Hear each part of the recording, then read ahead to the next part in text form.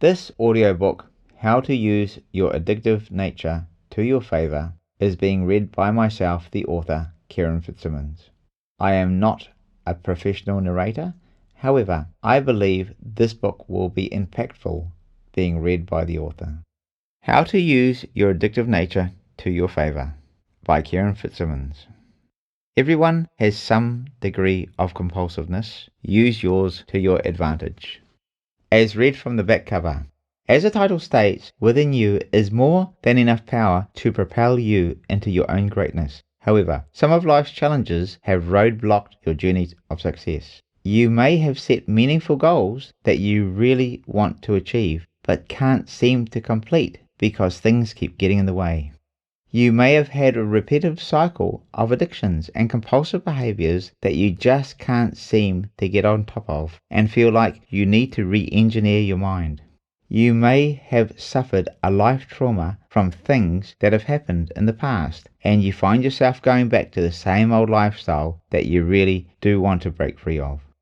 You may have one or two serious addictions that come up from time to time, and you need to kick that addiction to the curb. You may be looking for a new life after a long-term addiction and have finally decided to become the person you were always meant to be, to find your dream again. Then this book is definitely for you. It will support you to effectively deal with current and unhelpful behaviors that are hindering your personal growth. It will help you to understand the hows and whys that have caused you to end up continually making bad choices. This book will give you the tools to overcome the cycle of self-sabotaging behavior. It will empower you to substantially strengthen your mental health and well-being, and will also propel your desire for success in such a manner that the power of your addictive nature will become your greatest strength. Simply stated, this book will change your life. Introduction. As the title states, this is a book on how to use your addictive nature to your favor. It will open up your understanding about your addictions and the incredible power of your gifted addictive nature, and how to redirect that influence in such a way that it will empower all aspects of your life. It will teach you how they function, how addictions affect our relationships, how they compound into problems, and how to deal with the cravings. It will support you to make the right decisions going forward. In short, this book may be what you needed to cross the line and not only beat your addiction, but use that valuable source of energy to become the person you've always dreamed of becoming. It is written in a conversational manner, so it's easy to digest. It has real-life stories so you can relate. See by evidence that the tools provided in this book actually work and have the goods to prove it. It gets to the point simply and powerfully, so you can apply these principles to everyday life. It will encourage you to get back up and run again, only this time with the benefit of wisdom and experience, and you'll be able to set goals for yourself and become the person you were always meant to be. It will support you to heal from wounds and help you recover from what many say is the root cause of their addiction, the underlying trauma, by putting things into a better perspective. It is a secular book, not intended to be religious, but it does unpack spiritual concepts that apply to life. Through my hundreds of hours of counseling and decades of life experience, I have come to the conclusion that addiction recovery and understanding our healthy self-image and self-relationship dynamics are vitally important to healing and to rebuilding successful and purposeful lives. Not many counselors have been through life's darkest times, eaten the dirt of life suffering repeatedly, and fully recovered to thrive in life again, then shared their experience, strength, and hope. If truth is not experienced in a person's life, it is still a proverb to them. Drawing on my decades of training, relationships, and life challenges, my total recovery, and ongoing successes, I deliver to you the knowledge, wisdom, and experience I have amassed. I believe I have finally discovered life's true purpose and value. It is contained in the Māori proverb from the indigenous people of the land I call home. What is the most important thing in this world? It is people, it is people, it is people. Add God to that statement and you will have the full package. I have been told to write this book so many times over the years I've lost count. So here it is. Kieran. Footnote. For anonymity, people, places and things have been fictionalized in this book. All rights reserved. No part of this book may be reproduced or transmitted in any form or by any means for commercial or personal gain without written permission from the author. However, this book may be passed or given to others who are seeking recovery in its varying forms. The contents of this book is the opinion of the writer and author only, and not to be considered as fact, nor to be used for medical, commercial, financial, relational, or life or personal advice. However, a suggested approach to life only. The author also suggests the seeking of a suitably qualified professional for all manners as may be required. Kieran Fitzsimons, copyright 2021. For all inquiries, email kieranbfitzsimmons@gmail.com. That's KIERANBFITZSIMMONS@gmail.com. This book is dedicated to my children for their patience and understanding they have shown me. Also to my late brother-in-law, nieces and nephew who were the inspiration for this book. Also to those who have challenged and guided me along the way. A special thanks to Rennie, Trace, Brent, Purnell, Akatiara Corp, and Jesse from Studio 38, Auckland, New Zealand, and to those who have supported me with their input and the production of this book. About the author. As a young man, I was driven by the desire to succeed and was never satisfied with status quo. I've always been a prolific studier, constantly asking questions and looking for answers. In my 20s and 30s, I attended university and undertook studies in human sciences, including psychology, philosophy, mechanical physics, journalism, and astrophysics.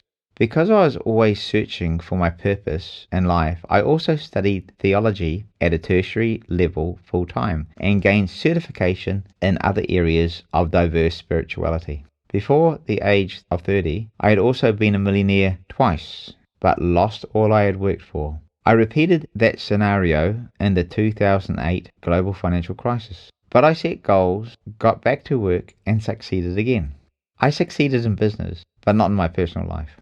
I've been engaged twice, or rather disengaged, had 2 unsuccessful marriages, and had become a solo dad. However, I have lived through the pain, difficulties, brokenness, and trauma of the journey and bounced back. I have recovered from many forms of addiction and been through successive types of rehabilitation institutions. Today I am successful, fit, healthy, resilient, and I live with hope and a love for life.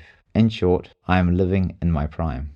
In my 40s, I resumed my studies, graduating in the area of mental health and addictions. I'm a qualified recovery coach, group facilitator, and supervising facilitator. I have papers in acute trauma care, suicide, and self-harm prevention, de-escalation, physical health, the science of nutrition, and alternative health therapies. I'm also a qualified personal trainer.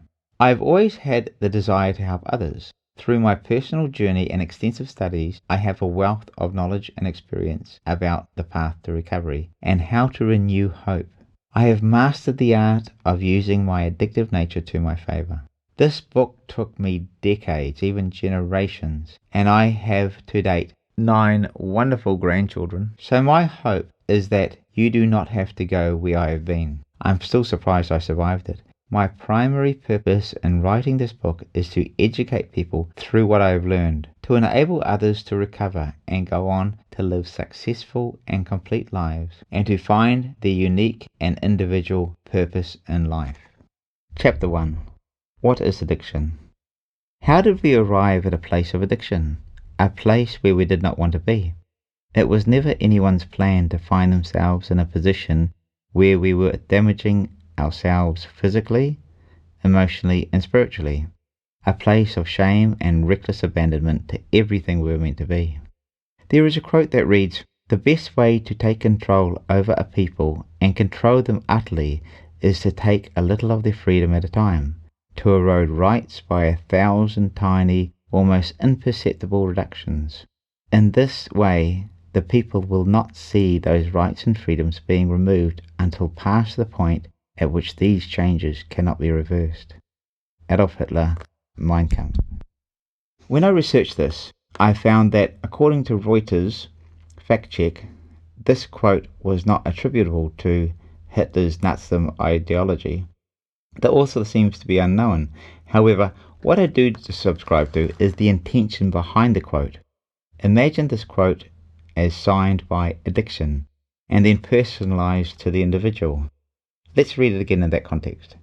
The best way to take control over a person and to control them utterly is to take a little of their freedom at a time, to erode their rights by 1,000 tiny, almost imperceptible reductions.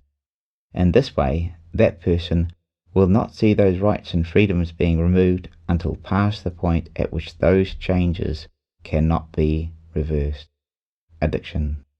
From the vast majority of recovery stories I have heard along the way, this very quote would be almost the exact story of their journey into addiction. It certainly was mine. Relate the power of this quote to the following, and you will understand the gravity of its meaning. I have dedicated this book to my children, who have endured my periods of addiction throughout their lives and still found a way to love their father, regardless of my behavior at times. For this, I am eternally grateful.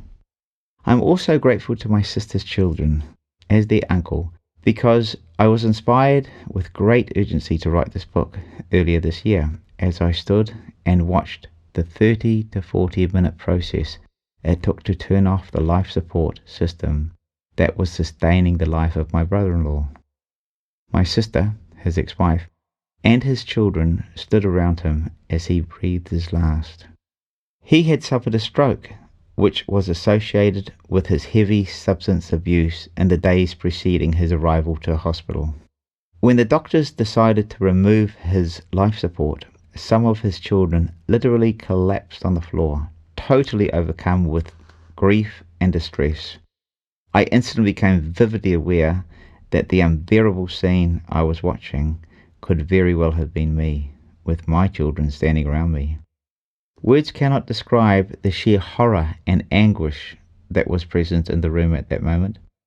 This gifted and talented man, with his God-given sense of wit and humour and his musical talent, could entertain those around him, even crowds, as the singer and guitarist of several bands passed away well before his allotted time. I had been visiting him almost daily during the previous week as he drifted in and out of consciousness. I'll never forget the day I walked into him, and upon seeing me he reached out his hand and clung to mine with all the strength he had left. The look of joy mixed with desperation rattled me to the core, however. Knowing what I know, I found it within myself the ability to hold back my emotions, to not undermine any hope for his recovery. I also laughed and joked with my nephew and nieces, speaking of hope and recovery, while I felt like I was being mauled by a starving lion inside. Over the week he had shown sparks of hope and recovery, only to regress back further into a critical state as his brain fought with everything it had for survival, and the doctors continued to operate with all the skill and craft they possessed, until all that could be done was done, and the inevitability of the situation took its ultimate course. Even if just one person fosters the glimmer of hope that they need through the tried and tested tools provided in this book to get them across the line, onto their journey of recovery, and on to live a purposeful life, then I'll consider it a great success. If you're reading this book, the last line of the quote at the beginning of this chapter, until past the point at which these things cannot be reversed, has not yet played itself out in your life. We all have an equal opportunity to live our life to its fullest. The difference between the quote as related to a nation and as it relates to an individual losing their lives to addiction is that the addiction preys upon the very life of its host. The addicts think of cigarettes and the grip of lung cancer as people grasp for their last breath. Think of the potential outcome of overeating as a person's organs shut down, overcome with the effects of a lifestyle of fatty foods and sugar and salt. I have pictures of myself in my early 30s where my face was puffy and I barely had a neck. My children still tease me about that photo to this day. Recovery brings with it rewards for the person who chooses it. Among other things, the rewards of recovery delivered to me a great relationship with my children, their spouses, and my darling grandchildren. I have studied and gained extensive qualifications. I have gained financial freedom, have won first place in a bodybuilding competition in the city where I live, and continued on to compete nationally, where I took the national title. I have also gained a much greater treasure, a peaceful and content mind. All this was achieved simply by using the tools provided in this book. As I have learnt to apply the power of my addictive nature to my favour, you and I really are no different, nor is the billionaire or the street sweeper. We all have 24 hours in the day. Consider the founder of Kentucky Fried Chicken, Colonel Sanders, who was divorced and broke at the age of 66. But he had a dream and acted on it, and reached the status of a billionaire by the age 80. It is purported that he gave 99% of his earnings away. It's never too late, never. Moreover, you look back at the footsteps in your life, it seems there is always a right time to decide to get clean and become your own success. Let's look at the word addiction and its meaning. Addiction is a treatable, chronic medical disease involving complex interactions among brain circuits, genetics, the environment, and an individual's life experiences. People with addictions use substances or engage in mental or physical behaviors that become compulsive and often continue despite harmful consequences. A point to note before we go on is at the very outset of that definition of addiction is the word treatable. So in the very problem is a solution, because the term treatable can be defined as hope. An acronym that I often use for hope is hold on, pain ends. I like words, so let's look a little bit closer at the word addiction. The root word addict comes from the Latin word addictus, which means to devote, sacrifice, sell out, betray, or abandon. In the Roman law, an addiction was a person who became enslaved through a court's legal ruling. Think of the word law above. We give our addiction the legal right to exist within us by surrendering our stronger willpower over it. We give addiction the right to control our lives and make our decisions for us, so it becomes the master and we become its servant. We will look further at when we consider the word recovery. The Latin definition comes from the support of the ancient myth of Addictus. The myth tells the story of a slave who was set free from his master, but he had become so used to his chains that he wandered in the land with his chains still attached, even though he could have removed them at any time, because he also had the key. The story, of course, can be seen as a metaphor for the definition of addiction, as we know it today, because an addict becomes tolerant and accepting of their own behavior or the drugs they use. They become a slave who doesn't recognize their own right to freedom. This image of somebody with cuffs on their hands and feet who has the key to those locks. All the person challenged with compulsive behaviors and addiction has to do is to turn the key and the shackles will fall off. So, how do we free ourselves from addiction?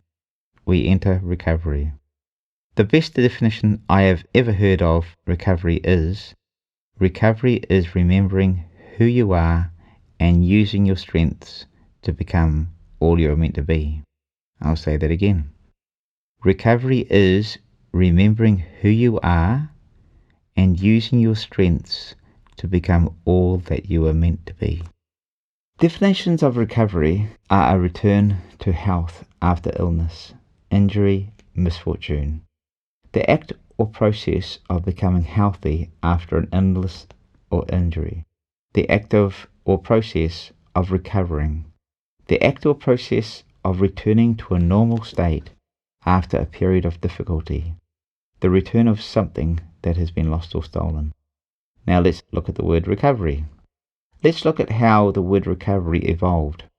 Gaining possession of property by a legal action from the early 1500s. The act of righting oneself after a blunder or mishap, etc., is from the 1520s.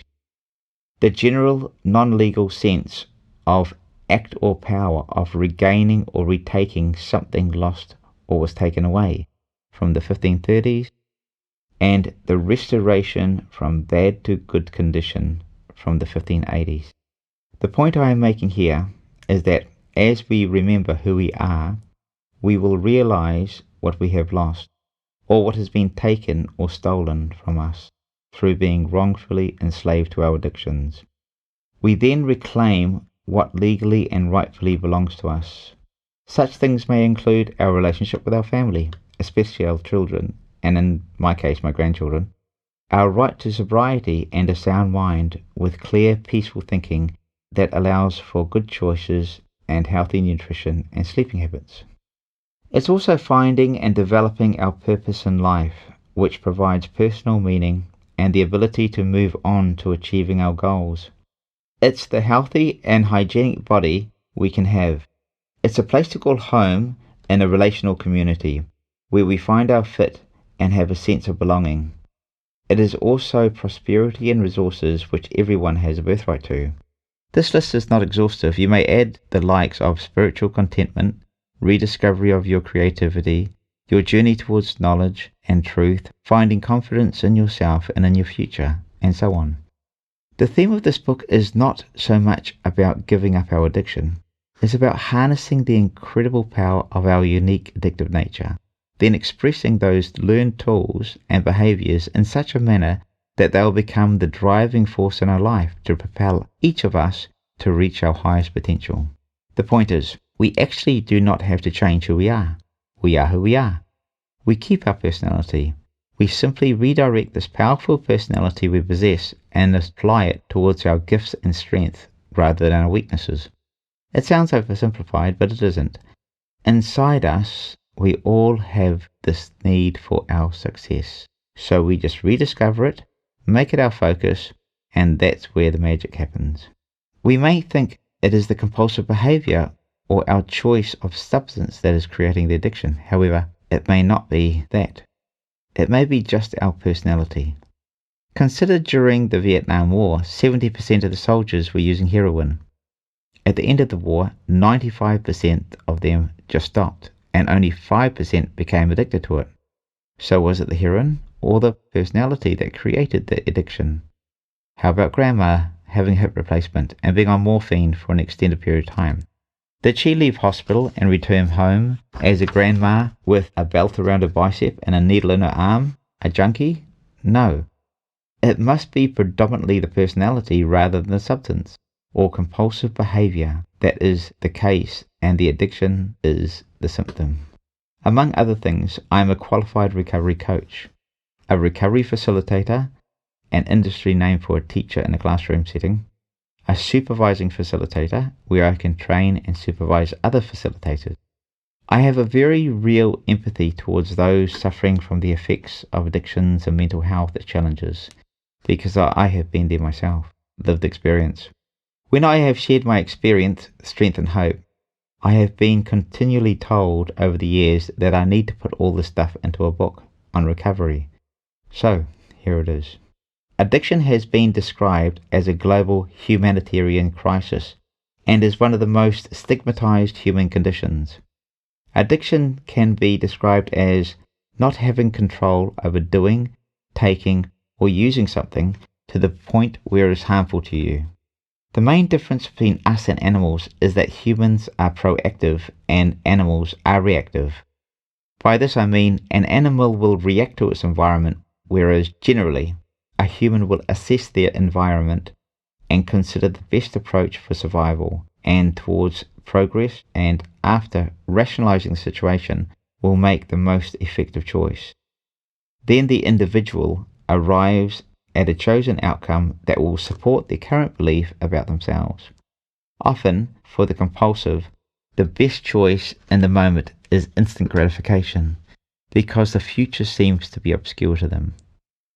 The key to freedom is responsibility or responsibility.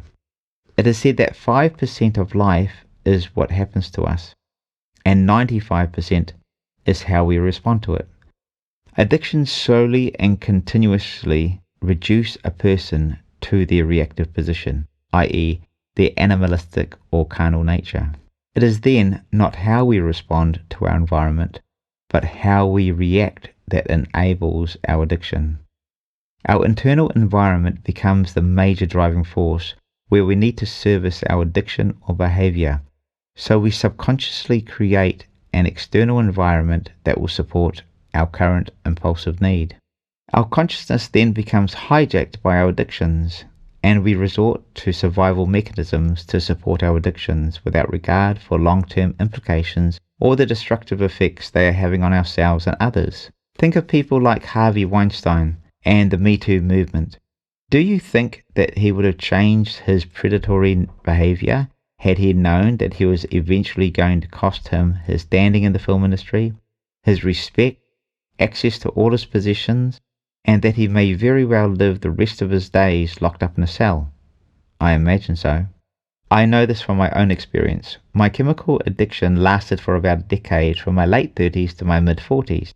However, I only saw later, on reflection, that there were other addictions like smoking, workaholism, sugar and food, TV, gaming, and device addictions that had come and gone along the way. You could almost say that I was addicted to addictions. Don't get me wrong, I like all these things, but they come at a price. The price was a loss of time with my kids, lack of sleep, bad health, wasted money, loss of self-potential, and relationship accidents, and worst of all, time. As I gave up one addiction, I unknowingly adopted other addictions, addiction transference. So addictions were not the cause, they were the symptoms of the underlying cause. We will unpack this topic in this book. It is my experience, and in my observation, over time, addictions work up the scale of intensity and severity. They continually require stronger fixes to satisfy their appetite. We become the host our addictions feed on. Addictions slowly feed on and consume our very life. We need 4 things: food, water, shelter, and dopamine. It is said we need 4 fundamental things in our life for basic survival: food, water, shelter, and dopamine. We know about food, water, and shelter, but this dopamine molecule is the reward mechanism that our brain so desperately needs, and it is the one that can catch us out. If you're reading this book like myself, it is more likely that it has caught you out. The neurotransmitter dopamine is primarily for behavior reinforcement through the reward pathway known as the mesobilic pathway. In fact, it is the fundamental driver underpinning all the other basic needs. The issue becomes, where do we derive or obtain our dopamine from that we need for survival? The feel-good reward of a dopamine burst, which creates a feeling of satisfaction, gets squirted into our brain for every action we take that either supports our survival through the hunting or gathering of food, amassing resources for the future, or in danger avoidance. This is so we repeat that behavior the next time we are in a similar situation, as dopamine acts on the areas of the brain involved in the memory and movement. It helps us thrive in life as we help other people, improve our daily life in any way, partake in an enjoyable recreational activity, receive compliments, words of affirmation, gifts, or almost any other positive human interaction experience. The entire human race relies on dopamine for procreation. Sex gives a big squirt of dopamine on the brain, and the brain loves it, so it wants more. Chances are, each one of our lives is a direct result of this dopamine molecule. The real issue with addiction is where we derive those feel-good feelings from. If we consume opioids, such as non-regulated painkillers, regulated substances, consume alcohol, gamble excessively, use pornographic material, self-harm, overindulge, or in any other behaviors, certain neurons within our central nervous system get suppressed. A resulting feeling of relaxation, contentment, or peace comes about through a spike of dopamine release. This paves the way for substance and non-substance addictions, including unhealthy food consumption. These behavior reward systems flood the entire central nervous system, including the endocrine system, with up to 10 times the levels of dopamine that would normally be received from a natural reward. Depending on the self-administration of the behavior we partake in, this can happen almost immediately. Combined with the sustained duration of dopamine delivered into the body over time, this produces intensely euphoric sensations of pleasure. The dopamine, acting on movement and memory parts of the brain, literally drives the person to repeat or habitualize the behavior. However, these levels of reward are foreign to the natural makeup of the mind and body, causing the body to normalize the level of rewards of dopamine. However, these levels of reward are foreign to the natural makeup of the body and mind, causing the body to normalize the reward levels of dopamine that are being administered to the body and by the brain. The brain then regulates the administration of the dopamine by creating a dopamine tolerance, reducing the number of dopamine receptors available for dopamine uptake, and removing dopamine from the central nervous system. This is what's called the law of diminishing return. It causes the person to increase the intensity and frequency of the addictive behavior, resulting in destructive judgment impairment and severely limiting the ability to make positive, functional life choices. All this produces a destructive and unsustainable life that the body cannot endure long term. So the health of the body and the mind is compromised.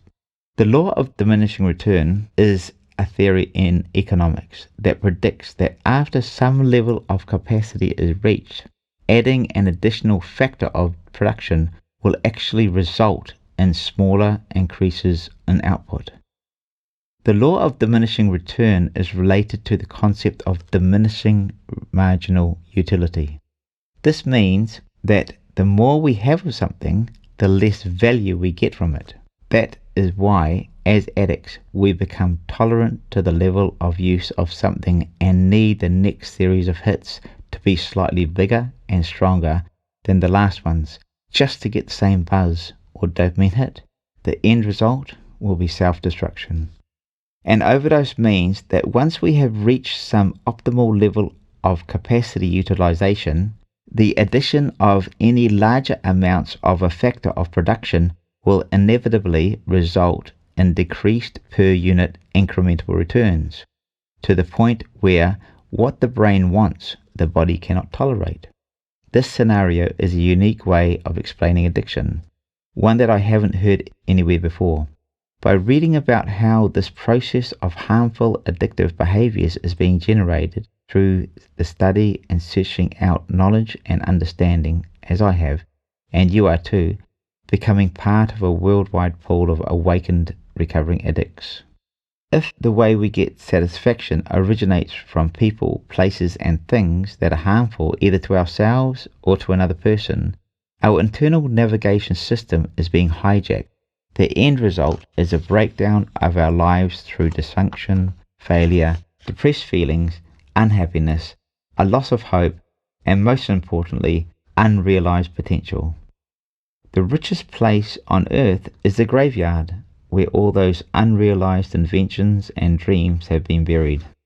To overcome addictions, we reorientate our pleasure-seeking habits from self-seeking behaviors to self-improvement behaviors. These may include, but are not limited to, seeing our family supported and nurtured, obtaining qualifications through adult learning institutions, some of these are government funded, quality relationship connections with our various levels, and the physical and creative improvements we are making in our lives. The key to dopamine supply is the recovery of and the living of the full and successful life and purpose that is unique to you. This is what this book is about. Here is an example of my routine. At 4:32, I push myself out of bed to do some work, as I feel I've been a little bit distracted lately, procrastinating in life and missed out a bit of FOMO, fear of missing out. When I do push through my excuses, I feel like I'm achieving something, so I get a reward, a squirt of dopamine. I attend to my emails and get back to writing. When I start fading, I get a coffee. another squirt of dopamine. I have gym in an hour, and the workout will create endorphins, which in turn will create dopamine. I'll feel good when I'm finished. I shower, I have another coffee with mates, all dopamine squirts. And on through the day, the squirts of this feel-good molecule will go on as I talk to people or continually look for things to do to get a dopamine squirt that will make me feel better. All we have to do is replace the source of our dopamine. Once it would have been a cycle of needing to obtain stuff. Our next substance or alcohol use or any of that was a quick fix, or whatever it was. Often it is just the thought of obtaining these things that created the dopamine hit. I make no bones about this. As I have said, I am a recovered addict. I have a strong addictive tendency in everything I do. It is my nature. I have accepted this. I need a constant supply of dopamine. That's just who I am and what I am. All my life people have said to me things like, you think too much, you're too intense, you need more sleep or whatever. I have come to realize that I am unique, and so instead of trying to fit into their mold, meet their expectations, to be normal, whatever that is, I have decided to let them be themselves and tell them to let me be my true self. What do you feel is your uniqueness and your differences that set you apart from the rest? To be normal is to be average. A grey person standing in a grey crowd, living in a grey world where we all look alike. No thanks. Deep down, you do not want that, and neither do I. We are all individual human beings, and we find our strength in our own personal humanity and diversity. As I have stated, it's almost like I am addicted to addictions. We all can be like this. Addiction transference is about moving from one addiction and distraction to another. However, now we have learnt to rein in and channel the power of our addictive personality into a life of contribution to others, positivity, and personal development. Sure, we can stumble and do dumb things here and there, as we all do, but we realize we are human, so we give ourselves a break and try to do the same for others, knowing full well where we have come from and the errors of our past. We may be used to seeking instant gratification from using substances like alcohol, sex, porn, TV, gambling, or food, or anything else. We might find gratification in escapism, or in the form of workaholism, sportaholism, recreationaholism, retailaholism, accumulationaholism, hoarding or collecting stuff we do not need, or any other ism you can think of. Delayed gratification seems to be contextualized as some form of negative. However, if we can change our mindset, we can enjoy the good feelings of self-gratification in the form of delayed gratification. By looking forward to an event, for example, I am an alcoholic. I would drink, that's obvious, regardless of me knowing that a hangover would await me in the morning. That would lead to depressed feelings throughout the day and the regret that I drank the night before. Over time, I developed a mindset of looking forward to waking up without a hangover and being able to manage my feelings throughout the day. To this day, I have never regretted waking up without a hangover or any drunken event the previous night. The same scenario applies to not having the come down from the use of drugs and being able to pat myself on the back because I ate properly yesterday. One great thing is the feeling that through recovery we'll learn how to manage the need for escapism from depressed or unbearable emotions that have been an internal haunt. A sense of unworthiness or shame is a common experience during our compulsive or addictive days. One thing that is freeing is understanding that the fundamental difference between guilt and shame is guilt is I did something bad, whereas shame is I am bad. We learn to forgive ourselves because humans make mistakes. We just do. We are human, and that's how it is. Usually those mistakes affect others. Guilt is an occurrence, or maybe, like my experience, many occurrences. We forgive ourselves for these occurrences, let ourselves off the hook, release ourselves, and tell ourselves that that's our past now, so we move forward. We get through our shame by saying that the mistake was an event, not a person. I am not a bad person. I have made mistakes. However, now I am evolving from those habits, no longer revolving in them. So, if anyone tries to shame us, we have an internal dialogue. I am not that person any longer. If we trip up every now and then, which we will, it's an event, not an identity. We get through our shame by saying that the mistake was an event, not a person. I am not a bad person. I have made mistakes. However, now I am evolving from those habits, no longer revolving in them. So if anyone tries to shame us, we have an internal dialogue. I am not that person any longer. If we trip up every now and then, which we will, it's an event, not an identity. That is what evolution is, a journey up, out, and on. We quickly teach our brain to naturally create the dopamine we desire through habitual positive self-talk rather than artificial manufactured dopamine we use to derive from our addictions. Shame and guilt is a strong distraction that gets in the way of our recovery. We learn to exchange the power of those distractions and redirect them towards our attractions, our purpose, our goals, and our personal success through positive self-talk. I deserve to live a full and complete life. It's my birthright. We turn our energy towards our personal, innate, God-given strengths and apply them through the tools provided in this book. We focus on what's wrong, not on what's wrong. Remember, recovery is remembering who you are and using your strengths to become all that you're meant to be. As I stated above, to actually survive, we only need 4 things: food, water, shelter, and dopamine. Who would have thought that dopamine was as important as food, water, and shelter? In fact, dopamine could be considered the number 1 thing that we need to survive, because it is dopamine, the reward mechanism, that will get us up to get food and water and create shelter, so that we actually can survive. Do you see the power of this molecule now? Rat Park. I enjoy the study of rats and how they do what they want in the moment without regard for the future. When I look back at my addictions, at times I see how I lived with a rat-like behavior being played out in my life. Addictions are mostly rat-like behaviors. Here is a process tested in a laboratory environment. In the 1970s, American psychologist Dr. Bruce Alexander placed rats in a cage, all alone, and offered them 2 water bottles, one filled with water and the other with heroin or cocaine.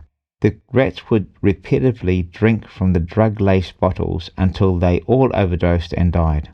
Then he put the rats into rat parks, where they were, among others, free to roam and play with equipment, to socialize and have sex. They were given the same access to the same bottles of water.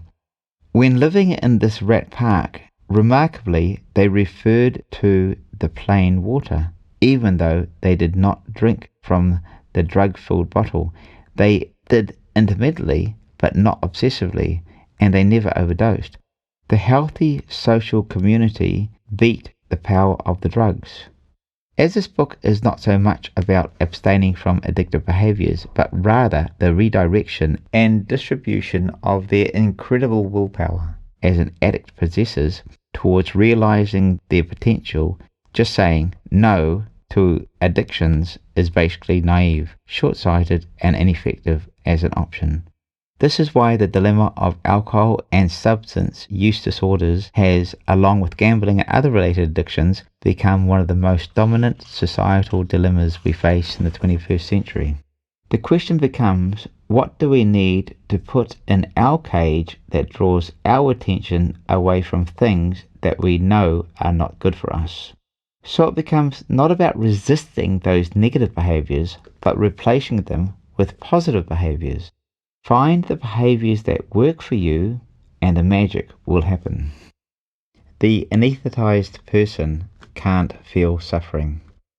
Ethyl alcohol is one of the oldest known chemicals used for the relief of pain. Many more drugs and addictions cause the release of these powerful anesthetizing chemicals into the brain. Even behavioral addictions like gambling, self-harm, or sexual addictions switch off the areas of the brain where we feel physical pain and discomfort. Simultaneously, emotional pain like guilt, regret, depression, empathy is also anesthetized in the emotional centers of the brain. Most of the time, the real challenge in overcoming addictions is the reinstatement of these emotions that they have purposely turned off through addictions. After getting clean from our behaviors, we come face to face with what we were escaping from, or our responsibilities. This is why so many of us do the 30 to 90 day cycle of relapse, where we set goals, do well, then begin glorifying thoughts of the compulsive behaviors, and we slowly plan our next use, even though we don't admit it to ourselves, let alone anyone else. Relapse starts well before the action. We start thinking about it. We will read about thoughts or things later on in this book. Then we might start looking for opportunities to make a few calls to old acquaintances, add a bit of creative genius into the mix, and before we know it, we're going around the same mountain. We can find rehab centers have the same effect. It's a nice place to live in a comfortable bubble where temptation is a minimum. However, when we get back into the real world, our creative addict mind plays tricks on us. This is why being outside of a recovery environment places us at risk. Getting free of the active addiction risk period is around 6 months from the point of being in active addiction. I personally got close a few times but lost to the addiction and succumbed again after around 5 months of being clean. I have found through personal experience and observation, if we can get past the 6-month period, the brain realizes it's not going to get fed the dopamine it craves from the addiction, and it starts to make a new neural pathways to produce its own dopamine. A sense of relief begins to happen and the brain starts looking for new adventures to produce dopamine. It starts creating its own rat park.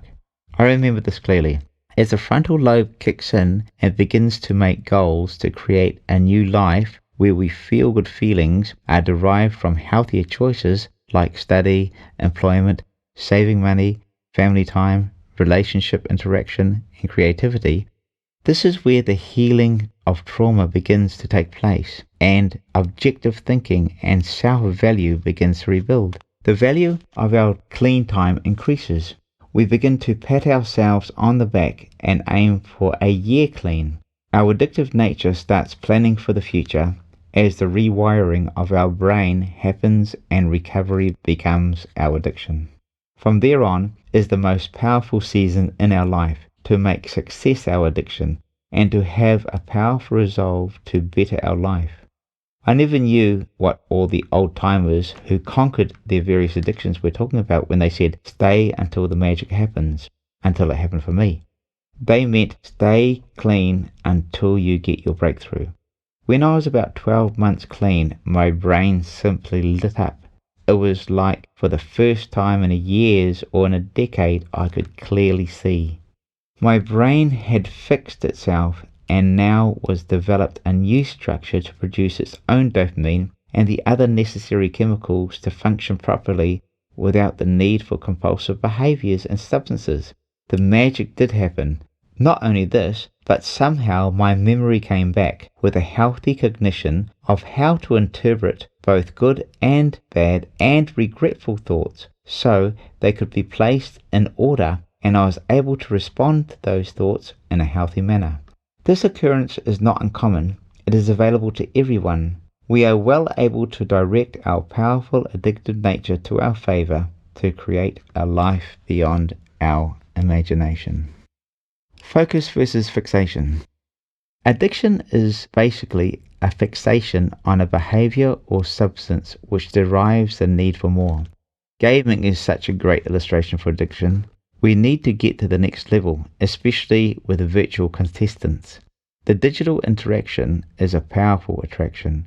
I have an ex-partner whose daughter was a top of the players in the country on a computer game. If the game or the computer was taken from her, she literally had a meltdown. The fixation on this game was tremendous, and her brain needed it. If her extremely intelligent brain could not get the dopamine it lived on, it simply went into short circuit. When I was younger, I had an addiction to gaming. Back in those days, it was Space Invaders. Later, it became PS1s, then 2s and 3s came along, and I would literally play all night and still somehow work the next day. I was totally fixated. The honeymoon relationship experience addiction is a powerful combination. Everyone loves the honeymoon period of relationships. This is why we can have the same relationship over and over again, only with a different person each time. I unpack the process of the honeymoon experience and why it ends in another book called Bouncing Back from Separation and Divorce. A fixation on our new partner kicks in. We brought about by powerful love drugs of this new relationship. We also lose our social judgment, which the brain has anesthetized, but we love the drugs, and as they wear off, we lose interest in that person, and we start seeing the red flags we missed at first. This results in our awareness of who the person really is and how they aren't that person we thought they were, so we can fall out of love. This whole process is what they term in love with the idea of being in love really means. Being in love with love means that person is just the object of our love for the time. Emotional anthropomorphizing is a deep topic to consider. This honeymoon period is a design of nature to create babies and further the human race. If we are aware of the process, we can bring focus and, as opposed to fixation, into our relationship from the outset and make good choices. A lot of people can feel hurt or disappointed in the other person because they feel they have changed, but they may have not. They may have just been on their best behavior, which is normal in new relationships, and it's our perception of them that has changed, not them. So we may have to just move from fixation to focus. Fixation clouds our correct judgment, whereas focus increases the ability to make more accurate judgments.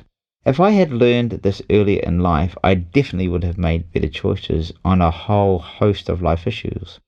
As fixation blinds us as addicts to pending loss, harm and disaster, which will be the outcome of our actions, such as the effects on the children from an extramarital experience, the loss of relationships, jobs, finances, or driver's licenses due to substance use, health issues, restriction of movement, or the loss of self-esteem due to eating disorders. One issue for me has been the mental challenges due to overthinking, anxiety and worry, resulting in loss of opportunity and personal development. We call this getting stuck in life.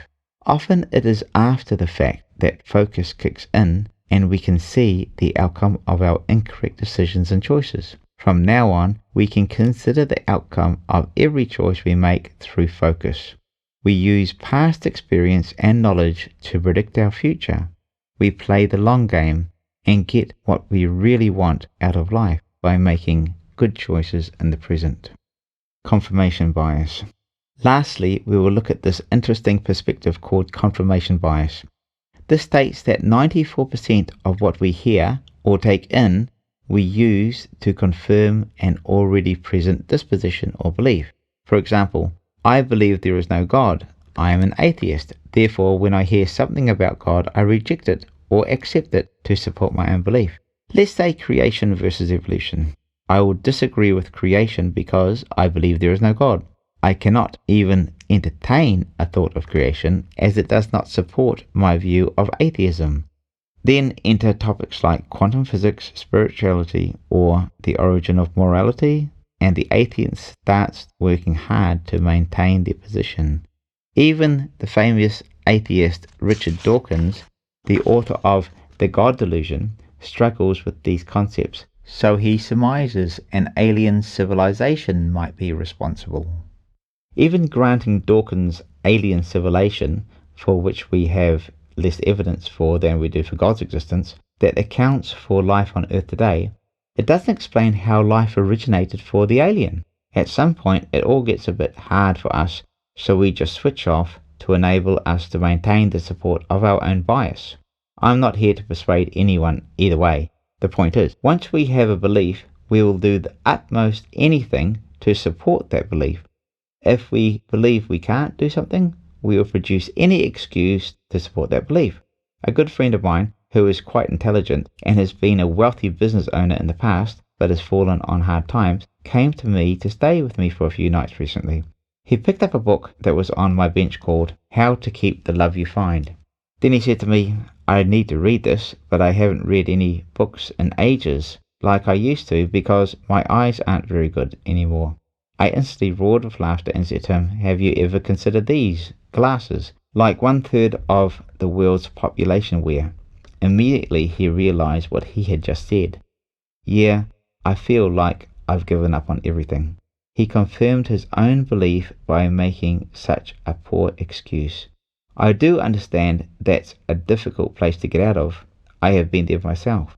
The funny thing is that I had read that entire book and then a second time out loud to an ex-partner of mine. I probably should have put more of it into practice. As with our addictive nature, we can be in one of 4 camps: active addiction, active recovery. This may include cycles of relapse, but that is still the process of recovery. Active stagnation, where we are treading water in life, or active success, which we may include finding your purpose.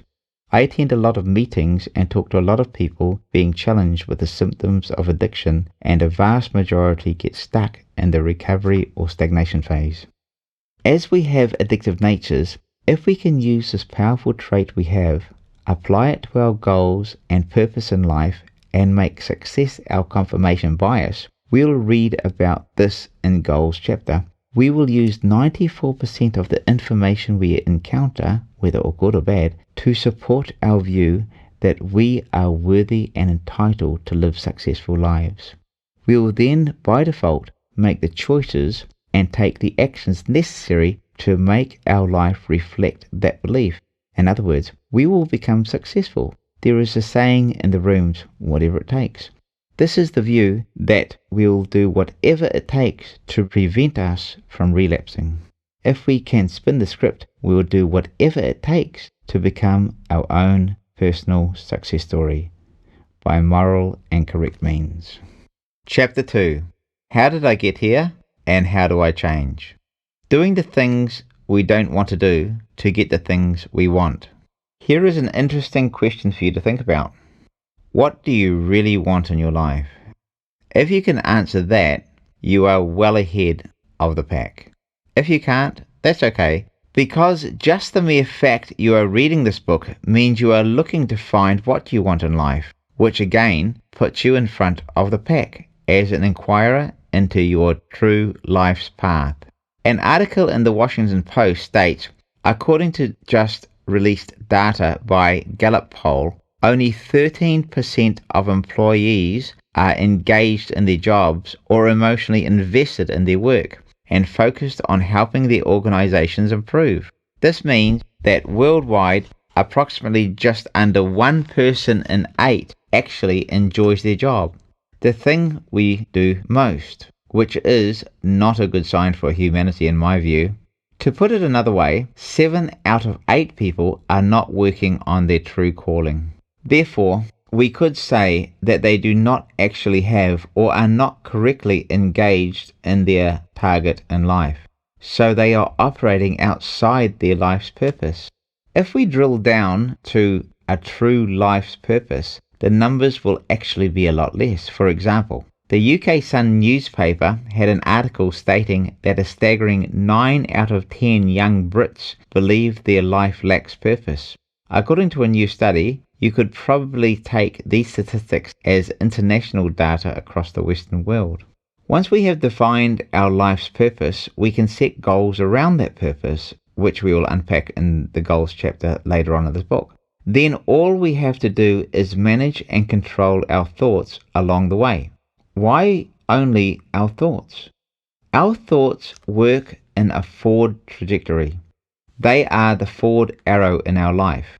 Our thoughts dictate our actions will dictate our habits will dictate our destiny. But our thoughts can also work in reverse in life.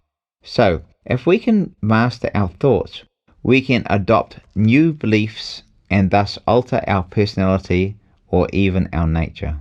There is a saying that goes, do the hard things and live an easy life. Do the easy things and live a hard life. If we put the work in now, it will pay off later, because the battle is won or lost in our mind. We are going to build this chapter around the concept of thinking. What is thinking? Where does it come from? Who does it come from? Who controls our thoughts? What do we do if we want to change our thinking patterns to get a better life? Let's look at some questions that affect every aspect of our life. First off, what is thinking? We do this all our lives and never actually unpack that fuzzy concept. Think of thinking as a continuum of questions and answers at constant. I came up with this line as a way of explaining what thinking is when I was doing a paper on ways of knowing at a theological seminary in 2010. I have Googled this analogy of thinking and have not seen it repeated anywhere. However, I do think it accurately condenses this continuous action that goes on inside our heads into one simple statement. I would have to say this study, called Ways of Knowing, has had the greatest impact of my life of any papers or studies I have done to date. It made me question everything I knew and develop a new basis of origin for interpreting what knowledge is, how we arrive at knowledge, what we know, and then the framework for applying that knowledge. In other words, how do we know what we know? And is what we believe correct? Relate that statement to a continuum of questions and answer at constant, and this is how it works. The alarm goes off in the morning, we wake up and automatically switch it off or snooze it. Then we ask ourselves, shall I get up? We answer, no, 5 more minutes. Okay, 5 more minutes. Then I need to get up to make sure I'm not late. Then 5 minutes rolls around. Better get up or I'm going to be late. Okay, we launch out of bed. Then what shall I have for breakfast? Cereal or muesli? What do I want? Actually, I don't have time for either. Just coffee. Okay, coffee, hurry. At 7:15, I have to be gone by 7:25. On it goes throughout the day, all the way until bedtime. I need to get to bed to get a good night's sleep. Okay, I have 35 minutes till the end of this Netflix movie, so I'll watch it, but I will be tired in the morning. Okay, so I'll record it and watch it later. Or even, I can't sleep, I can't stop thinking about this or that, or role-playing future events. I need to get this done or that thing done. I forgot to do that.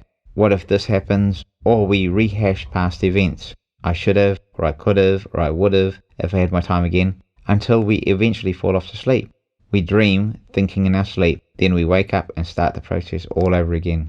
Here is an interesting concept that most people have never considered: overthinking. Overthinking is the most common addiction on earth. It leads to paralysis by analysis. We can't move forward in our life or relationships, or leave a partner, or take a chance life hands us because we are paralyzed by overthinking. Overthinking can create anxiety and stress. We take pills to put us to sleep or to deal with our depressed thoughts, creating the feelings associated with them. We have trouble taking chances in business because we overthink. We sometimes cannot commit to a relationship that will be good for us because we are so busy role-playing past negative experiences from past partners who are nothing like the prospective partner that we desire a deep relationship with.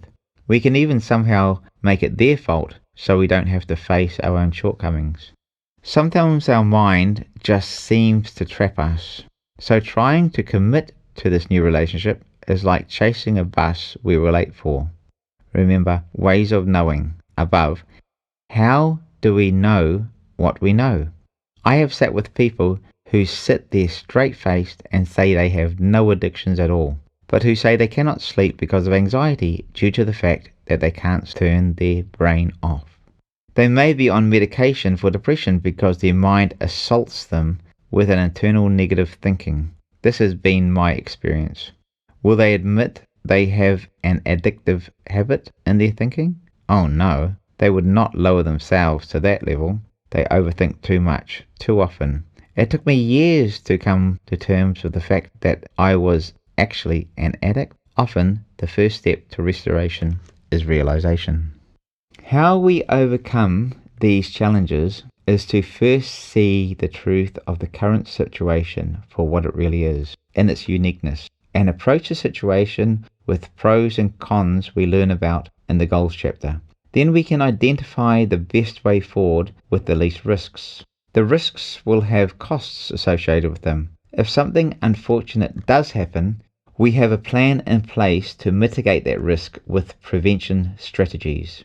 We do this on paper so we can see the picture, because when it is done in our head, it's just too difficult. We then get a clearer view. This will slow our thinking down, empowering our decision making. So we do the hard mental work up front to make it easier on our minds later. Motivation starts after you begin. I talk about this later in my book as well, from another aspect, because this is such an important topic.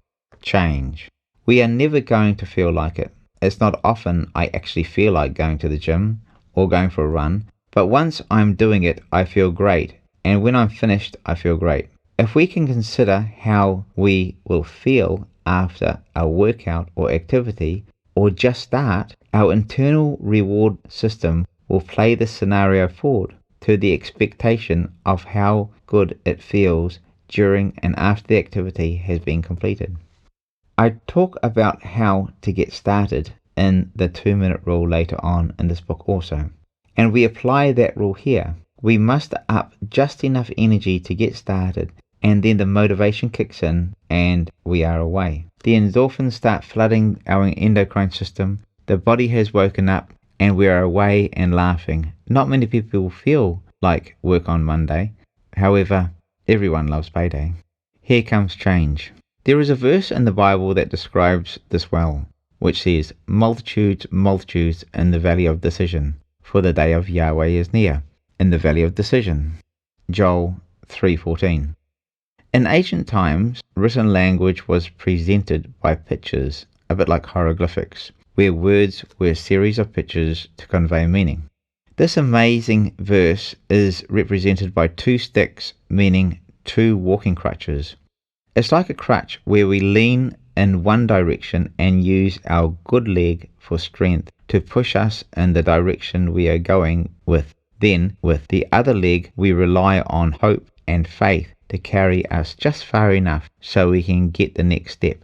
Now imagine trying to walk with 2 sticks, not the good quality crutches like we have today. How difficult would it be to walk with 2 sticks or 2 crutches? Virtually impossible. We could not make any ground and be failing all around and not getting anywhere in life. So we come to a place where we need to make the decision for a way forward. The word decide comes from the same family of words as suicide, pesticide, genocide, insecticide, homicide, and the rest. It's when we finally stop playing mind games with ourselves. I had to. I am good at playing mind games, so when I play mind games with myself, my head just ruminates like a spinning top, trying to bullshit myself. Once a decision has been made, there is some sort of relief. A new path opens up to us when we finally decide on recovery, and then we have success. Why? The word decide, decide, is a powerful Latin compound word from de, off, plus sedere, cut. So we cut off or kill all other options. Its history is first Latin, decider, then French, décider, which then became part of our language in late Middle English, meaning to bring to settlement. So we cut off all other options and bring to settlement that recovery is our chosen road to travel. After we establish that, we can then adopt a successful life as our chosen road, not the road of the normies or the average. Who wants to be one of those crowd? Not us. We are powerful addicts. It may sound a good start, but not a good finish. We are worth more than that. Our destiny is a road of success that is unique and individual to us.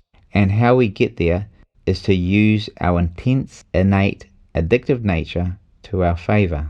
We decide what we want in life and then we make the next best choice. Don't overcomplicate it. KISS. Keep it simple, stupid. Pros and cons. Self-awareness is the key to recovery. Self-awareness is about knowing where we are at any given moment. Knowing our feelings, our triggers, our drivers, our character defects, our strengths, our gifts, talents, and so on. It's about knowing ourselves. When we know ourselves, we have a clearer understanding of the options available to us. Thus, we can make better choices that will result in better outcomes. If you are reading this book or listening to the audio version, you are seeking a better life. One thing you want to be is an expert at your own life. The training involved to be an expert is experience, and that is definitely what we have. History is the predictor of the future, so your experience is the empowerment for your success. We were successful at our addiction. We could always find a way to resource our addiction. So all we have to do is apply that very same personal quality that we already possess to a positive application. I often hear addicts say, I could always find a way to support my $300 or $400 a day substance habit, but these days I have to be careful with my money. I live on the breadline. I don't know why. I know why.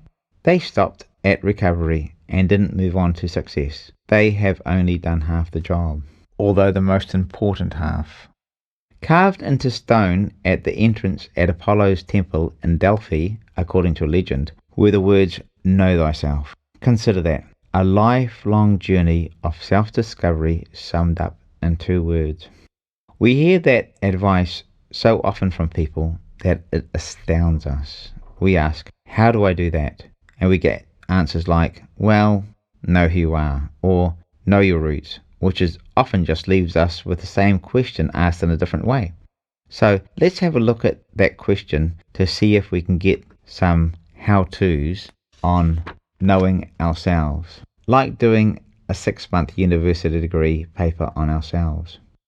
On our journey towards success, we need to be able to accurately see our experience in plain sight. Just thinking about it will leave us a bit fuzzy, and our emotions at that moment can undermine our ability to make good choices. Good choices will cement our decision making. We have just learned that the word decision comes from the word decide, so putting it together, when we decide to become clean, or at least get on the path of recovery and overcoming our addictions, we enter a new direction where we separate off and kill all other options that will continuously drag us back into our addictions or stop us from living the journey of success. To support us with these decisions, we need to get an accurate picture of our situation by taking stock of our addiction outcomes. While this task may seem very basic, it is seldom done in life. It is done annually in retail stores and businesses, annual financials. Almost every business knows exactly where they are at. They can then make adjustments or preparations for their future. Why don't we do it in life and in the choices we make, which are probably the most important thing in our lives? Let's do the same thing for our addictions. We will do it in the form of a set of pros and cons. As neatly as you can, on one side of a page, list the benefits of your addiction has brought you. Maybe you were a dealer or workaholic, so money would have been one big plus. Maybe it was using, so temporary relief would have been another benefit. It made you feel good for a short time, when you could forget about the world by concentrating on gambling or porn or self-harm. You loved the good night out, so alcohol or recreational drugs fueled the fun and was a great social lubricant. For those who are managing their anger, it might be the release and fulfillment you get from dealing out judgment on those who deserve it, because you are offended. The victim, the prosecutor, jury, judge, and executioner. You are always right, and they deserve everything they got. Yeah, right. Here's a good one. Maybe you craved attention and connection, so had extramarital affairs, sex, or even polyamory, multiple partners, which is rampant in our society at the moment, because some people find it difficult to settle down for one partner long term and eventually end up with none. You could call it relationship boredom syndrome, where we want to settle but find you need the fix of something or someone new to keep you stimulated, which becomes a self-defeating cycle. This is important to consider. An article in Psychology Today reports that the Pew Research Center estimates that by the time today's young adults in the US reach the age of 50, about 25% of them will have been single their whole lives. This leaves 75% of people in relationships. However, approximately 50% of all marriages in the United States will end up in divorce or separation. The average first marriage that ends in divorce lasts about 8 years, and over a 40-year period, 60% of all first marriages end. I don't want to fill this book up with relationship doom and gloom, so I won't start adding statistics for de facto relationship separations and solo parenting numbers, but you can see the situation here. We need to make good choices for the right reasons, and in relationship, we can only do that by defining what we want, then forming a relationship with a person who has also made that choice to be able to achieve the outcome we desire. I'm in no place to judge. I've had 2 unsuccessful marriages and a further 2 engagements, or rather disengagements. Add to that, having been a solo father, I've been a statistic, but I've not given up on meeting my true soulmate. I'm an addict. I don't give up. I suppose you could call it relationship relapse, but that's okay. Just like we learn from other relapses, we can learn from relationship relapse too. Back to the pros and cons list. On the other side of your page, list the aspects of your behaviors that brought you grief, loss of kids, partners, family time, and money. Include emotions like pain, difficulty, shame, regret, and hospitals or institutions. Don't enhance or exaggerate these negative aspects, and try not to glorify the fun times or the addictions. Take some time for this. Be honest and balanced as you can, like an accountant would do with money. Once you have completed this exercise, go down the list of the cons. Any minor cons can be crossed off. Life happens to us all. People are not perfect. We are not perfect. And there are always issues in life. Have a look at what's on the left, on the cons list. Are there any cons that you can live with? Ones that don't cause you problems in financial, health, depression, relationship, also that are not legal and are not offensive to others. If so, cross them off, because you can deal with these little issues another time. Now let's make a comparison. What does the impact of your addiction look like on paper? Do the pros well and truly outweigh the cons? If not, you need to ask yourself if you're truly happy in your addiction. Consider the scale from 1 to 10. How much pain your addiction has caused you. Mine would be about 9. The key points we're looking for here are what I call non-negotiable or deal breakers. These include physical or emotional self-abuse, financial loss, relationship breakdown, ill health, mental issues, employment issues, and loss of self-respect, future self-development, and life purpose. Circle these. Deal breakers are where we do not accept your own behavior going forward. So, unless there is an immediate change and you are willing to let go of the past, forgive yourself and move forward. It would seem that you're at the end of the road in your addiction and ready to move forward in strong decision. In such a case, you may want to move on to planning an exit, a strategy for your addiction and ongoing relapses. This exercise actually was one of the contributors to my relapse prevention. If I'm ever faced with temptation, I quickly recall this exercise because it's unique to me. I own it, and I can role-play the outcome of my choices before I make them. This exercise is tangible proof to myself that I cannot have one drink, one cigarette, or bring any sugary foods home. It has literally saved me. Doing this exercise might save you too, or at least the system will. System, save yourself stress, time, energy, and money. SYSTEM. Do a stock take on how addiction is affecting you. We often look at how our addiction has affected us and those around us. However, what we don't see is the lost opportunities, the lost potential that we had available to us, and the lost benefits. Our real loss is then the sum total of what we have lost plus the loss of the rewards that developing our potential and taking advantage of those lost opportunities would have brought. Now we are clean, we can take hold of every piece of value and talent we have put into action through perseverance and persistence. We have learnt our lessons, or as for me, I know full well that alcohol is the gateway for me that will take me into other addictions, thus compounding the problem. One drink is too many, and too many is not enough. What's also weird is, although I hate smoking, as soon as I have a drink, I feel like a cigarette. I've actually never figured that out. To embed this realization in our psyche, we can get a clear understanding of what our addiction has cost us by doing a stocktake of our addiction. Retailers do this annually. A count of all merchandise on their shelves and compare it to what that had been brought into the shop and what they have sold to discover the shrinkage. Let's say 1,000 pairs of jeans were brought into a retailer named Jeans R Us. 800 pairs have sold, and there are 165 pairs of jeans left. So there is a shortfall of 35 pairs of jeans, the shrinkage. This means not as many were delivered, or what is most likely, there were 35 pairs of jeans stolen over the past year. So let's look at us. What is our shrinkage? List down what you have lost. Here are a few things that I relate to while I was in active addiction. I lost time with my children, and I was not a good example of a father to them in many ways. I sold properties too cheap, as I didn't have the mental capacity to hold on to them, due to the fact that I was not trading properly and making money. Then I sold them to get the equity out of them to live on, when the properties should have been long-term investments.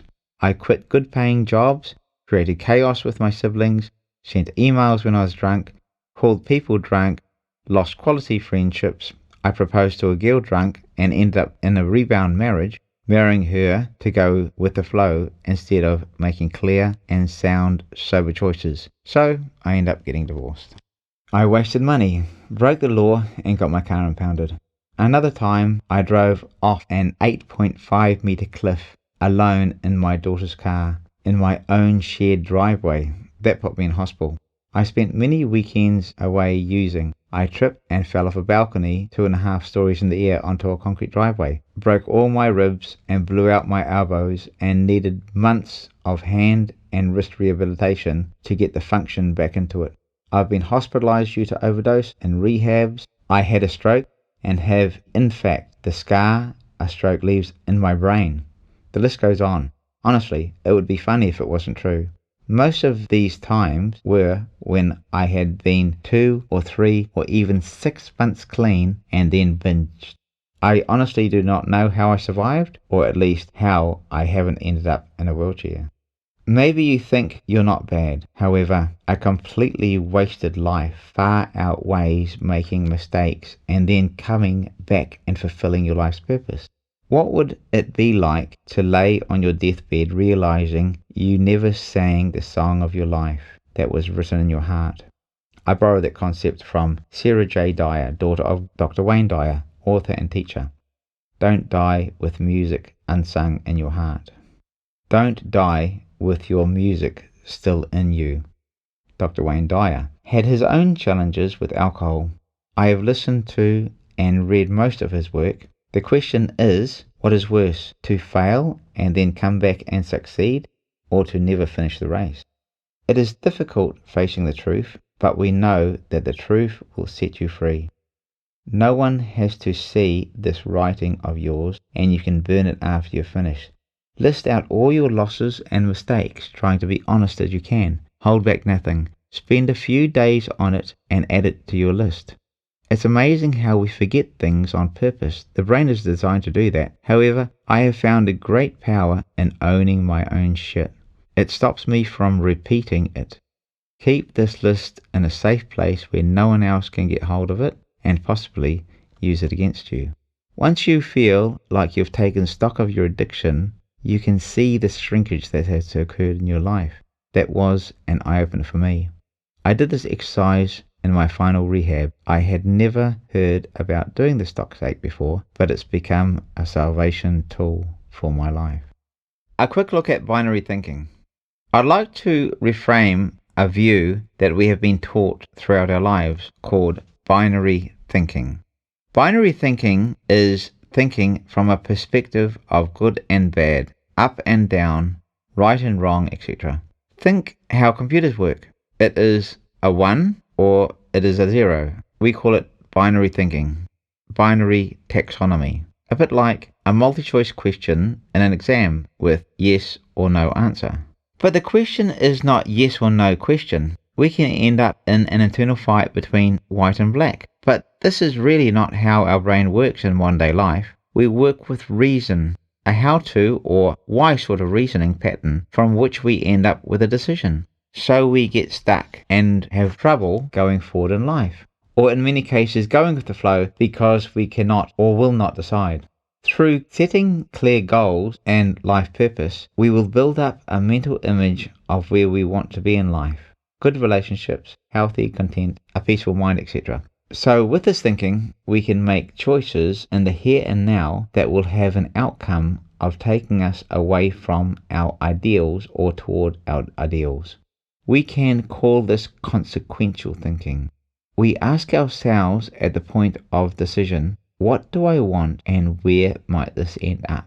What am I doing here and where am I going with this activity? Will it serve me or will it take me away from my goals?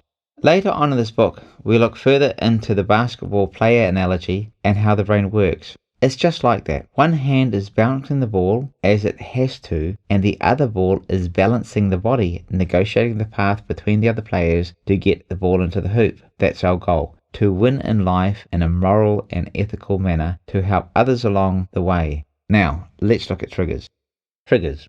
Before we look at moving from dealing with our addictions to using the power of our addictive nature to our favour, we will work through understanding and dealing with triggers. Triggers have the capacity to send us in a downward spiral, oftentimes back to our addiction or causing us problems. A trigger is an instant reminder of an experience where we get transported back in time to re-experience that event. In almost all of my training and therapy work, triggers are approached in a negative context. But I have come to realize that triggers are just triggers, and they operate across all spectrums of our emotional range, both negative and positive. However, because the title of this chapter is Coming to the Place Where I Want to Change, we will concentrate on negative triggers in the emotional spectrum. Dealing correctly with these will allow us the freedom to make more beneficial decisions going forward. Some triggers are a necessary part of our life, designed specifically for survival. See a tiger? Run. Stress triggers prioritize the body's fight or flight mechanism, shutting down whatever is not necessary in the situation, such as our digestion system, our immune system. However, this leaves us exposed to other elements of disease. When we are triggered, the brain does not differentiate. All of our primary senses, specifically our sight, smell, and hearing, get amplified, along with our memory recall of the previous familiar fight or flight experiences. Triggers are things we need to watch out for, but often we are not even aware that they exist. They operate in our subconscious programming. Often we recognize them retrospectively after the event that has set them off, and we have acted on them as a reflex. By then, the damage is done. Think of a person with a chronic anger issue. Almost everything sets them off. The car in front of them going 5 kilometers too slow, noises in the house, a word taken the wrong way, and on it goes. Most of us know this one. Imagine this in a gridlock traffic situation as road rage. The person is sitting there with every emotional trigger amplified, but they cannot fight or flee. The only outlet they have is their voice and expressions, so they use them.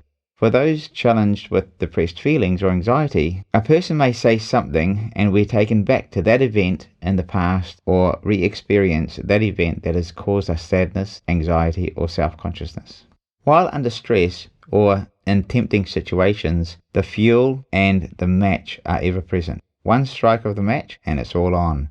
Whether it be FOMO, fear of missing out, anger, sexual frustration or urges, cravings for alcohol or substances, perhaps it causes us to disassociate or isolate. Or there can be the smouldering embers of resentment and passive-aggressive behavior from feelings of victimization. It's so easy to get into the loop where the same behavioral patterns are consistently our default mechanism. When an issue is mentioned in a relationship, we get responses like, "Here we go again," or "Are you still on about that?" This is why arguments so often go down the same old track, because memory recall is activated, saying sorry just doesn't cut it after a while, and frustration builds up to boiling point. The triggers and the reaction are ever present and become the culture of the relationship. We can feel this happening within ourselves in an argument with someone, in our own thoughts, or during a time of relationship separation. Memory is activated, sensory responses are amplified, and everything gets bigger in our mind. At these times, we must become extremely self-aware to be able to manage these difficult triggers and be able to use the tools of trigger management. How to manage triggers. How we manage our triggers will either make us or break us. Self-awareness is the key to managing triggers, identifying our triggers, taking self-honesty. So our first job is to be honest with ourselves and look at the part we have played in the issues we face. If we do not fix this part in our lives, we will take our present self into the future and repeat the same cycle over and over again. We can change this cycle by making every setback a setup for a comeback. The destructiveness of triggers is that they cause a reaction within us. The reaction can manifest itself in many ways: anger, outburst, depression, self-harm, addiction relapse, sorrow, denial, emotional shutdown, rejecting possible beneficial opportunities, and so on. Once we have reflected on those responses within ourselves, we will know our triggers. Then we'll consider why we have those triggers and where they come from. As I mentioned, triggers are usually an external warning sign and takes us back to past traumas, a partner shouting at us, a call from an ex. Triggers are often sights, sounds, and smells and take us straight back into that traumatic situation and associated with emotional trauma or the strong desire for instant pleasure or relief. We can often get into a repetitive cycle in addictions. We can remove ourselves from the environment, job, and relationship, but we can find ourselves feeling the same way as we did before in an entirely different set of circumstances.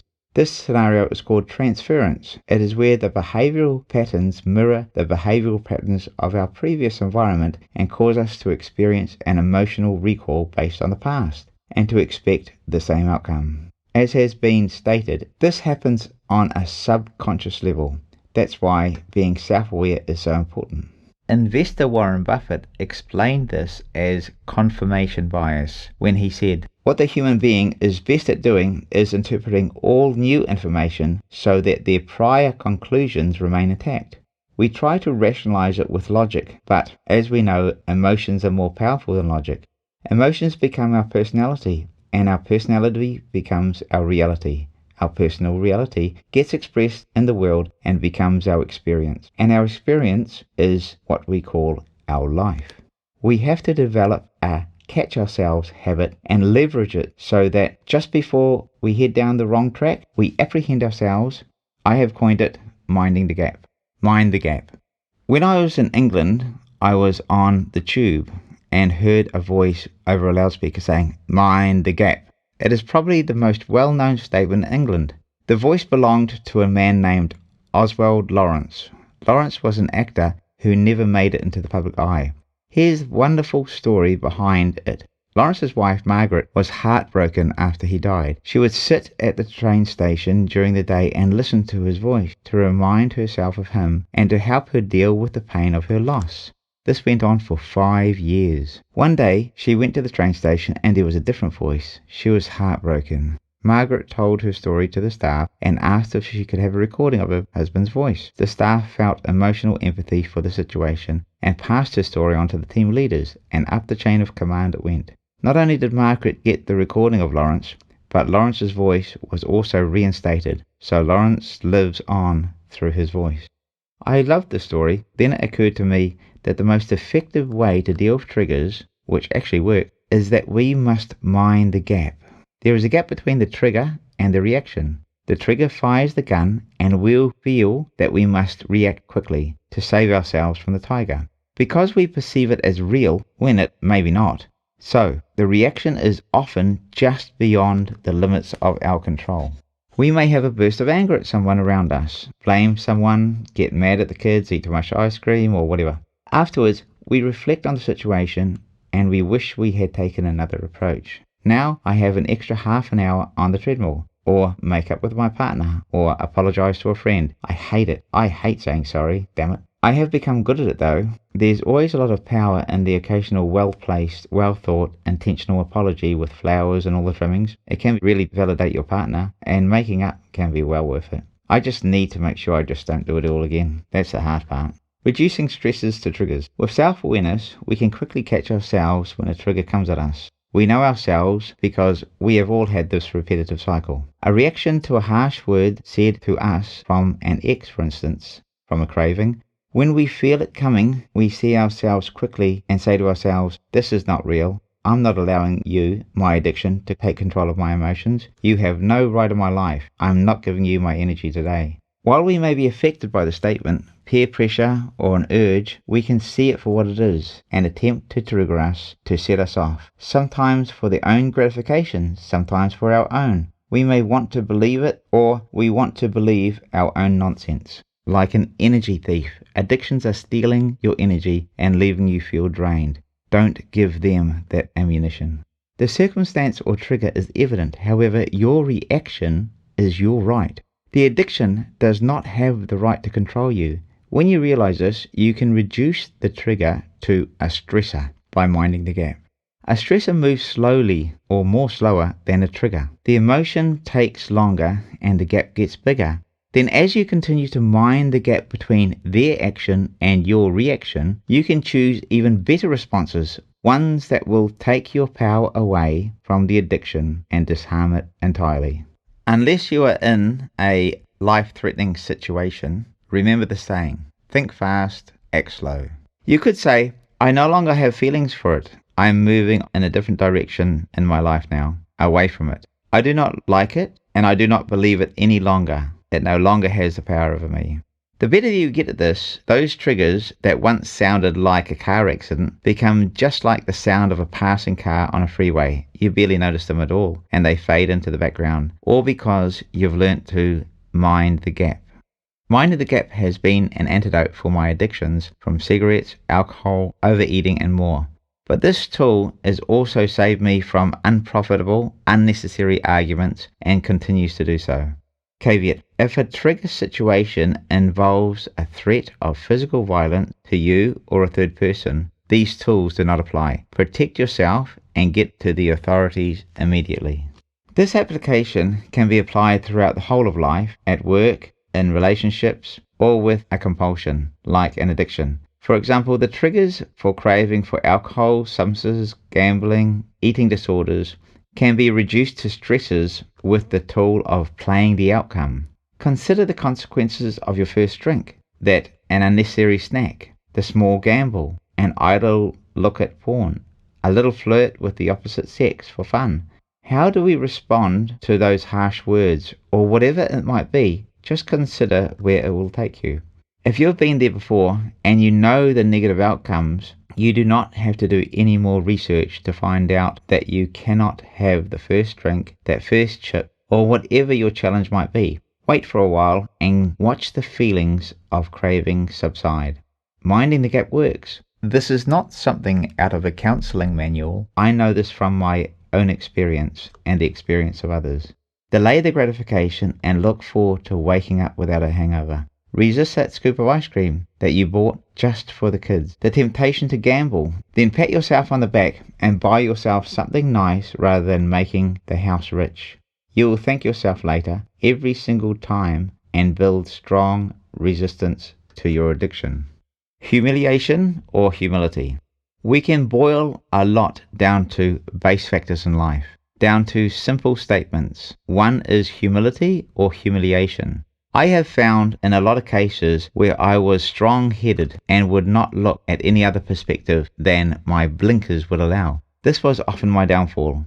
I have ended up in a place of humiliation. However, the real humiliation was of coming clean after the experience and my emotions being unanesthetized. We look back and see where we have been wrong and really feel it, or at least where we could have done better but had not done so. For me, this was when I came to the realization of how I could have been a much better parent. I have since apologized to my children. They were very forgiving and understanding, but I know that they do not have comparison between an okay parent and a great one, but I do. I know what I should have done more of, and I didn't do it, and this is just something I have to live with. We actually never have to face that day of realization. We can continue to live a life behind our armor of excuse or self-justification, or we can be honest with ourselves, apologize, let it go. I have dealt with a lot of people who feel wronged by their parents. They say that only if our parents could admit it, they could feel so much better and would be able to have closure. I have found addictions a humiliating experience, and people look down on others with addictions as sick people, which we have been. I also considered them as one of those people until I had my own awakening in rehab, and I realized I was one of those people. So we can either humble ourselves, accept that we cannot have even a little of our addiction because we don't have the power over it, or our addiction will humiliate us. The mind can process very fast, so if we don't act on our ideas, we will handbrake and kill them. As this book is about using your great strength and willpower towards recovery and success, we are now going to switch to the other side of increasing our reaction time. In this book, we have looked at not getting caught in the valley of decision. Most people find that place and settle there. It's a nice, comfortable and cozy place, which then becomes our next enemy. So, using the trigger scenario, we'll now adopt a do the next best thing triggers in our lives. When we know what is best for us, we will act on it quickly. We will support change in our life by coaching ourselves. Whatever we serve, whether it be our addiction or our success, that will be our master. Choose your master, living a successful life in the form of self-mastery. It does not matter if you're in prison, in rehabilitation, being forced to change by being screamed at by your families or your partner threatening to leave you, a loss of license or job, health issues, or suffering loss in any area of your life. These things will not usually move us. As addicts, we are hardwired to suffer loss, and we have a great ability to walk away from things in order to serve our addiction. The feelings of pain are anesthetized, which I will talk about later on in this book. We as addicts are focused on an outcome, and the end justifies the means. For the true addict, whether you steal, beg or borrow to support your addiction, it doesn't matter. If you have to work to sell your irreplaceable hours or sometimes steal from your loved ones to fund and fuel your addiction, then so be it.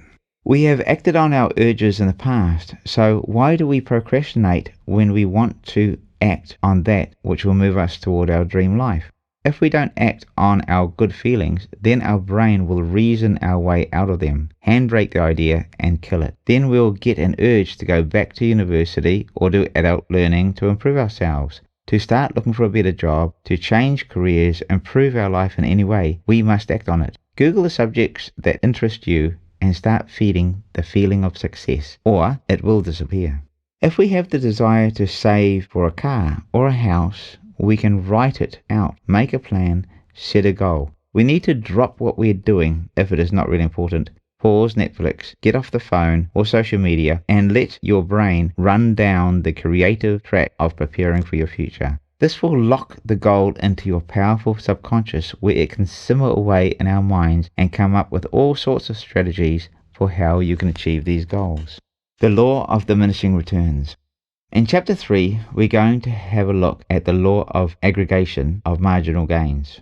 In this chapter, we will look at a theory in economics that predicts that after some level of capacity is reached, adding an additional factor of production will actually result in smaller increases in output. The law of diminishing returns is related to the concept of diminishing marginal utility. It sounds like a mouthful, but this law is simple and directly relatable to addictions. I'll explain like this. We don't have a car, so we have to bus or public it everywhere. Shopping is a pain, carrying the groceries home on foot. When there is an urgency, we have to get someone to pick us up. We constantly have to check the weather before we go anywhere. It takes longer to get to work, but when we have a car, Our city opens up. We can visit people when we want. We are on call for our kids. We feel liberated and empowered. The thing is, then we start thinking about having a second car. Myself and other blokes especially, we do this. We do this with the expectation that it will bring the same amount of joy and utility into our lives. So we pay big money for a sports car or a novelty car. We drove it home and park it. Smiles everywhere, but it sits there often for weeks at a time. We take it for a drive every now and then, but we can never get the same benefit or satisfaction out of it than we did out of our first car. The return on our investment has diminished.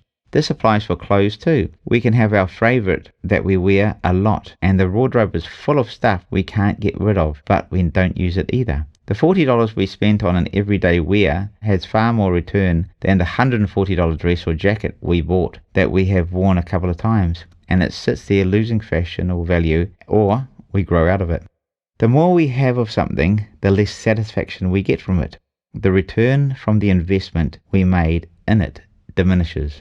When we first started drinking or using whatever it may be, it was fun. Nights out of enjoyment, the first beer after a good day's work or glass of wine, our first big spend, the possibilities seemed endless. But the longer we consume something, the more we consume something, the less enjoyment we get from it.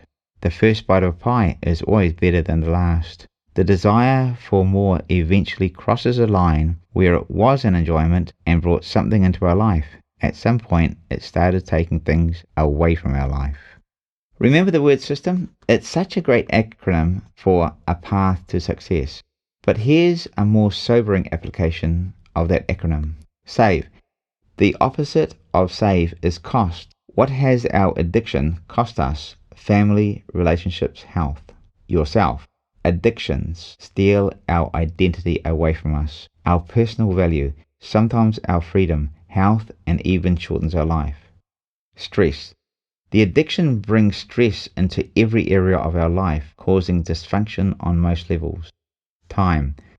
Wasted months and years, but also we would spend this with our children and our significant other, building relationships. Sometimes we lose time and actually cost us by shortening our life. Energy.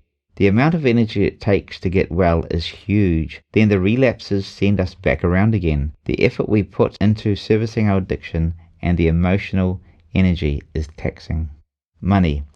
Not only the money we spend, but the money we didn't make and the opportunities we didn't take. We often end up with debt and pay the interest on that too, so the problem is compounding.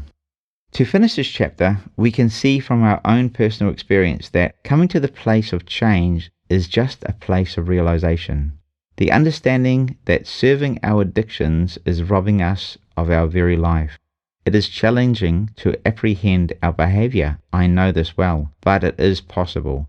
Start reducing now. From this time on, you are reading this book at this time and date. Record it in your mind. Make your successor decision and know more of is not beneficial to us. Quite the opposite. And it's a road we just do not want to go down any longer. We now choose our dream life as our future, and we are going to make a plan to create it. Chapter 3. The aggregation of marginal gains. If you're reading this, you are obviously putting in the work to make changes to a better life and rise. As the title of this book states, there is an ability that you have within you, if harnessed and nurtured, will propel you to a life that you and your significant other, your children and friends, community will be proud of and will be worthy of respect. Everyone loves a winner, and there is no winner the crowd cheers on more than the underdog. Like in a running race, let's say the runner number 6, at the back of the field starts to make a move. No one even takes them seriously, but as they pass the second to last and then the third to last, and when the runner number 6 is around the middle of the pack, the commentator recognizes them and moves on and says, "Number 6 is having a go." Think of running in the middle of the pack and being average or just normal, a place of comfort where most people sit in life and hide in the pack unrecognized. Then number 6 passes a few more and moves up the pack. The commentator raises his voice. hold on a minute, folks. We could have an unexpected upset here with runner number 6. Then runner number 6 is relentless in their pursuit and pushes past the third place holder. The crowd starts to stand to their feet and cheer. Runner number 6 passes the second place holder. The crowd is going wild. The finish line is within sight, and the only thing that stands between number 6 and the finishing line is the first runner. Runner number 6 digs deep and breaks neck and neck with the front runner. The crowd noise is deafening. The commentator is screaming, "Look at that go, runner number 6. We have never seen this before in the history of the Olympics." Number 6 just manages to put half a step in front of their competitor to win the race on a photo finish and takes the gold. The crowd is going mental. The commentator yells at the top of his voice, "They did it! They did it! Number 6 did it! Number 6 takes the gold." A lasting memory is made. This race makes headlines around the world and is played on the 6 p.m. news globally. Number 6 is welcomed back to their country as a national hero. They get their story told of how they were once a write-off and now they become a huge success, and their story lives on well past the race. Now look at us, the underdogs, the ones written off and thought of as a blight on society, needing rehabilitation. I did. That might be your current situation, or it once was mine. The pastor once told my wife, "Kieran will never change." My wife saw it as an authorization to be released from the marriage, and that day she left me. The funny thing is, that pastor was the same person who prayed over us at our wedding. Fancy that. Not much surprises me nowadays. The willpower that drove our addiction gave us the ability to walk away from the things we cared about. Some of us gave up our families and our jobs, our careers, our futures, even our health and freedom to serve our addiction. But this same willpower can drive us to a successful life, attaining our goals and go on the next mile when others give up. Every athlete needs willpower to get through a marathon, but surely no one has ever dug deeper than Switzerland's Gabriela Anderson Swiss.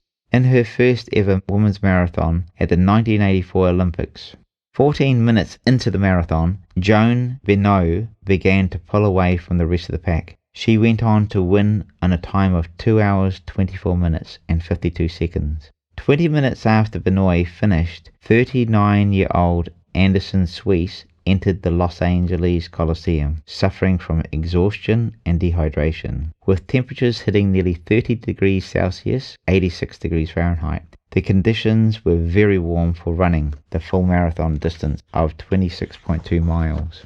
At that time, the rules stipulated that there could be only 5 water stations, and the contestants could not be given water anywhere else. Unfortunately for Gabriela Anderson Swiss, she missed the 5th and last station and became dehydrated as a result. Around the stadium, every step was simply torturous for Gabriela. The crowd gasped as she staggered onto the track, her torso twisted, her left arm limp, her right arm almost seized, staggering side to side, hunched over, flopping like a warm lettuce leaf. She waved away the medical personnel who rushed to help her, knowing that if they touched her, she would be disqualified. She took 5 minutes and 40 seconds to weave and stumble around that 400-meter track. She finished 37th out of 44 in a time of 2 hours, 48 minutes, 42 seconds.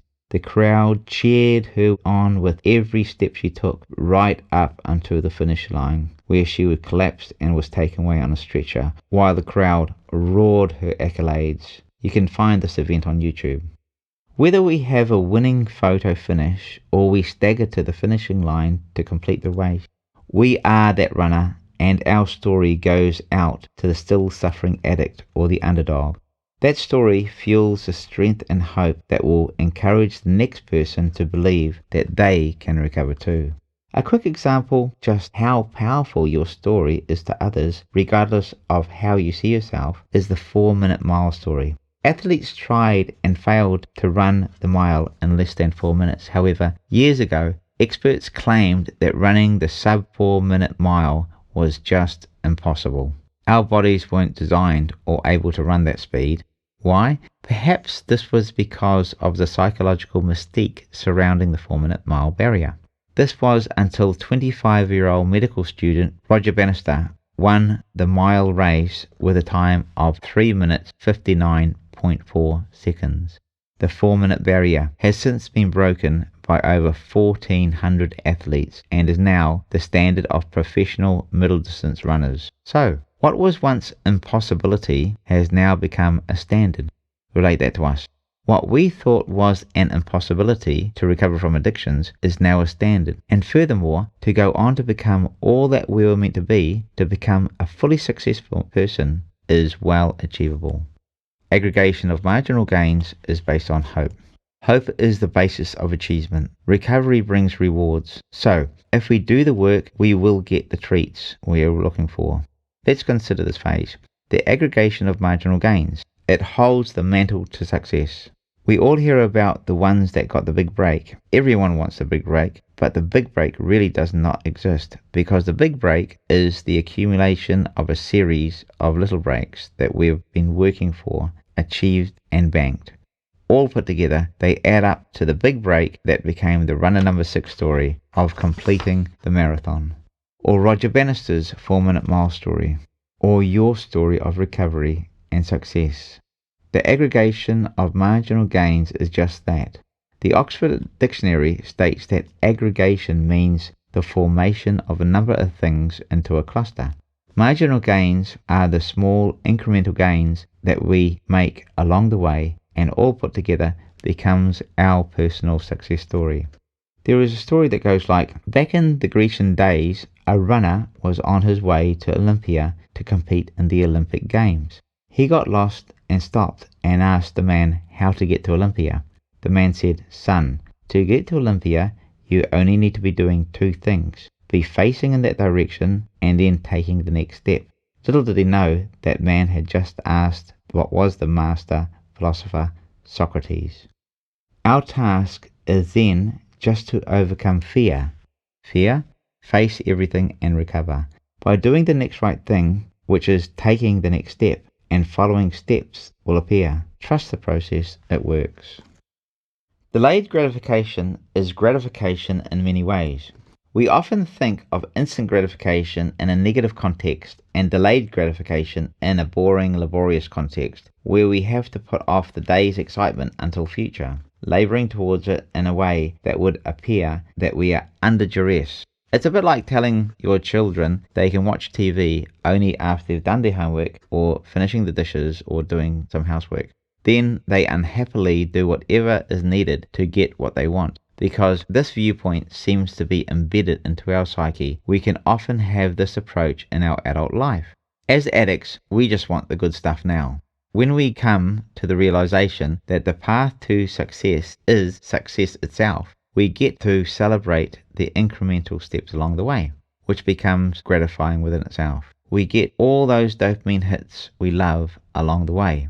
There is a few different ways of looking at this. If we can reverse the need to actually get something to feel gratification, we can find that we'll be thankful for not being in the negative or self-sabotaging situations we have experienced in the past. During our sobriety, we have never regretted waking up without a hangover or having to have gone through another come down. We still have the cash that we didn't spend on something we didn't need, or we didn't gamble it away. We have not had to go and apologize for something we did to somebody while we were under the influence of addiction, nor have we had to face the law for carrying contraband, using, stealing, or many other ways we broke the law in order to support our habit.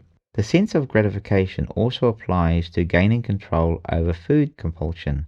All of these successes are very gratifying, and in addition to not having to spend time dealing with the fallout of addictive behaviors, we get to apply ourselves with a clear mind to advancing in life. Though we may not have taken steps to advance in life, the mere thought and desire that we seek to advance in life is actually a great gain. This is called moving from a pre-contemplation stage where we are not even contemplating doing anything with our life into a contemplation stage where we are considering making changes. An example of this is simply making it to recovery meetings, the likes of Narcotics Anonymous, NA, Alcoholics Anonymous, AA, Gamblers Anonymous, GA, Sex and Love Addicts Anonymous, SLAA or SLA, or many other recovery groups you may find in your area. Even reading this book or joining recovery group on social media points to contemplation stage of a better quality life that we are beginning to desire for ourselves. We are beginning to plan a better life. We call this planning stage. I have found the support these groups offer is empowering enough to build the strength within the attendees to propel them to make the necessary life changes required to take action and to break patterns of procrastination. If we can get down to the underlying thing behind practically all character defects, what we will find sitting there pushing the buttons is rebellion. We all too often think of rebellion as rebelling against something external, like school when we're at school, the law society, social norms, family, government, or other compliance structures that we feel are trying to control us. But this rebellion against institutions can be caused by idealism. We then need to get down to the heart of what it takes to crack the code in order to release this phenomenal willpower locked up inside the addict's nature that burns white hot with intensity. The real rebellion I am speaking of here is a rebellion against ourselves, the war within each one of us. If we can master this rebellion, we can master ourselves and basically become unstoppable. Procrastination is one of my biggest character defects that I go to war with every single day. I literally have trouble with making decisions. I overanalyze everything from intimate relationship to the choice of toothpaste. The other day while writing this book, I got stuck for 2 hours on one word, which was serendipity, and deciding whether it was the best choice of word for that sentence. I actually had to get up and walk away from the computer to clear my head. Today I had to exhaust every excuse I could find to force myself back to the computer or continue. Why? My internal rebellion is what the symptom of procrastination is derived from. When I give my work to the doctor of literature who is doing the editing for me, she is continually giving it back to me to make it more readable. So back to the drawing board I go. I actually hate it. I want to argue, it does my head in, but at the end of the day, I know she's right. We can trick ourselves out of doing what is most important in our life by doing what's most urgent. We can fill our days with urgency and feel like we have done a full day's work, been busy, but busyness doesn't equate to progress. Progress is what we want after all. To get this, we must have goals and vision to know where we are going. No target, no life objective, no finishing line, no prize. I have a couple of extreme underlying support mechanisms that enable my procrastination. You might identify with them. One is creative avoidance. Creative avoidance allows me to make excuses for my procrastination by inventing the next supposedly important thing.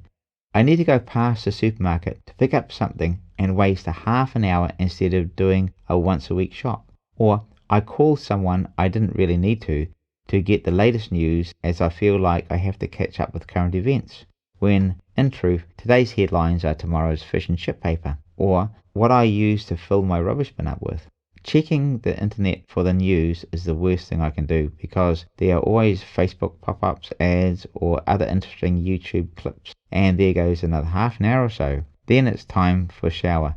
The next thing is chronic dilution. For another term, it's called priority dilution, which is when our value systems are just not in order so that we have simply too many priorities. We often need to condense our priorities to a manageable proportion so that we can actually complete some of them, the most important ones. Let's take a look at the word priority first.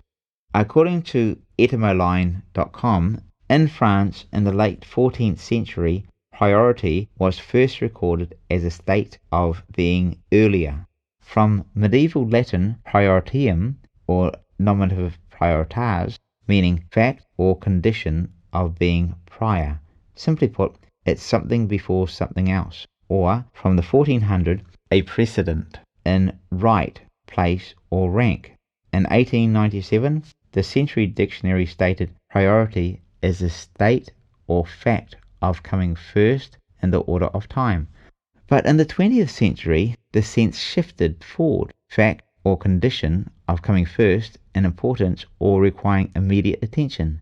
a thing regarded as more important than others or another. This is where it gets interesting.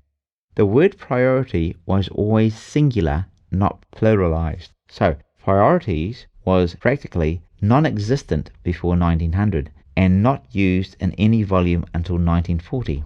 Since then, it's grown in its use. According to Google Ngram tool, the use of the word priorities has increased to the point where it's now used about 50% of the time, replacing the original singular word priority. This is basic proof of how much busier our lives have become. Looking at this, we can see the human race has increasingly become a race of starters but not finishers, not finishing the races we start. We are not able to focus and to complete because we have too many priorities. A question that we must ask ourselves is, how many races can we run at the same time? If we're going to make any real progress in life, we can look at the clues successful people leave and follow the breadcrumbs. We need to simplify our lives so that the races we choose to start, we complete. Here's a great story to back this up. We have all heard of Warren Buffett, one of the most famous investors of this age. He has a concept known as the 25-5 rule. Mike Flint was Warren Buffett's private pilot and was successful in his own right. Michael said to Warren one day something to the effect of, "When we upgrade, I think we should get this particular type of plane." Warren said to Mike, "If you're working for me in 10 years, when it's time to upgrade, I've probably failed you as a boss." Meaning he should have progressed out of his job and on to do greater things. Warren said, "List 25 things you want to achieve." This could be in relation to your job, family, 25 things you want to do this month, or your life goals. Mike did so. So he came back to Warren. Warren asked Mike to circle the top 5 things on his list. Mike went away, considered the top 5 and came back to him. Then Warren asked Mike for his strategy. Mike's strategy was to work on his top 5 priorities first, and then on his weekends or evenings when he got bored or had a snag, he would work on the rest of the list. Warren said, "Mike, you have it all wrong. Your top 5 are your priorities. Work on your 5 and never, under any circumstances, do the rest." The reason: finish the races you have on before you start the next ones. Because it is easy for us to rationalize spending time on things that are good uses of our time, as opposed to spending time on things that are the best uses of our time. These are the things that will change your life. The other 20 things take our time and energy and emotion. They are on our list for a reason, but they just do not happen to be the best uses of our time at the present. If you have a deep faith, a long-term relationship and or kids, my view is that they should be on your top 5. When we see progress and value it brings to our life, the attraction to our addictions fade into the background. These addictions may never go away, like alcohol, sex, food, TV, procrastination, overworking, cars, an unhealthy attraction to money or whatever it may be. You will know what your Achilles heels are. These unhealthy voices screaming for your attention will get quieter and be kept more in balance as your value systems reorientate towards your life's purpose. I have personally dealt with these challenges using this mental tool. I have not given up cigarettes, alcohol, substances, gaming or other things. I have just reduced them to a balanced, healthy level. And for me, that level is 0, and 0 it stays. I have just reduced my energy drinks intake level to a balance of 0 because I could easily have 3 or 4 or even 5 of them a day. I'm in the early days of this as yet, but I'll see how I go. I couldn't give up because if I did determine to stop the use of these unhealthy behaviors, I couldn't stay stopped and I would continually relapse. But I could reduce them, and I was capable of that. So I eventually reduced them to 0. What a relief. I didn't have to stop because it was just too difficult. It was the same outcome, just a different, more tangible way of getting there. Remember, whatever it takes. You see, what's happening on the inside manifests itself onto the outside and becomes our experience. For example, I'm going through my 12 steps again with my sponsor. My fourth sponsor, that is. It has taken me until this time to get my fourth sponsor to realize it's not the sponsor, I'm the person I'm struggling with. It's my internal disposition of self-rebellion I'm wrestling with. Some of these steps have 40 plus questions in them. My sponsor sends me away to redo the questions before I move on. Not only because I complicate the answers, I even argue with the way the questions are being asked. This may sound extreme, but what do you make excuses for in your own life that becomes a block wall, or a glass ceiling preventing you from achieving? Is even not having the desire to achieve or to do better a block? So, how about developing a desire to aspire in your life? If there's no desire, a place I have been before, we need to look further back in the steps, and we can wish we would have a desire to use all the talents and strengths we have in our life and become the best representation of who we are. But what is really inhibiting us down at the core is a lack of self-belief. If so, what do we do about this? We kill this lack of self-belief by 1,000 paper cuts. How? Breaking challenges into smaller pieces until you can manage it. Lack of self-belief is the master key that locks up one's life and legacy, and its deceitful twin is comfort. Look at it this way. When we are using, gambling, drinking, overeating, or whatever, and we were running out of whatever it was, what did we feel? A craving. The body needed that substance or that activity we were caught up in so we could even function. When I was a smoker, if I didn't have a cigarette, I'd simply go nuts. I just needed a cigarette. I would do almost anything to get one. Reviewing the recovery steps above, we can see where we are in our recovery journey. And on the flip side, our journey to go on to building a life we most desire. Here are the phases we go through. 1. Pre-contemplation. 2. Contemplation. 3. Planning. 4. Action. 5. Maintenance. 6. Termination. What are marginal returns and how much effects do they have? 1% better every day, 5 days a week, for 46 weeks of the year is equivalent to 10 times better, but 1% worse will almost bring us down to zero.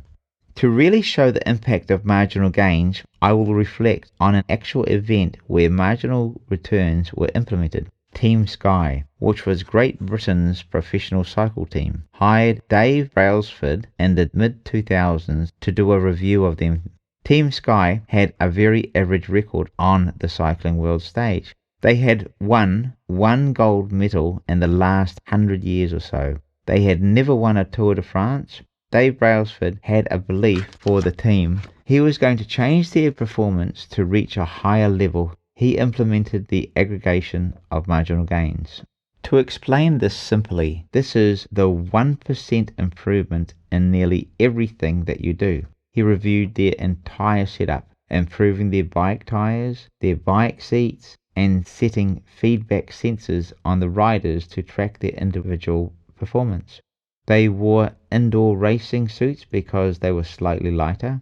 They also looked at little things like massage gels to improve recovery. They taught the riders to wash their hands for hygiene and even considered what pillow provided the best sleep, keeping these on hand in hotels they went to. Brailsford supposed that implementing all these tiny changes may be enough to win the Tour de France in 5 years. Team Sky ended up winning the Tour de France in 3 years and went on to win the Tour de France 3 times in 4 years. But that's not it. Great Britain's cycling team won 70% of the gold medals in 2016 Olympics in their division. The accumulation of small improvements actually adds up to very significant changes in a reasonably short period of time. It's just plain maths. Improve the things around you, your systems, your routine, and better habits by implementing these. You don't have to reduce your goals. You just have to change how you implement what is necessary to achieve your goals. Relationship conflict versus task conflict. We often fall out of relationship because of conflict in the relationship, not because we didn't want the relationship. This can be the case in all aspects of relationships, not just our significant other, but with our children and our work environment. Think of the task of parenting children and the arguments that can happen with different parenting schools that don't get discussed and agreed on, or the desire to keep an active sex and intimacy lifestyle within a relationship. The different ways of doing tasks at our workplace or with our colleagues or a leisure activity with friends can include unhappy disagreements. Sometimes doing a task should be enjoyable, like making it to church, a family outing, going on a vacation, or planning a party can turn into an argument. When we reflect on where the conflict came from, we will usually find it was around task-driven operations within the relationship. Was it task conflict or relationship conflict? Did we bring the task conflict into the relationship where it did not belong? If we are able to manage how we approach tasks with others, we will find that we will greatly reduce relationship conflict. Why would I bring this up in an addiction book? Addictions and relationships have enormous crossovers unless you are an extreme loner or isolating because of your addictions, which is what I have done before in the past.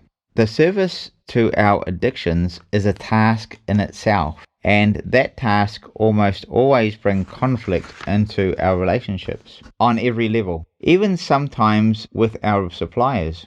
If we can figure out how to operate our task mode of operation to be more conducive or more adaptable to other people's tasks or mode of operations of those tasks, we will find our relationships will get a whole lot better. We'll most likely get more out of our life, our relationship, and be more productive and find we just have better days.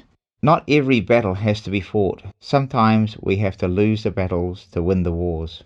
Now, what relevance is that to us personally? It's huge. We have a relationship with ourselves. Often, for whatever reason, we get stuck in life. This creates internal conflict, so whatever is on the inside will come out. Simply put, it's hard for us to put on a smile, be peaceable and compliant when we're having a bad day. I remember one day when I had not drunk for about 7 weeks, my wife came home and she went off at me. I asked her, what had I done? I was dry, the house was clean, I was hitting my targets at work, which was always number one. She said, because you're the only one here. At first I thought, bitch. But after a while, I realized how similar to her I had been, with my selfish, self-centered attitude. How much more I would get out of life if I wasn't such a pain in the ass to be around sometimes. This took a bit of self-observation and self-honesty on my part. I did discover my errors and more of my character defects, but just because I discovered them, it didn't save my marriage.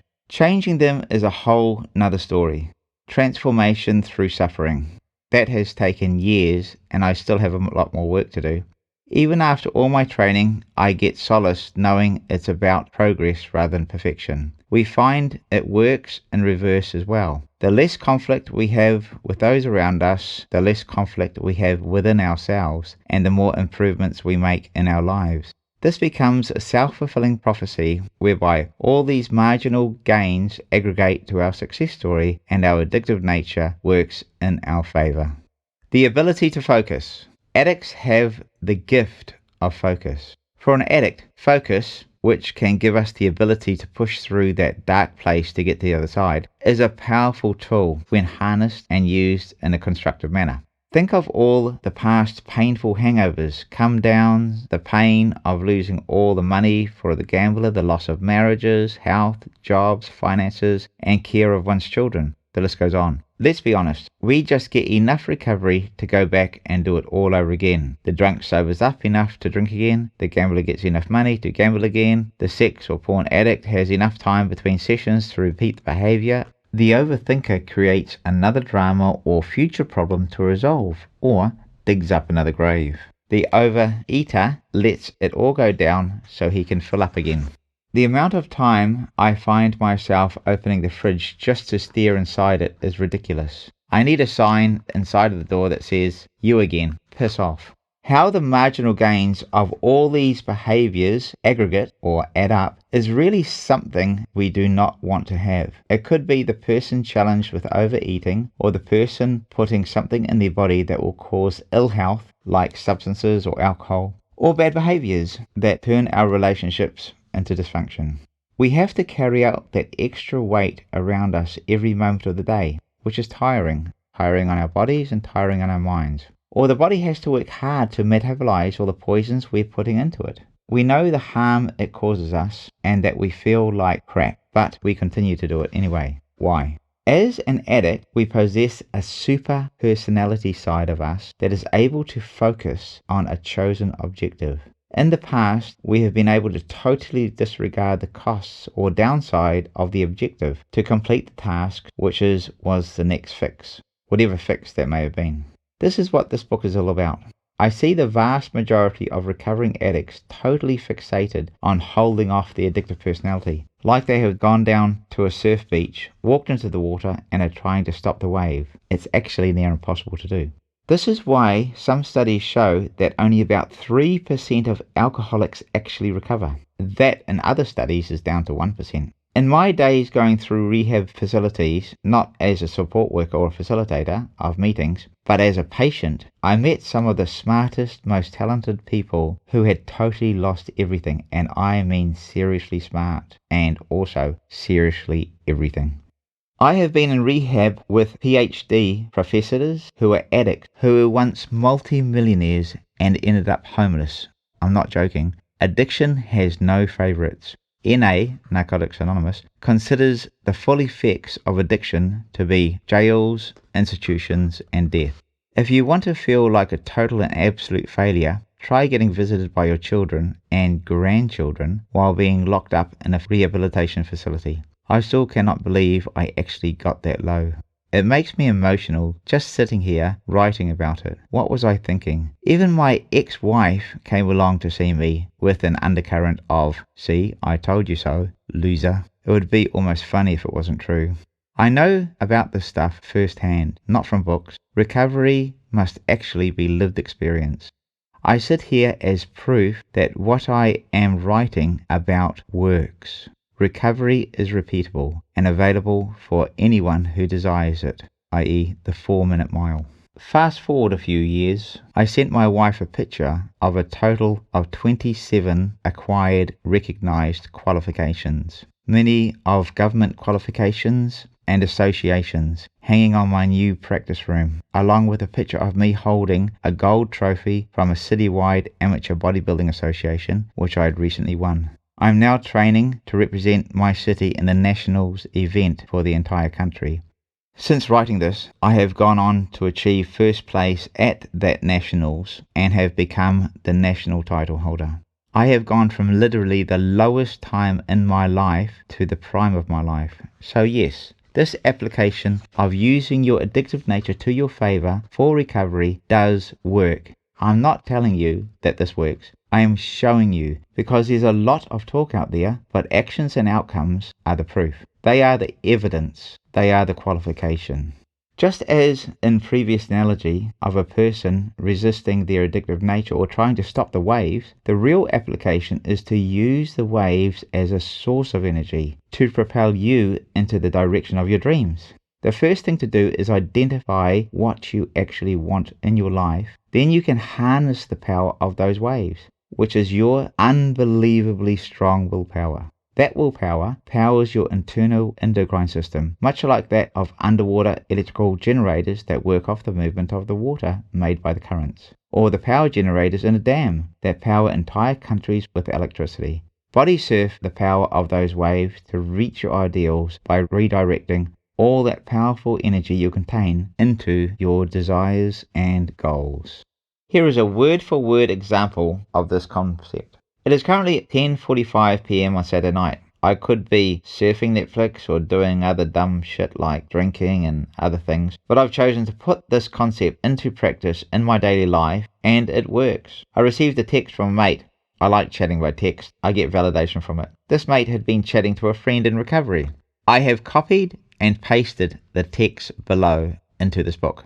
Them. Something to think about, maybe for your book. One of the girls who was over a year clean has started smoking weed and has put it to the girls that she thinks that she can drink 1 glass of wine and drink in moderation. I know for me, I cannot have anything mind-altering, ever. Do you think there is an addict that can use and their life still stay manageable? Me. Big question. For starters, your question is closed, requiring binary answer. yes or no. We call this binary taxonomy. So your question is unanswerable. Then there is the context of using, which is ambiguous as well. However, addictions are unique to the individual. Some people can be social drinkers but have an addiction to weed, i.e. weed use addiction is related to tetrahydrocannabinol and cannabinoids, whereas alcohol is an addiction related to tetrahydroisoquinoline. So you can have compulsive behaviors with one but not the other. The second thing often relates to clean. Clean often is around legal use of a psychoactive substance. So it's difficult to say that you don't use and be still using illegal substances. The question is, what has been the past repetitive behavior and what chances do you have of repeating that behavior? Me, again, sorry if this seems complicated, simplified here. It is more about your history, your story, than it is about trajectory. The risks associated with your chosen current behaviors, i.e. where might this go? What story am I telling myself, if it's honest? Then it's about what do I want? Then it's about how do I get there? Then it's about my behaviors, what they will look like to put myself in the next position to make it work to get what I want. Then it's about doing the next right thing. What might that be for me? And try and just do that one thing. We call this the aggregation of marginal gains. It just so happens I was writing about that at the time. Them, do you mind if I send this to her? Me, no, go for it, obviously. Texting is very difficult and self-interpretable, so I don't want her to feel judged in any way, rather validated. If you feel to, text her this as well. You thought it was very commendable that she reached out and was honest. This is a very courageous thing to do and worthy of honour. Me again. In your own words, you have said, sometimes mine need to rewrite. Them, you are good, oh so good. I will be honest, it was worth it all for that last statement from them. Also, success leaves clues. I only know this stuff because I studied it so I can work in the institutions, otherwise I would not have bothered. Why would I? Google knows everything, and I have Google. Google has a PhD and PhDs. If you don't know the stuff, you can actually search it. Everything you don't know is available to you. Google knows it for you. You don't need to remember it. Google will always remember it for you. Google has everything you need to write a book or to learn an activity. What Google doesn't know is what you want, and what Google doesn't have is your time. So tell Google what you want. I want to improve myself in this way or that way. Write a book, get a bit of dating life, have a family, grow muscles, get toned, make more money, whatever. Give Google your time and you will get most other important things that Google won't get. All the rewards that belong to you. Sounds too simple. Try not to overcomplicate things as an excuse you won't do them. We make this whole process happen by reverse engineering our brain from negative addictive habits to positive habits and applying the incremental process of achievement by doing the next best thing in our life. This all added up becomes the aggregate or the total of all the marginal gains as they come together, all the small things coming together for you to form a whole, which is exactly what this chapter is about. Okay, this is all good theoretically, but how about we apply it in real life? One application of this is what could be called the 2-minute rule. The 2-minute rule. I personally am a highly motivated person and a high achiever, not because I am better than anyone, but because I am an addict. If I wanted to drink, I was highly motivated and high achiever too. You are too. However, I struggle with procrastination every day as I'm a bit of a magpie. Just like magpies, whose personality is to get quickly distracted by shiny things, I can get easily distracted by a phone call or get caught up in a chat about interesting things, be a sounding board for somebody, or I get distracted by something on the net, lose focus and run away down a rabbit hole about the next interesting idea very quickly, even my stomach way too often. It seems easier when I worked for others because they gave me a task or an objective and I would do it. However, when it comes to self-motivation, I struggle being my own boss. Voluntary compliance with self, where self is the one who reprimands us, is difficult. The real punishment that self hands out is the pain of regret. I don't like regret. Yet still, I am creatively inventive of excuses to myself when there actually are none. I have a PhD in creative excuses. Yes, I have even Googled them. how to keep ourselves in check then and on target. Here's a simple but effective tool. I continually exercise the 2-minute rule, which is about just starting, as motivation mostly happens after you start. Sometimes the whole package of getting to the gym to do a workout, get onto the project has been dragging on. Going for a walk or a run just seems too daunting. You're tired, it's cold, you need to do other things, whatever the case may be. If we do not look at the whole task, but instead just do the first 2 minutes of the task, it becomes more achievable. That's all you have to do, as your brain will kick in and take over. The brain switches into gear, and then the behavior automates the nervous system, which activates. Then the endocrine system starts to fuel the body with chemicals, endorphins and sugars, and somehow you get dragged along the process. There's a saying, 80% of the workout is getting out of your car in the gym parking lot. Or for runners or walkers, it's just a simple task of putting your shoes on. I have even fast-tracked that. In the afternoon, when I have to train and don't want to, I drink a sugar-free energy drink. Now what? I'm committed. I can sit home buzzing my head off, so I'm forced to go into the gym. I said this to a friend who couldn't get motivated in the afternoon. He put up all sorts of resistance ideas of having an energy drink. But me, being as convincing as I am, I gave him a can to take home. He called me up the next morning and told me it worked. We both laughed. Another great hack is to get yourself a gym or walking buddy. Then you feel an obligation to go walking or running or the gym or whatever it is, so you won't let them down. It works for them too. I'm in the process of reducing my energy drinks to a manageable level, which is 0. However, I've noticed my caffeine intake going up, so I have to be careful of addiction exchange. The 2-minute rule works in nearly all areas of life, helping the kids with their homework, dialing the number to make that difficult phone call, working from home during COVID, as many of us around the world are required to do. The reason this process works so well is that they are predisposed to what's called global thinking. Global thinking is like saying, just be happy, or live your best life, get a degree in a certain subject, change your job, get a partner, leave a partner, or whatever other statement you might want to make. The task is just too big for the brain. Let's look at global thinking in a way that we can easily break it down. Let's take it simple, like taking a shower, for example. There might be 100 steps in the process that require every step to be performed. Get off the couch, walk to the bathroom, turn the water on, wait for the water to run warm, adjust the temperature to shoot, undo your shirt one button at a time, remove your belt by releasing the tension, pulling the belt off, undoing your jeans, pulling down the zip, and many, many more steps, even before getting into the shower. And then on it goes. If we try to approach our goals with global thinking for every step needed, our brain will literally explode. So we just have to create a goal plan to do the next right thing. All we need then is to keep going in that direction with consistency. To speed up the process, we can simply apply efficiency. One of my best explanations of this phenomenon is called the theory of self-efficiency, developed by the renowned psychologist Albert Bandura. According to Bandura, 1997, self-efficiency is defined as beliefs in one's own capabilities to organize and execute the courses of action required to produce given attainments, so we become back again to self-belief.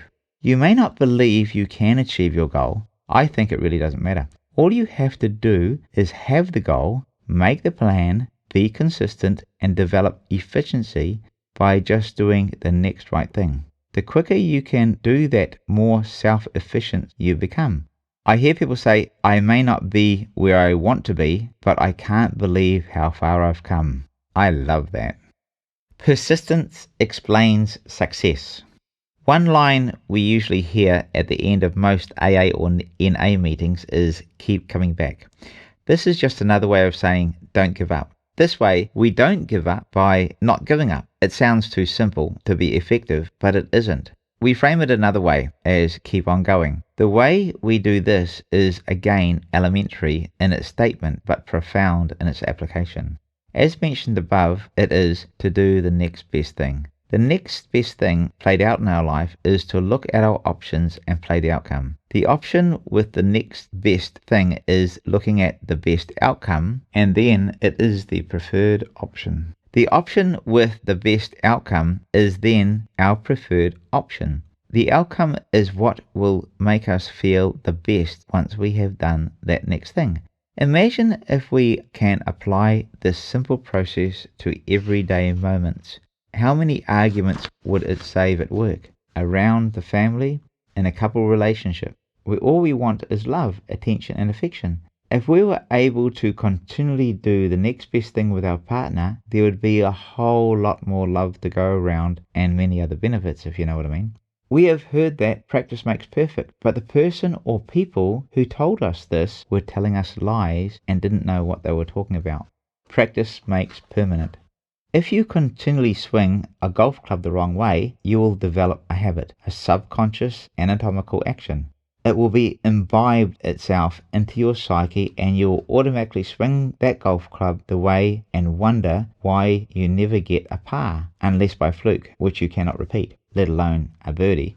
I am a qualified physical trainer. Studies show it takes 300 repetitions to develop a habit and 3,000 repetitions to change that habit, as you have to unlearn the formed habit and relearn the new habit. This is why we hear the phrase, Rome wasn't built in a day. However, it will take a lot longer to pull Rome back down and rebuild it. So, to lift weights or perform a function correctly in the gym, to protect the body from harm and to maximize performance, it is vitally important to learn to perform the physical function correctly from the beginning. I used to do gym early in life and I didn't learn to squat and deadlift properly. So when I began training for competition, it took me a whole year to correct my squat and deadlift techniques.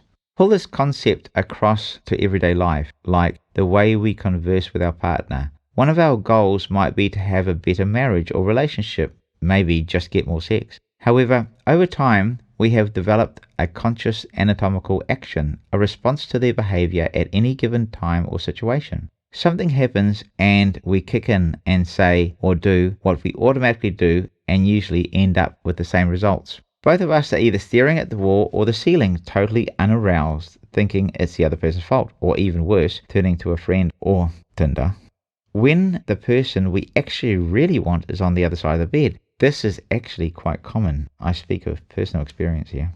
Not me, Tinder, obviously. Once I had been seeing a girl for a short amount of time, and I thought I was doing very well, until one day she had a problem with the software on her phone and asked me to fix it. When I was updating it, I noticed she had a Tinder app which came up. I opened it to find she had 33 matches. She had texts on the go and a string of matches she hadn't replied to yet, which meant that she had swiped right on them. I can sit here and laugh about it now, but I didn't back then. I never said anything about it. I held my tongue, which was difficult, and thought about it. We went for a walk a few days later, and I asked her if I was the one for her, and she said she needed about another 6 months. I said, when you've decided, let me know. Until then, we're just friends. I walked her to the car with a smile on my face, kissed her goodbye, and that was it. Never give your loyalty to somebody who counts you as an option. And to the best of your ability, hold your frame. You might think this was a bad experience, but I actually think it was good in the long run. There is a business model called fail fast. The more mistakes you make, the quicker you will find the business model that works for you most profitably. As soon as you find they are not working, cut your losses and change your business model. The quicker you identify that you and your date or prospective partner are not the right match, the better. Move on. The quicker you fail, the closer you are to finding the partner that you are correctly suited to. In another context, the quicker you find things that are not helpful to you in your path of recovery, the better. Remove them. If you find that a mode of recovery is not working for you and you relapse, change the mode of recovery you're using and find a mode of recovery for you that does work, whatever it takes. What has this got to do with marginal gains? We can persistently make marginal gains by self-checking ourselves every day to play the outcome, which in this case was intimacy. If we continually practice this, we will eventually aggregate the marginal gains that we incrementally make to end up with the marriage we want. I have been happily married for about 3 or 4 years, although I was married for 18 years in total. I only wish I had learnt this stuff earlier. I will keep coming back. Life is a game of inches. To close this chapter off, I want to repeat the words of Al Pacino in a monologue he delivered on the movie Any Given Sunday. You know, when you're getting old in life, things get taken from you. I mean, that's part of life. But you only learn that stuff when you start losing stuff. You find out life's a game of inches. So is football. Because in either game, life or football, the margin for error is so small. I mean, one step a little too late or too early and you don't quite make it. 1/2 a second too slow, too fast, and you don't quite catch it. The inches we need are everywhere around us. They're in every break of the game, in every minute, in every second. On this team, we fight for that inch. On this team, we tear ourselves and everyone around us for that inch. We claw with our fingernails for that inch, because we know that when we add up all those inches, we're going to make the fucking difference between winning and losing, between living and dying. I tell you this, in any fight, it's the guy who's willing to die who's going to win that inch. And I know, if I'm going to have any life anymore, it's because I'm still willing to fight and die for that inch. Because that's what living is, the 6 inches in front of your face. Now, I can't make you do it. You've got to look at the guy next to you, look into his eyes. Now, I think you're going to see a guy who will go that inch for you. You're going to see a guy who will sacrifice himself for his team, because he knows when it comes down to it, you're going to do the same for him.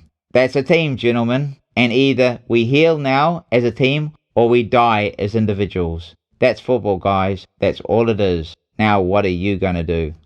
Life is a game of football. First, we are a team of one, ourselves. Then a community, which is our family. And then our greater community, which consists of all of our relationships. What are you and I going to do with that game, and how are we going to play it? We decide, and we will give ourselves the score at the end of the game. What do you want that score to be?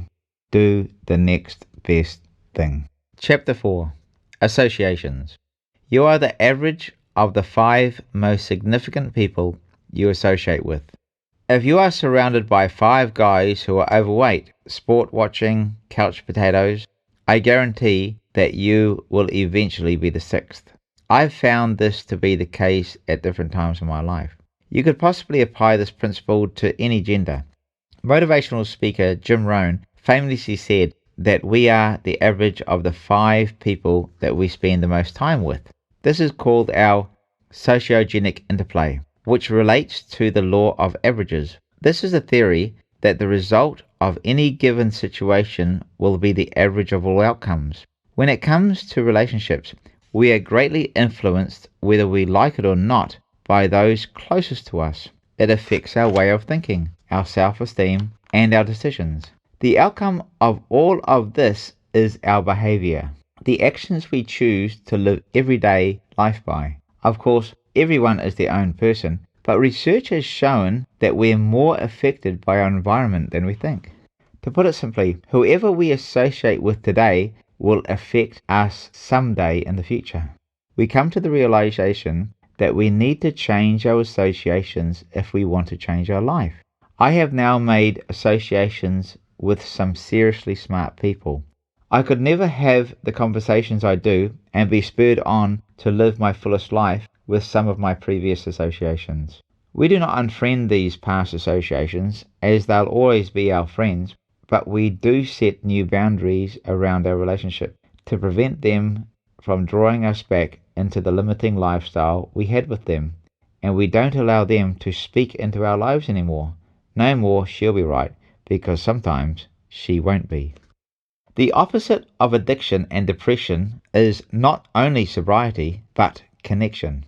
At first glance, we think that the opposite of depression is happiness. However, happiness is a fleeting emotion and really doesn't have any roots in itself that can anchor our lives. The opposite of depression is really relational connection, because we're fundamentally community-based creatures and we have a deeply embedded need for connection. Connection produces dopamine. One example was the Rat Park. As we saw in the first chapter, we need 4 things in our life: food, water, shelter, and dopamine. But dopamine is a driver of the other 3 as well as our addictions. However, if we put these 2 needs together, dopamine and addiction, we have a real monster on our hands. Addiction driven by our lack of dopamine. How true is this? Now we know where the connection to our addiction comes from. Dopamine. First, we will look at the associations. It'll be a little complex, but when we apply it to our experience, we'll see how we can recreate a parallel environment that will propel us into the life of our desires. The sociogenic hypothesis states that the social conditions are the major cause of our mental and behavioral disorders. From this we can see that we are being mentally engineered by our social environment through social proof. Social proof is based on the idea of norms and social influence. Social proof states that people will conform in order to be liked by or accepted by the influencer, which is our social community and our need to fit in or belong. One of the fundamental reasons why we remain in unhelpful social environments is that we seek others' approval because we don't get it from ourselves. When we look back at our addiction days, or we are still in the ebb and flow of uncoupling from addictions, relapsing and then recommitting to a clean living, we consider the disastrous effects of our addictions, as we saw in the pros and cons table in chapter 3. We reflect on how the unthinkable became unremarkable, the abnormal became normal, how what we thought we would never do became something that we did do. I'm still wondering how on earth I could have lived the way I did while I was in my active addiction. This was just not me. It was like there was an imposter running my life. I resented that imposter. Even when we stop using compulsive behaviors, get sober, clean up, stop retail therapy, or start managing our diet, the mental conditions do not immediately correct themselves. It takes time to move from sobriety to sober thinking. To put it very simply, sober thinking is about our emotional management, consequential thinking, thinking about the outcome of our actions, and correct decision making to produce actions that are in line with our values and our goals. A few simple examples are holding off credit card use that enables our retail therapy, avoiding the next cigarette, which will eventually take us to a place where we wish we hadn't gone, or resisting the next emotional outburst of anger, which will damage our connections and our relationship that we actually do want. Often we think of anger as an emotion. However, the word anger is a verb, a doing word or action. That is a response to an emotion like frustration, loss, rejection of others. We can ask ourselves, what is making us angry? Which isn't the emotion. We could ask ourselves, what is making us frustrated? If we can resolve the underlying cause of our anger, the anger will be, by default, resolved by itself. Sobriety in our life only occurred after the drama consumed us to the point of unsustainable resentment towards the situation. The level of resentment is different for everyone. If we do not reach this point, we no longer resent our own behavior. We become capable of repeating it. However, the further we travel down the road of addiction, we eventually come to the point where we literally have to break free from the environment of our addictions to save our own very life, or the well-being of those who we care about.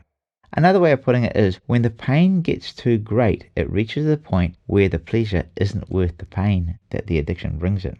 I was talking to an amazing lady very recently who is 3 years or 3.5 years clean from addictions. She spoke of a time when she was in rehab and her beautiful young son came to see her. When it was time for him to go, he said something to the effect of, "Mummy, don't you care about me anymore?" She was heartbroken at that moment, and the drama consumed to the point of unsustainable resentment towards the situation. She made the decision to save the mental and emotional well-being of the one she cared about, her son. She has been clean ever since. She is now a living testimony to sobriety, and her successful life is the picture of recovery that others aspire to. She took full responsibility of the situation. I have observed what an excellent mother she has become to her son. She now lives a life where she supports others. This has become her purpose in life, and she shows outstanding results and success. Added to that, she found a partner who harmoniously complements her journey. Some people pat us on the back for overcoming addictions. I have realized that I cannot blow smoke up my own ass for saving my own life. The real power of recovery then is in the saving, service and support of another person facing their own addiction and recovery challenges through the strengths we develop in our own life, our story. The separation from our addiction requires the disassembling of the structures that are surrounding our addictive behavior.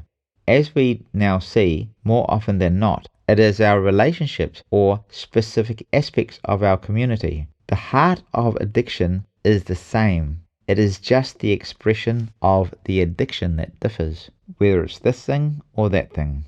When I got clean, which took a few years of painful relapses before I finally made it, I had to walk away from different circles of relationships. This was almost as hard as the giving up of the addiction. I found that the common area of those relationships was the addiction itself. So I lost both my relationship connections and my connection to my addiction. At times, it was a lonely path, and I often had overwhelming desires to go back, as I had done before. My experience told me that I was the same old path and doing it all over again. In the rooms, they call this our research. I didn't need to do any more research to know what the end result would be. Interestingly, I still remain in connection with some of the people from those circles, so they are my friends. The other people were just acquaintances who were in my life due to the commonality of the addiction. So through that commonality, I was supporting their behavior also. I recall the last time I used in a group environment. It was a few years ago now. My daughter called me to say she had crashed her car while she was under the influence. I had the awful realization that she was heading down the road I was on, and I was, to a large extent, to blame for being such a bad example of a father to her in that area of her life. I was totally overcome with grief, and I mean totally. That moment of pain became the driver for my recovery from substances, although I've had further to go in my journey to overcome alcohol. The point then is, pain is an emotion. Emotion, energy in motion, emotion. We can redirect the energy of emotion, be it anger, resentment, grief, happiness, joy, depressed feelings, trauma, and any emotion we wish to name, not only towards recovery, but also onto our success. Today my daughter has 3 young children and is clean and sober. I have become a support to her and my grandchildren, which I count as pure success. The fuel I use to drive this area of success in my life is an emotional recall of the pain that I experienced. I do not want to repeat that cycle again. I have done enough research to know this. What emotion do you possess that holds the fuel to your success? How can you direct it? The outcome will be your picture of recovery and success that others will aspire to. Back to social norms. Social norms affect individual behavioral patterns, and whatever we think is normal way of living is easily adopted by us. Think of the COVID pandemic that has been engulfed by society worldwide. Every country had been impacted by it, even those countries with no COVID present through tourism, restrictions, limitations for international family and business meetings and the like. What was unthinkable before COVID, with the likes of stay at home and work from home restrictions, school closures, border restrictions, enforcements under public health guidelines, fast became the norm. What was once a conspiracy theorist rhetoric quickly became a social norm and an accepted lifestyle. Conversely, what we called conspiracy theories became real, yet we never gave them the credit for their prophecy, and sometimes we judged them. These conspiracy theorists then move on to the next conspiracy, and we forget that they could be right about that again in the future. They often are. Mobile phones, space travel, digital currency, along with information and personal data collection, invasion of privacy, were all predictions of the conspiracy theorists once. They do this usually by tracking social norms, using social patterns, and then they use these patterns to predict future events based on and around expected human behaviors.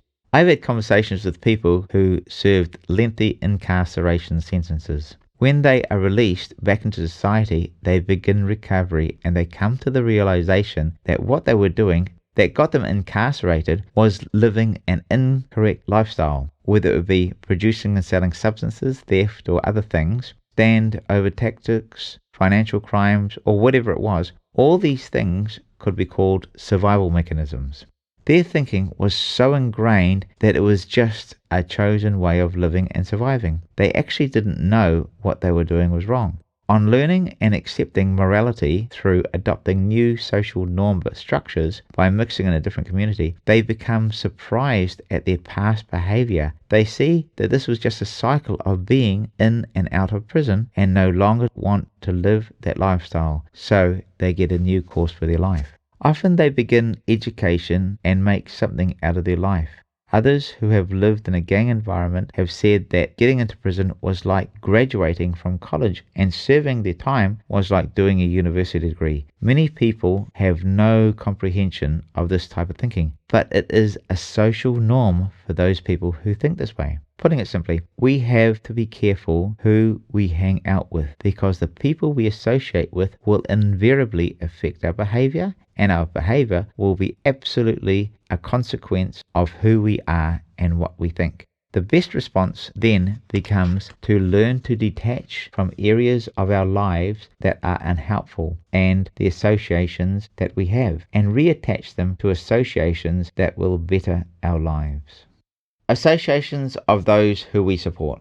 Sometimes, as supporters, we allow people to walk all over us on purpose. Sometimes they need to do this, and we can feel a sense of contribution by allowing this. Why? As they walk all over us, we become the stairs out of the hole they are in life. We become their foundation for a period of time, the rock they stand on, and their path to recovery. If they push us too far and stamp their feet, we can show them a bit of tough love and then allow them to bruise their heel a bit. Then gently and non-judgmentally bring them back into line. As parents, we often do this very thing for our children. I do. I want them to come to me for support because I know that I do not have an agenda or to take or to get something from them.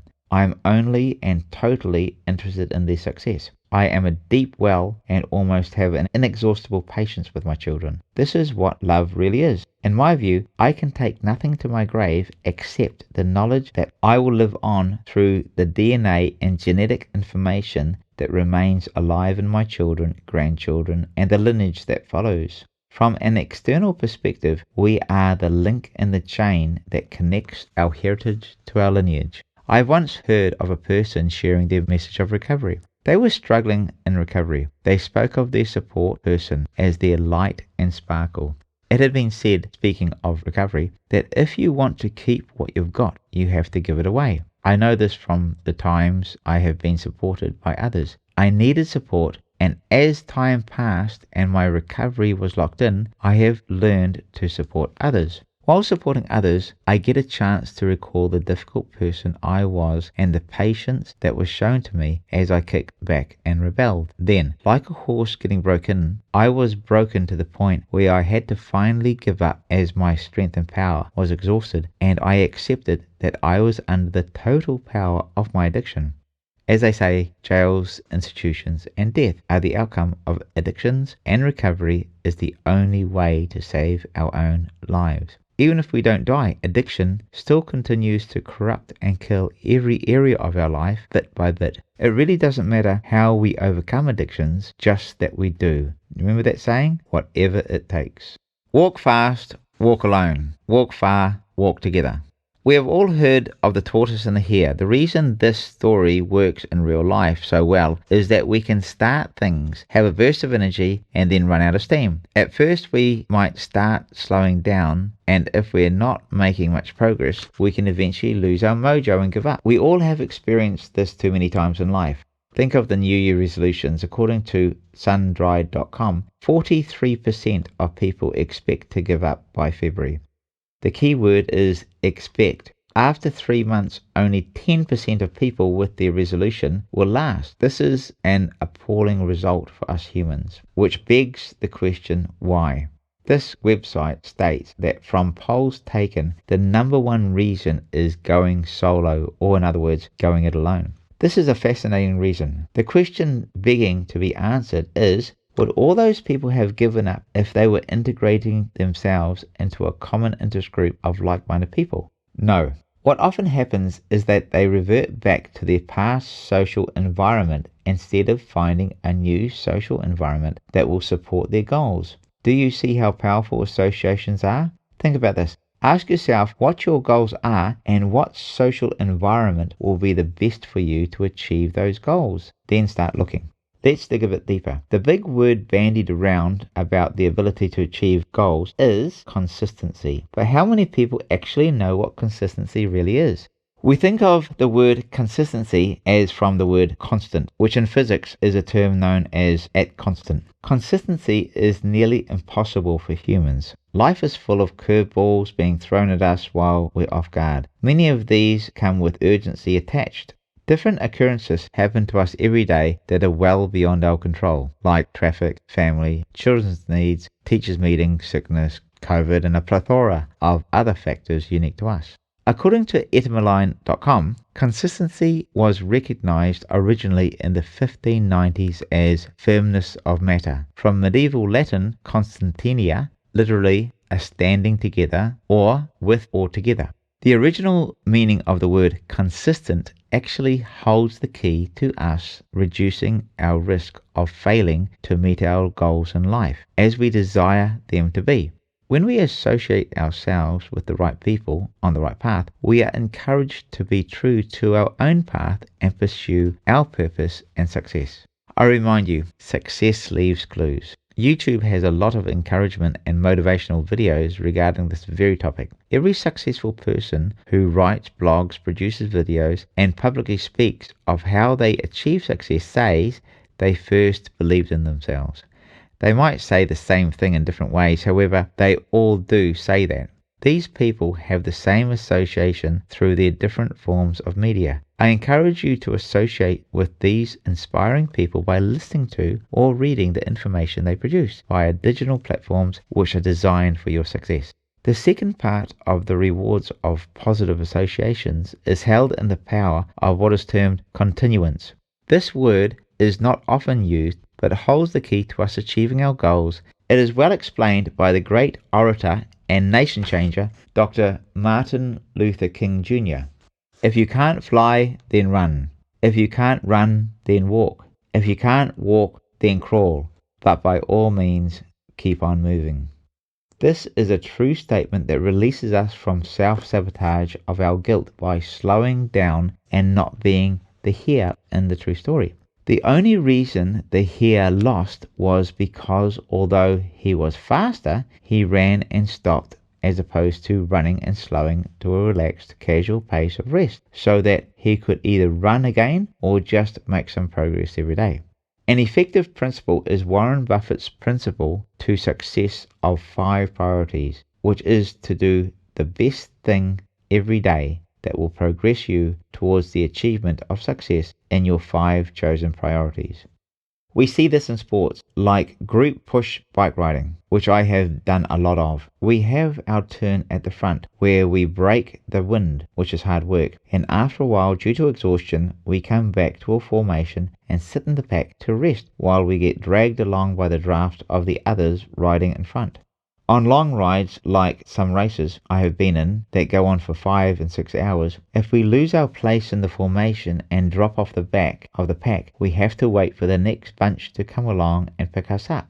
Think of how these geese travel. They have a particular formation in the shape of an arrowhead. If they drop out of the formation, they cannot sustain the thousands of kilometers of migration travel on their own and will often die on the way. On reflection, we can see the power of associations work in this very way. They have the ability to empower us or limit our personal growth.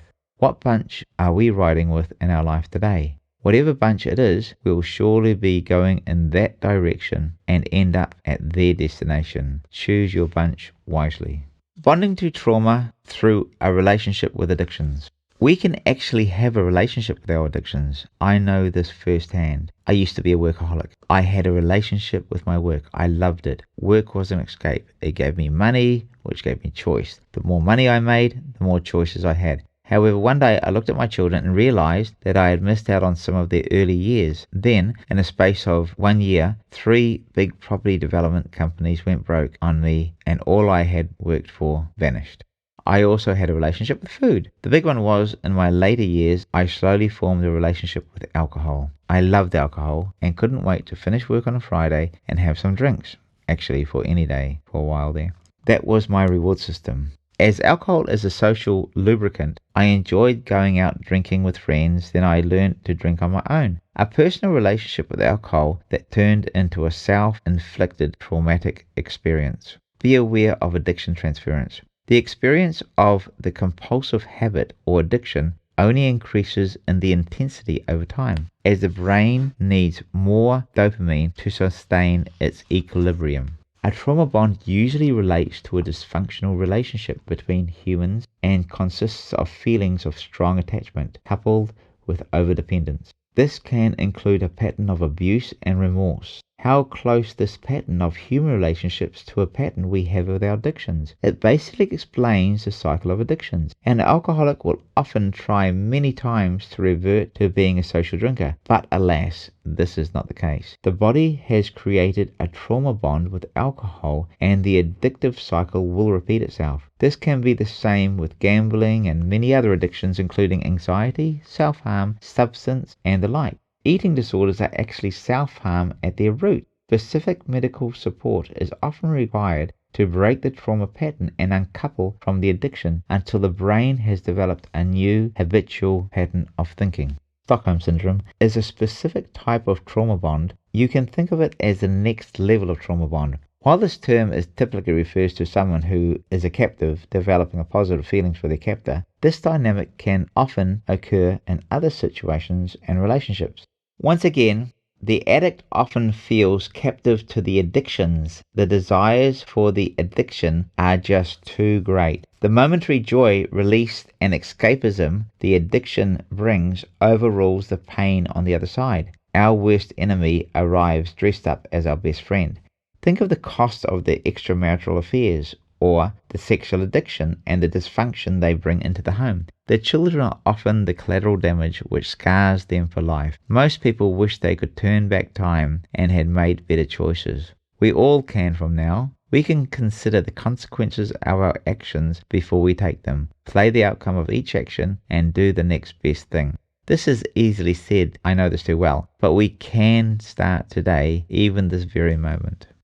Thrown into reality as a consequence of birth. Let's look at a few things we experience in life that affects us in every way, but we have absolutely 0% power over it in any shape or form. These things are totally outside of our control. We were cast out of the womb by totally autonomic human reflexes that neither the mother nor the child could resist. The power of cesareans and induced births are an exception to this process, but the end result is still the same.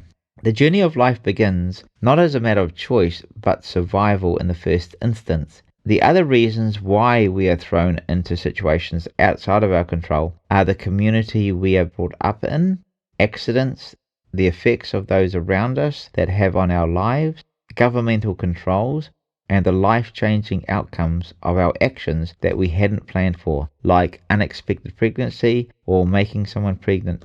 This act of procreation can start the cycle for another life all over again. This demand of nature is specifically for the continuation of the human race. We are affected by our DNA and our genetic information lineage, but the consequences of these are our choice. There is a story of twin boys who had an alcoholic father. One grew up and became an alcoholic because his father was an alcoholic. The other grew up, got educated, had a family, and was successful in life. When asked, he said, "I'm a success today because my father was an alcoholic." There is a statement of truth that I believe will liberate you and encourage you as much as it has done for me. It may seem negative, but it's not negative at all. This statement is, you were born with your mistakes in you.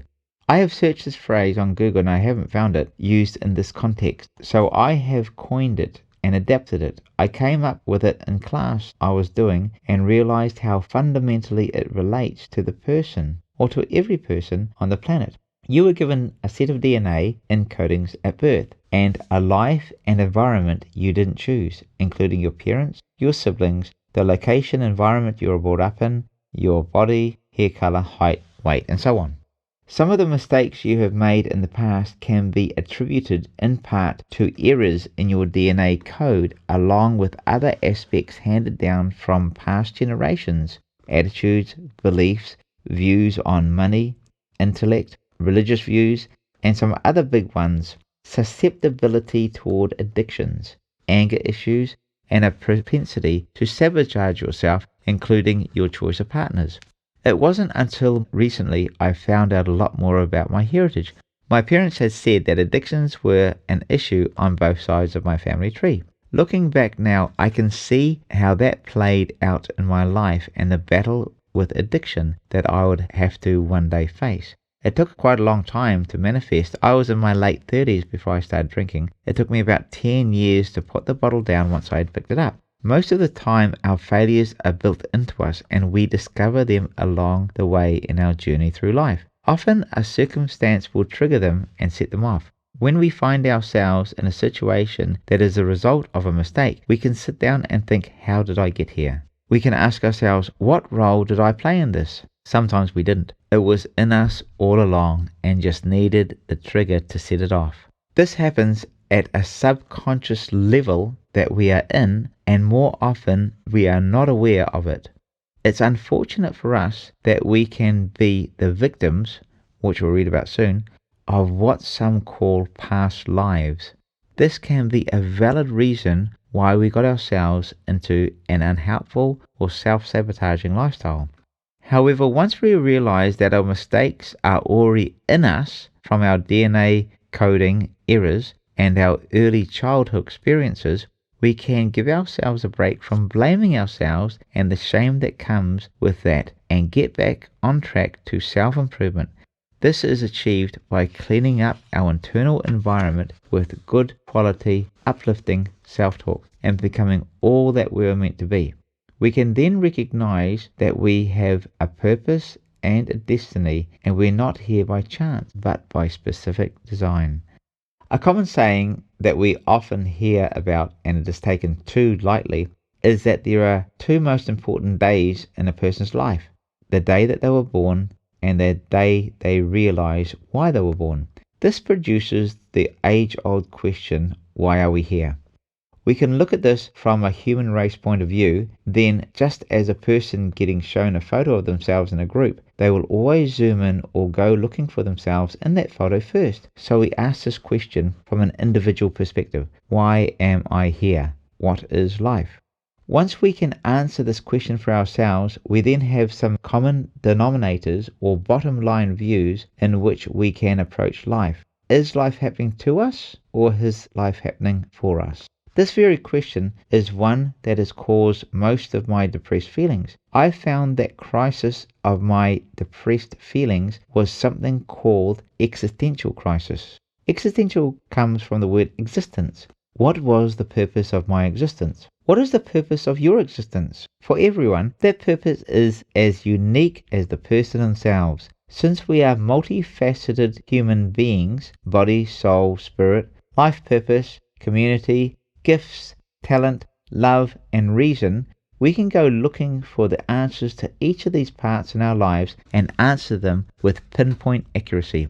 Often when we don't have purpose, we use coping mechanisms to distract us from purposelessness. Then year after year goes by and we never seem to be able to achieve the dreams that we have deep down, while we observe others who seem to be achieving their dreams. Distractions often include meaningless fun that results in nothing. TV, too much social media, procrastination and depressed feelings, or simply boredom.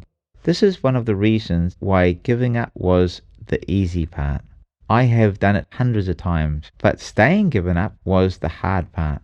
Adding to that, refraining from addiction transference. I share the outcome of these questions that are personal to me. towards the end of this chapter, you can consider yours. The above question brings us to the next point.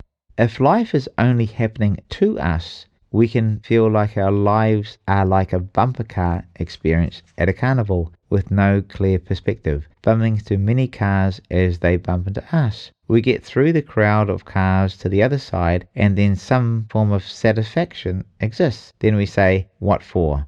We do a U-turn and get back into the mosh pit again, waiting to finish our allotted time, our life, in an enclosed circle, having as much fun as possible, or at least surviving the experience we call our life. All the while, we are trying not to have too many injuries along the way, emotional or physical. This is a reasonable way of living life. If that's a person's chosen life, then so be it. And to have a child sitting next to you and enjoy the fun adds to the experience. This life motto is, he who dies with the most toys and experiences wins. If that is the goal for a person and they achieve their objective and come out injury-free, then they've succeeded, finished time in the circuit, and they can walk away into eternity. However, can they take their toys or their self-serving experiences into eternity? I don't think so. On their deathbed, most people lament, what was it all for? I should have done more, lived my purpose and achieved something more. I only live for the moment. My life has ended in itself. That is a different and narrower point of view than in the moment. Some call this the red pill moment from the movie The Matrix, where Neo is offered the blue pill or the red pill. He chose the red pill, becomes enlightened, and discovers his own power and path in life and purpose, which he goes on to fulfill, even against tremendous adversities. Don't put off your red pill moment any longer. You need to do this.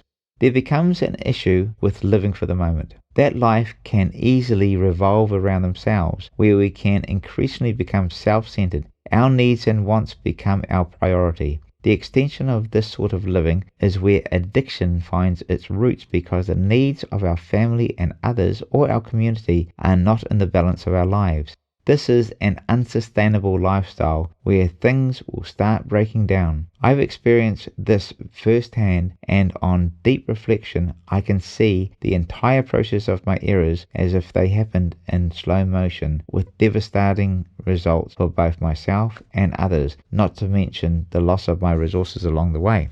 Shame can be a big player in our lives. It can either drive us into isolation and further into addiction and depressed feelings, or it can bring change in our lives for the better. I felt shame in my life and my lifestyle, which was enabling my addiction. However, shame eventually drove me out of my addiction towards my purpose in life and my care for my family, because I no longer wanted to live life that way. This sort of lifestyle is not the real us. It is a journey coming back to restoration. But for me and all of us, it is well worth that journey. A reminder, recovery is remembering who you are and using your strengths to become all that you are meant to be. We often meet people who live in the past. The older I get, the better I was sort of people. Stories of their past achievements seem to grow and get better and more grandiose as time goes on, or a large portion of their conversation is about their experiences because they have had their day in the sun and seem to find it more difficult to move on to greener pastures. They become stuck in the past. If we're able to make the mental shift to realize that life is happening for us, then we can come to a place where we realize that there must be a bigger picture here, so we start looking ahead. The reason you are reading this book is because, by default, you are looking for a bigger picture in your life and have probably suffered the injury of addiction while having your bumper car experiences. You have come to the realization that you have had enough of the bumper car journey and want out of the enclosure. Find your purpose. Do something with your life and become your own success story. A problematic way of living is to live life in a bumper car lifestyle while putting on a facade of having purpose, trying to live in this double impossible life, attempting to live in both experiences at once while not finding success or enjoyment in either lifestyle, which will result in disaster and shame most of the time. And eventually we get found out. Some people call this inauthentic or putting on a face. An example of this would be those who are challenged with an addiction to maybe masturbation and or pornography while in a relationship. This overuse of masturbation creates a sense of loneliness and disconnection that, in correlation with pornography, numbs the senses and plays a role in the person's mind, reducing their perspective of another person by subconscious objectification, or seeing another person as an object, where one's focus is to seek immediate gratification. This happens for single people as well. In a relationship, openness and transparency become strained. Intimacy is significantly reduced, emotions are dulled, and the relationship becomes drained of love, joy, and togetherness it once had. Also, comparison sets in where the spouse or the partner of the person with the addiction is not able to perform in the bedroom as desired, or their looks are not as welcoming as the porn actresses or actors. Where they were once attractive to the other person, arousal becomes increasingly difficult to obtain, or, on the flip side, they use them for personal sexual gratification. So, you can see how difficult it is for a person suffering from porn use to have an open heart to their partner. Therefore, the spiritual connection between them is nullified. There is also a sense of shame involved here, and hidden deception. The whole behavioral pattern happens bit by bit until a habit is formed that is difficult to break. This requires the rewiring of the brain. We can become as much of a victim of this behavior as we can of any addiction. You have the right to be a victim. I have heard it said that you cannot play the victim. This is not the case. I think you have every right to realize that you are the victim. For starters, you and I were given codes and errors in our genes that handed us the predispositions to certain negative behaviors. We didn't get the chance to pick our parents, nor the environment we were brought up in, that shaped who we are. Most of the time, we thought this way of life was the norm. When I was 12, my brother succumbed to suicide. I don't think using the term committed suicide is a very good term to use in these cases. At the time, I considered that it was the norm or a rational choice to make. This is also the case with challenges like depression, hypochondria, narcissistic behavior, and other BPDs and mental chemical imbalances. Our victim life is an addict, yet at the same time, our other life is trying to fit into society with all its roles, a husband, a mother, a worker, or even a religious person. But our mental illness or addiction, which are often synonymous with each other, plagues us consistently. We try to hold opposing systems of thought in dynamic tension, being upstanding and showing conscientiousness, while living a life of internal brokenness at the same time. At times, this has been my story in life, and has totally been an unsustainable lifestyle, long term, not to mention hard on the brain. Could we be the victims of our sexual urges? Let's look into this from a very deep perspective. Could it be that we were not meant to be the age we currently are and still living outside of lifelong relationships? This might not actually be an intended way of living. Consider the statistics outlined below. Here are some time periods of the average lifespan in years of a person in these time eras and people groups. Classical Greece, 25 to 28 years old. Classical Rome, 20 to 23. Wang Clung of China, 1st century AD to 1749, 35. Europe, early Middle Ages, late 5th, early 6th century to the 10th century AD, 30 to 35. Medieval Islamic world, less than 35. Pre-Columbian southern United States, 25 to 30. Some of us were barely leaving university when people in these countries had their children, lived their life and died. They were usually married and pregnant in the early to mid-teens. Most people didn't have any chance to get divorced, and they certainly didn't have the social media, dating sites, and ability to travel to meet people and challenges with the temptations we have today. The current average childbearing age in Europe in 2020 was just over 30 years. In America, in 2018, it was 26.9, and in 2015, the percentage of women over 35 years old having their first baby was 25.9. What does this mean? It means that as humans, we are biological chronologies. This means we have a time in our life where we were primed for things like childbearing and rearing. Yet we are living in a society that doesn't match the timing of our biological body clocks. We are living out of sync. It's no wonder we're struggling with issues like masturbation and porn. Men in their teens and 20s are often in their primes in their life simply because their hormones levels are in their peak. As men, we were never designed to be single or out of intimate relationships through these years. Men have sexual urges. It's just the way we're made, to reproduce. Nature planned it this way. Try fighting nature. Madam Nature is a strong contender. Humanity relies on this for its greater survival. Generally speaking, in the ancient world, marriage was considered the norm once the couple hit puberty, unless they were an upper class, in which case they followed the trends of family and social, political, or business interests and married a bit later on in life. It's no wonder we experience sexual frustration. This is holistically unjust. What do males do with this strong, innate sexual appetite when they live in a society where the average age for marriage is often well past the male prime? Wikipedia states that in Australia the average age for marriage for males is 32.3. For females it's 30.5, making this the mean average 31.4. In New Zealand the average is 30, and in Australia it's 29.8. And in the US it's 28.9. On the flip side, the mean average in Central Africa Republic is 20.4. In places like Mozambique and Zambia, it's 19.6 and 19.9 respectively. In Europe, places like Finland, Sweden and Ireland are getting up into the mid-30s.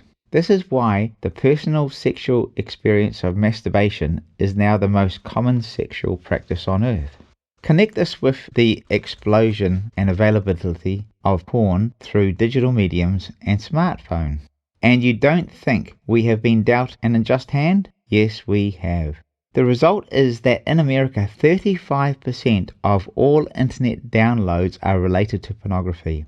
Another interesting statistic is that 1/3 of porn viewers are women. The end result is that 47% of families in the United States report that pornography is a problem in their home. Pornography use increases the marital infidelity rate of more than 300%. 40% of people identified as sex addicts will lose their spouses. 58% suffer considerable financial loss, and about 33% lose their jobs. 60% of divorce cases involve one partner meeting a new paramour over the internet, while 56% involve one party having an obsessive interest in pornographic websites. The question becomes, how do we mitigate the situation? Through understanding of the issue and good quality education early on. We make better choices through life. This habit is a road we really do not want to go down. I came to the point where I realized I was the victim of my personal addiction, which grew from one mild compulsion to another and ended up as alcohol. Far too many people, mostly counselors, told me to stop playing the victim, so I resisted the urge. Over time, and through my own tertiary studies, I realized that I was in denial of being a victim. Once I owned that position, that I was the victim, I came to the realization I was the captor. I was the person in prison. This was empowering for me. As I owned my victimhood, I could do something about it. Previously, I could do nothing about it. I was powerless over it because I refused to accept it. I was in denial. Once I accepted it, I took back my power. I was able to deal with my captor. I became the victor over my victimhood, as in the first chapter. About Addictive, who wandered around in the land with chains, not realizing he actually had the key to unlock those chains. That realization gave me the ability to use the key to set myself free. I understand this will be a totally foreign concept that goes practically against all counselling modules that most counsellors learn and regurgitate to their clients, which I was taught also. But I'm speaking from a lived experience that has enabled me to overcome cycles of addiction, extended bouts of depression, mental disorders, continuous failed relationships, patterns of self-sabotage and suicidal tendencies. It brought me to a place where I am qualified in my field as an addictions and mental health coach. I teach and facilitate classes, support others in their challenges, write books, win fitness competitions, and I am financially independent. I am no one special, just another addict in recovery. This realization of becoming the victor over your victim mentality enables you to take back your power through ownership of your condition and win in life. This may be the key to unlocking your greatness too. It's worth considering. When I explain this clearly to others I support, the lights go on for them, and I see the value and empowerment in this concept. Let's be real about it. Only a tiny % of counsellors know what it's like to be an addict. Therefore, they actually have very little idea the challenges we addicts face. In addition to that, they all get similar qualifications from similar sources, sit similar exams, read similar books, with just a few variations. They do have their place, especially if they are government funded and do not cost you money. It's nice to be heard by someone, and I feel like you are helping yourself by seeing a counsellor. Find one that suits you. If you are seeing someone and you think they are not helpful, don't be afraid to move to another person that you will find more helpful. When I studied counselling, I had to write about what was expected of me, otherwise I would not have passed the course, whether I agreed with it or not. The ultimate end of the consequences of our birth, that we are out of control, is that we are now forced into decision making. We have choices to make. We float along in the dodgem arena, playing the victim to our circumstances, which is how we have lived for many years, or do we do the best with this life? If you believe there is a spiritual consequence behind the human experience, then the choices we make in this life have an eternal end. One of the many views on this concept is the concept of heaven or hell, an eternal destiny or eternal loss. Why is this included in an associations chapter? It is how we relate to ourselves. My personal belief is that we take into eternity the character we develop in this life. The next life is an ultimate binary extension of this one, an either or future life. I do not say this without good reason. The word psyche comes from the Greek word psyche, which means the soul, mind, spirit, or invisible animating entity which occupies the physical body. So, our psyche is actually our soul, or some would say our spirit. As we overcome the mistakes we were born with, the unhelpful areas of our lives, the environment we grew up in, and the dysfunctional effects that society has played on us, we are actually cleaning up our psyche. We do this through self-acceptance and self-love. Often lack of self-love is just a self-esteem issue. When we learn to relate to ourselves in a way where our psyche or soul nurtures our spiritual and emotional being, our physical life improves our experience, actions and behaviors while we are on this planet. This is the essence of self-care. We increase our self-acceptance by reducing the amount of time we compare ourselves with others and what other people expect of us. If they don't accept us, so what? They probably don't even accept themselves either, which is where judging others comes from. We are who we are, and that is how it is. So we need to believe in ourselves and all grow together. There is a final piece in this puzzle, which we talk about in the last chapter, spirituality, called atonement. The illusion of permanence.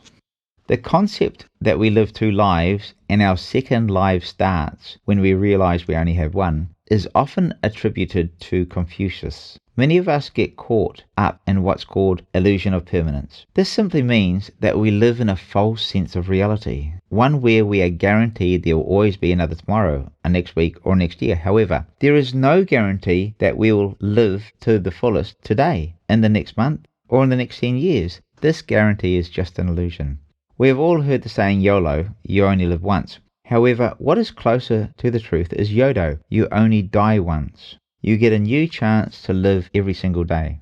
At any given moment, you can choose to reinvent yourself, take the red pill, or at least renovate yourself by reorientating what you give your primary thoughts and intentions to. It could be said this way: if we do not make sacrifice for the life we desire, then the life we desire becomes a sacrifice.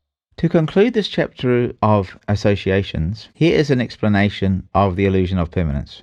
There is a concept that comes from the ancient Hebrew called shavitza. Shavitza means to turn away from or toward. This can be a challenge when it's amplified by the word sila, which means to pause or to give a large consideration to.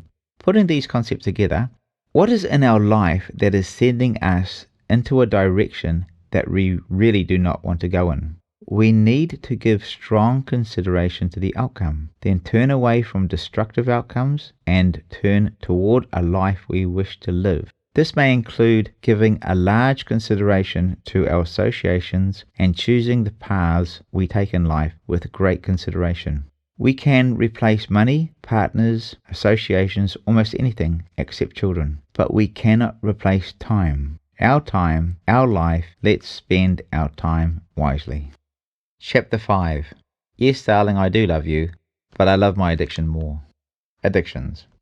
In a lot of cases, addictions affect our partner relationships, the home and work environment, and the life of the person.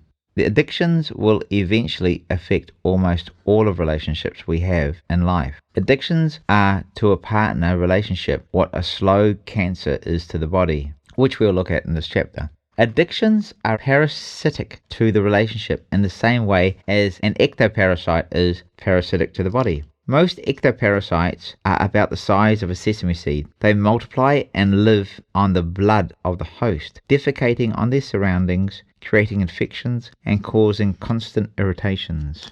Addictions are just like that.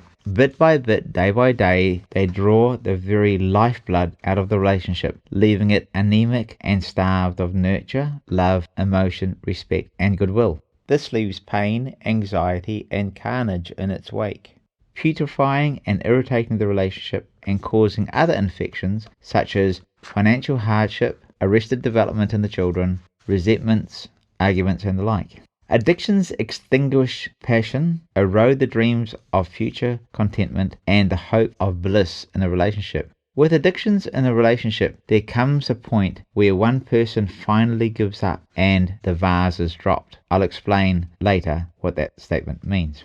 If anybody ever finds themselves in a relationship with a person who has a destructive compulsive disorder or an addiction, it is advisable to seek some quality relationship guidance in confidence. They should find a suitably qualified professional and decide what options they have available to them. These destructive disorders run deep. The person with the disorder requires expert professional help to overcome full realization and acceptance of their disorder. A lot of people are either ignorant of the severity of their condition or they simply refuse to accept their condition, which was the case for me.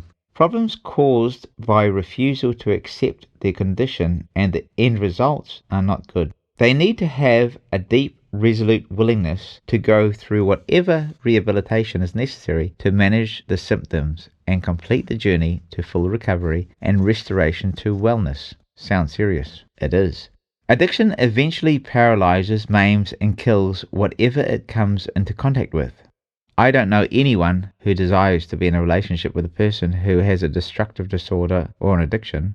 In this chapter, we sometimes refer to destructive addictions or compulsion behaviors as disorders, because that's what they are. Most addictions prey on and live off their host, consuming whatever that host has in their life. The addiction's host is the person with the addiction, and a relationship is one of the things the addiction consumes. How? Read on. Broken wing syndrome. When we show compassion to a person with a disorder and there is denial involved, it can take longer for healing to be possible for them. In advertisements for safety on an aeroplane, the video shows the oxygen masks coming down and the instruction is given to put your own mask on first, then help those around you. Innately, we are a compassionate species, especially to those we are in a relationship with, to those in our tribe or our community. An individual's safety, survival, and well-being is in many aspects the responsibility of the community. Their well-being has an effect on the safety and survival of the greater community. Home life is a micro-community and is the base unit of society. Because communities are made up of individuals, a certain amount of care and tolerance is built into each one of us for those individuals. Back in the day, every person in a community or a village was part of the well-being of the entire community. So they held their value to us in the form of our interdependence with them. One person did the hunting, another person looked after the crops, another person maintained the buildings in the village, another protected the village from dangers, and so on. Bring this aspect of human makeup into our micro setting of the family home, and we have a picture of what a broken wing syndrome looks like. One bird stays on the ground to look after the bird that cannot fly because it has an injury, or is disabled or a disease. AA calls alcoholism a disease in the hope that the person recovers. This response is described as the rescuer syndrome. In these types of relationships, both the birds stay grounded. Neither ends up flying. So even the healthy bird can forget it can fly. Often a parent, friend, or family member can be a rescuer. This character trait more often relates to females. However, males can have quite a strong nurture side to them too. I am told I'm a rescuer. I probably developed this trait during the time I was a solo father, or I may be overcompensating for my childhood. Either way, it is a character defect. I have that I must be mindful of. My children gave me a reason to live, and I probably needed them a bit too much, creating a mild codependency.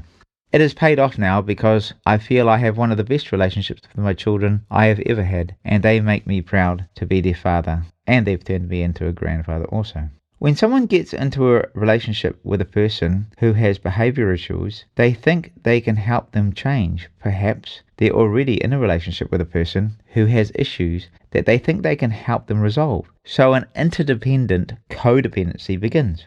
One person, usually the female, may try to help by expressing their innate caring maternal nature, and so meeting their own need to feel valued and appreciated, while the other enjoys being nurtured and cared for. Some males can have a mummy syndrome and they're looking for another female to fill that void. Some males who are in a relationship or family physically sometimes lack full mental and emotional integration in that family or relationship environment. As a male, I can speak with authority and non-judgmental experience here. We males can develop a refusal to fulfill our commitment responsibilities, almost having an immunity to responsibility. The boy syndrome. After we finish work, we love being with our mates, cars, hunting, fishing, sports, or computer games, or beer, or whatever it is. We can do a whole lot of that stuff and leave the woman to look after the house and the kids. It is in these cases that women's strong nurture traits usually kick in and they become the default leader of the household for the benefit of the children. The male can then easily sit back and easily divest themselves from their co-leadership role or even primary leadership role in the household and family environment and in bringing up the kids. Why? We just like dopamine. That's just how it is. The thrill of the kill, speed, a laugh with mates, and getting on the next level of our computer games. That is how we're made up, generally speaking, of course. The mundane, everyday chores of life just do not provide the dopamine we enjoy so much. This over-nurturing codependency happens at the beginning of the relationship. However, this pattern soon turns sour and the end result is a dysfunctional relationship full of hurt and blame. The couple use each other to meet certain needs, unaware of the roles they play in the dysfunction. The relationship eventually putrefies and begins to dissolve. Then more often than not, the two people go their separate ways and repeat the cycle with another person, or they no longer trust the other gender, believing that all future partners will have issues. Many women complain of being in these relationships and feeling used and neglected. They give their all, bankrupting themselves emotionally in the process, and feel like they are looking after a boy because the immature man will not change his ways. But in reality, the woman has enabled his addiction or his unacceptable self-centered behavior and has further ingrained the destructive habit into the partner's life. I speak from experience here. I am not happy about how I've behaved in past on some occasions, but that was long ago. Lessons now learned. I only wish someone had taught me this stuff earlier in life, but then would I have listened anyway?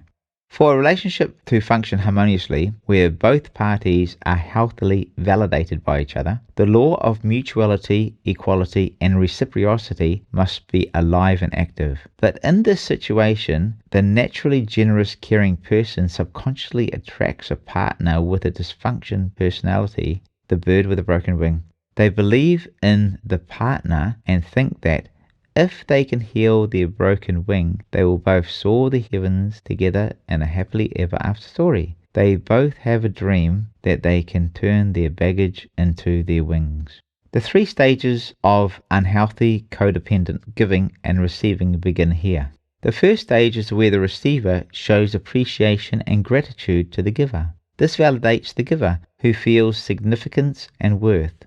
It fills their void in life and it gives them a sense of completeness. The web is spun for the fly and the trap is set. It is often a red flag that they were oblivious to and failed to see.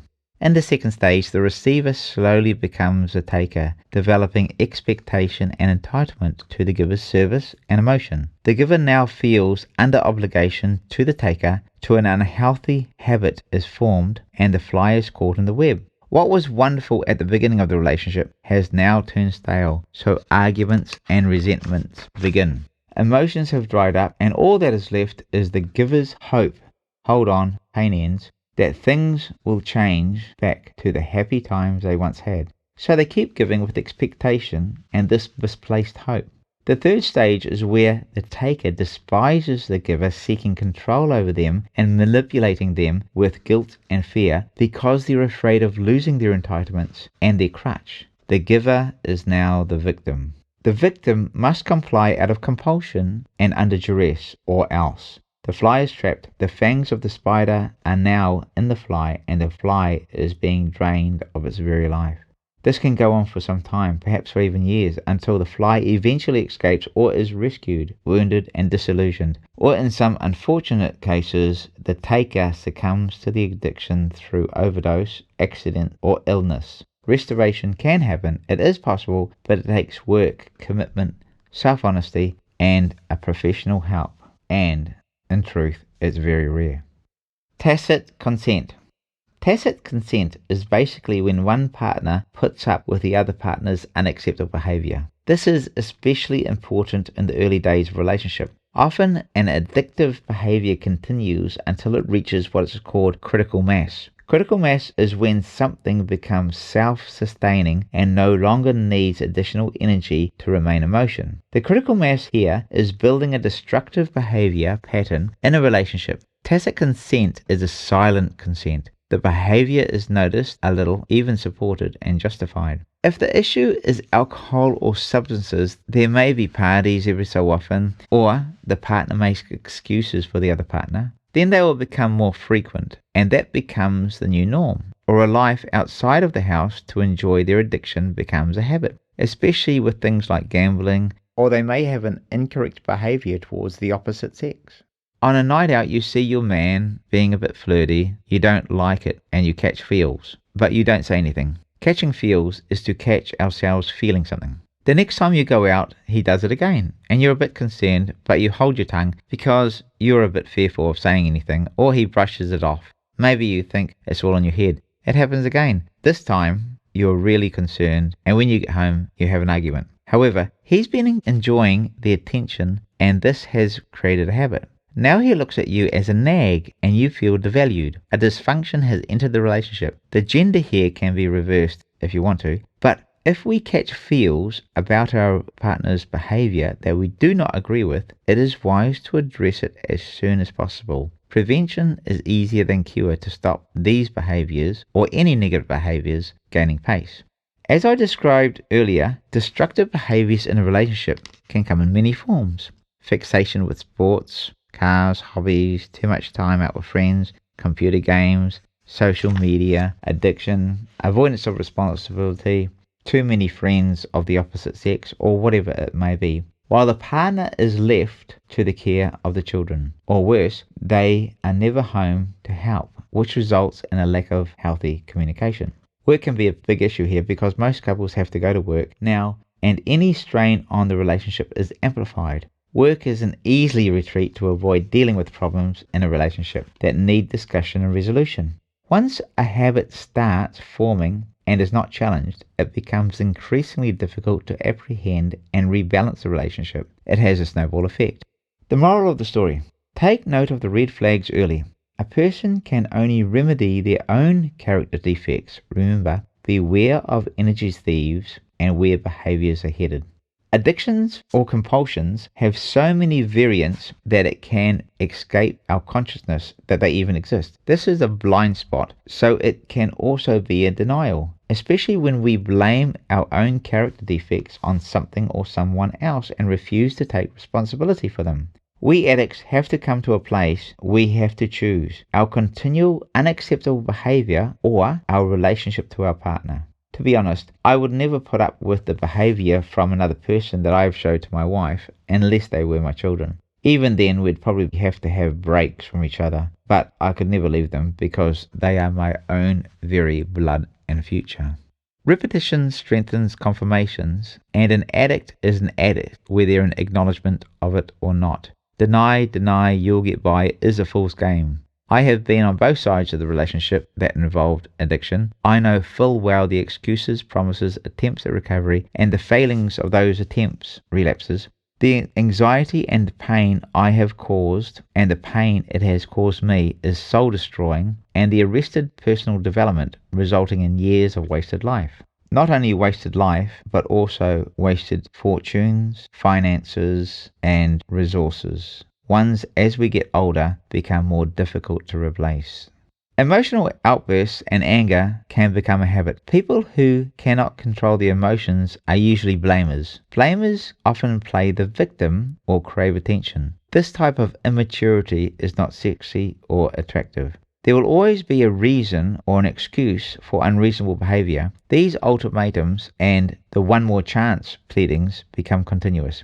If you're in a relationship where you can see any of the above and the relationship is becoming unsustainable, I suggest you seek professional advice. This is a painful, lonely road that few recover from. If there is recovery, the carnage and mistrust left in the wake is seldom repaired. Trust becomes a thing of the past, and bitterness and resentment are the outcome. It is very damaging for the people involved, especially for the giver. There is often an apprehension about building future relationships. Often the taker will move on to another relationship, their new supply, their new victim. I'll explain this human dynamic. We judge others by their actions and ourselves by our intentions. We often justify our own behavior to ourselves and others with excuses, but we condemn others by their actions. We make up instant excuses like, I need to do this, or I was late because of traffic, the third time this week. I'm having a bad day, I forgot because something came up. I just need to check an urgent email, text. I haven't taken much notice of how you're feeling because I'm busy providing, etc., etc., etc. Nomophobia is an addiction to smartphone, sometimes referred to as smartphone use disorder. Phubbing is the name coined for someone snubbing or ignoring another person in favour of their smartphone. For years, my second wife would continually tell me to put my phone down. I honestly did not recognise what I was doing. I was totally unaware of it. It was a blind spot for me. I had all the apps on social media going. I was building an Instagram following. I used to make up all my own posts, humorous ones, and pictures and quotes. I had all the excuses. I have a business to run, I have to do this or that, or was just doing something. Someone just commented on one of my posts, someone disagreed with me in a comment, someone was interested in a property I had for sale or I had to sell. I had an email that needed urgent attention, on and on it would go. I was oblivious to my behavior at the time. That was until sometime later I met a girl I adored and got into a relationship with her. We were both addicted to texting and to each other all day, every day. However, when we moved in together, her addiction reverted to others with all of her group chats on WhatsApp, her family overseas, Facebook, building an Insta following, etc. And that phone of hers was always in her hand. The funny thing was, she didn't recognize her constant use of her phone, but she definitely recognized my use of my phone. I would say it would be about a ratio of 8 to 1. 8 her use, 1 my use ratio. Excuses are so easy to make and forgotten so fast. Addictions and disorders can be the worst blind spots. Excuses for these addictions include, I'm like this because something happened in my life, or you make me do this. That's always a good one. It will always be the fault of someone or something else, anything other than the person with the addiction, taking personal responsibility for their unacceptable behavior. They may accept their addiction, but admit they are powerless over it, or they just love their addiction. I love you, darling, but I love my addiction more. I relate to all of these at different stages throughout my addiction. An addiction can also express itself in the workplace, with employees repeatedly calling in for sick for some reason, or not being as productive as they should be. Whatever it is, it usually boils down to, I can't stop my addiction or my bad behavior because. On the other hand, if someone else does something to us that we disagree with and we don't like it, if someone doesn't live up to our expectations or their word, we find it hard to tolerate. We just don't accept it. As with the above, most of the time they have a reason for their behavior. They offer that reason to excuse themselves, to vindicate themselves, to try and let themselves off the hook. But we judge them. They are late, we've been waiting, we don't want to hear their excuses, we just want them there on time. Forget the excuses because we're not interested in them. It's our nature to make judgments. It's how we humans are wired. It's actually a vital part of our human makeup to assess people and situations. Originally, it was primarily for our very survival and protection, for following tracks when hunting, for food, or keeping watch of predators or enemies. Our life and our community's life depended on making quick judgments. In ancient times, if someone was a watchman on the city and they fell asleep, they could be hanged, publicly whipped, or imprisoned. An example of a community making judgments regarding their survival is the story of Jack Dunn, a New Zealander who was a soldier in the First World War. His memorial and his story are recounted below. Jack was highly regarded by his comrades. Jack was one of the smartest men in the Maxim gun section, and he did some splendid work, being game to the core and carrying out his duties with dispatch and intelligence, which was a subject of very favourable comment from his soldiers. He was all thorough and the hardest of the fighting, and never flinched in the face of the most deadly fire to his duty. Wairarapa, Sunday Times. While on the way to Europe, the troops encountered fighting in Egypt. Jack had come down with pneumonia and had been hospitalized for 2 weeks. When he came back to join his regiment, he was too sick to fight on the front line, so he was put on sentry duty, guarding a vital passageway. One night, sick and exhausted, he fell asleep. He was seen by an officer asleep, was court-martialed and sentenced to death. Sometime after the sentence, there was an appeal, and the sentence was reduced to 10 years hard labour. Jack was given a temporary release in order to go and fight in a major battle where he was killed. The moral of the story: the safety of the regiment, the community, depended on Jack to play his role in the regiment, regardless of Jack's condition. Jack put his regiment at risk, so Jack is without excuse. What does Jack's story have to do with this chapter on addictions? Everything. The world has changed so much since then. Globally, our generation lives in the safest, most comfortable time in recorded history, generally speaking. For people in developed nations, very little that we face in common everyday life will be dangerous or life-threatening, other than extreme sports. Having said that, COVID and other sicknesses and war in some places have been a game changer in recent times, unsettling the comfortable environment that we've enjoyed for so long. We've suddenly had to wake up a bit and take precautions against this enemy that we possibly cannot see. If we allow ourselves to be exposed to situations that are dangerous or life-threatening, perhaps where drugs or guns are at present, or we are exposed to violence at home, and we do not seek the safety the legal system provides, we're putting ourselves in harm's way, or others in harm's way. If that applies to you, try to remove yourself or others from those situations as soon as you are able to, and seek help. Generally speaking, we have a government social welfare system, afterpay solutions and credit cards to fall back on in harder times. Paper money is not used as much as it used to now, so cash theft has reduced significantly. Online security is often the main issue we might face in Western society. The social welfare system stops most people from starving, and the medical system is advancing its abilities for treating illness. We eat better than the kings of ancient times. Even the mightiest or richest could not get an apple out of season, or a deep-sea fish delivered to them on a daily basis. Today we have fresh produce flown in from all over the world, so we can eat whenever we want and whatever we want at any time of the year. What we take for granted in today's society was well beyond the imagination of ancient times. What's my point? Our amazing brains are designed for acute sharpness and to notice the smallest threat to our lives. But without these threats to our survival, we have developed a fascination with trivia, especially on social media. WhatsApp, Twitter, Facebook, Snapchat, TikTok, whatever it is. Emails and texts, and on it goes. Not only does this create a flow of excitement, but the sound of the text or the notification actually sets off the same reward chemicals in our brain as most addictions do, just like the sound of a slot machine to a gambler. Oh, somebody wants me. Reward. Someone commented on my post. Reward. We don't realize that addictions are all around us. We just have blind spots to them. Remember, others can see blind spots in us that we cannot see in ourselves, like the fish in the water, and vice versa.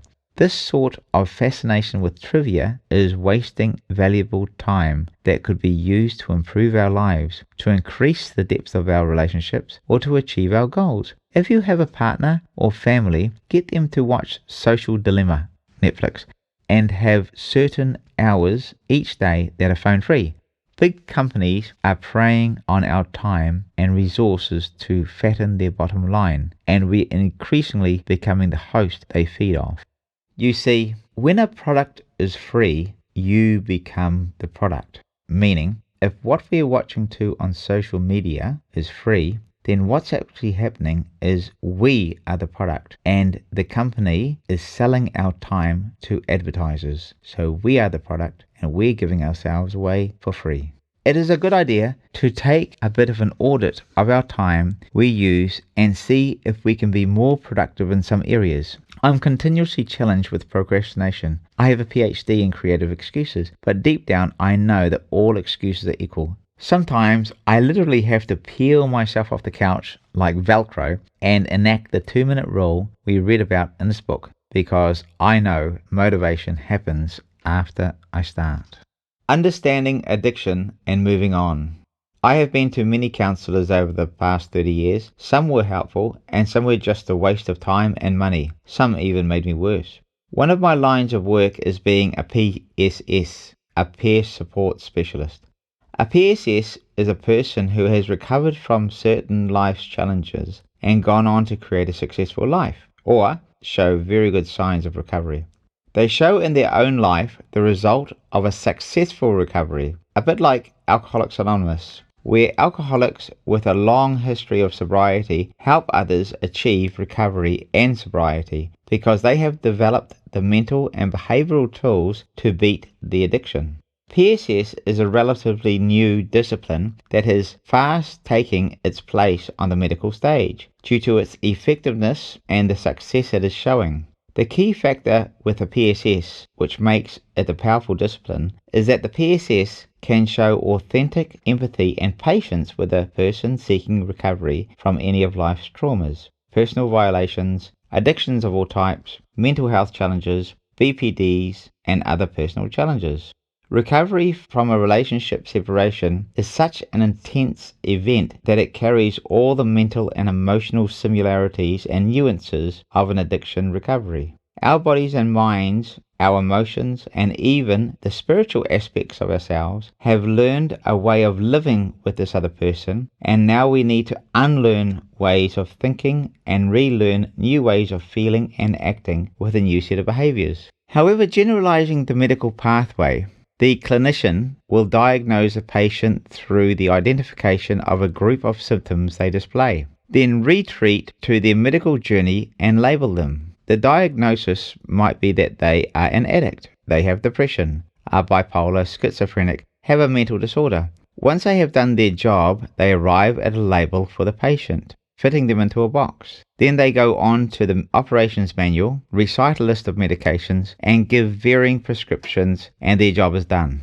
This is all about symptom management. The stabilization of symptoms is the goal. Basically, it's a return to zero for the patient. If they remain on the medication the prescription's given, this description is an oversimplification, but what I'm saying here is that although there are times for professional services, they are not a silver bullet.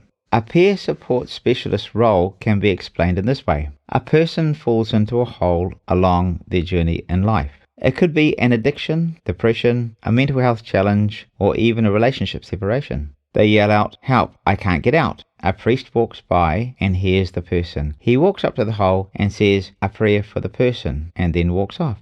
The person in the hole is not helped and loses hope in religion. Then they yell out for help again. A doctor hears, walks to the hole and asks what the problem is. "Oh, you're in a hole," he explains. He writes a prescription, throws in some pills into the hole and walks off. The counsellor hears the word help. He walks up to the hole. "Oh, you're in a hole," he says, and draws a picture of a ladder and a piece of paper and writes on the paper, "Steps to getting out of a hole." He throws the paper into the hole and walks off. The person is in a bad way by now, losing faith that they'll ever be able to get out of this hole that they're in. But they yell out help again anyway.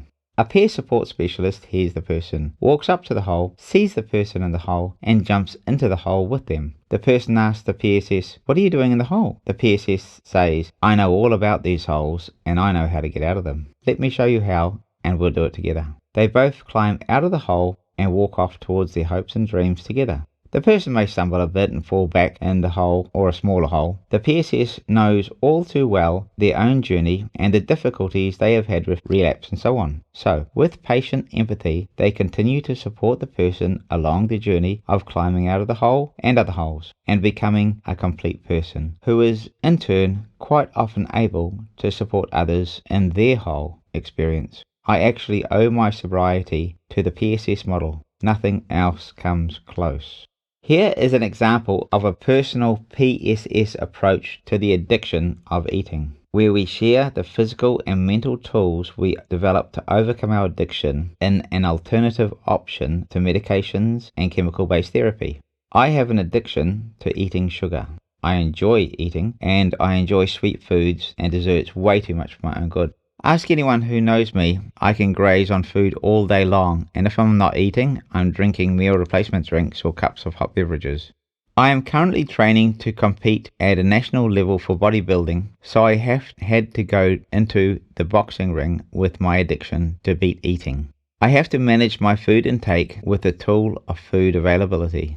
What do I mean? I will eat only what I can, and what I can is what I make available to myself. What I make available to myself is what I put in my shopping trolley, which invariably ends up in the fridge and pantry. However, this starts even before I leave home to go to the supermarket. I've noticed, and human behavioral science also suggested, that if I go to the supermarket hungry, I subconsciously put sweet energy foods in my trolley and more food than I intended to because I'm hungry. So I make sure I eat before I go shopping, which enables me to make better food choices and I don't have to fight my cravings along the way. My pantry then has in it what I know is correct for me. So now, to get my favorite treat, which is ice cream, I would need to go to the shop. I literally cannot be bothered driving up the road just for an ice cream. If I'm hungry during the day, I make sure I have a bottle of water with me at all times or a low-carb sweet protein drink. This curbs my hunger.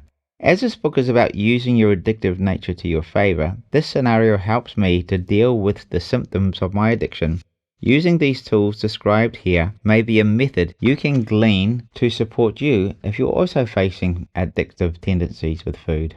The real gold is in the redirection of our addiction. By redirecting the power of our addictions, I express it in exercise. If I do exercise, why not connect that exercise to a goal? 10 or 15 minutes on a computer googling sports competitions, I arrived at a bodybuilding. Then another 10 minutes to pick a date far enough into the future that is achievable and a class to compete in. Filled in a quick form and the entry was made.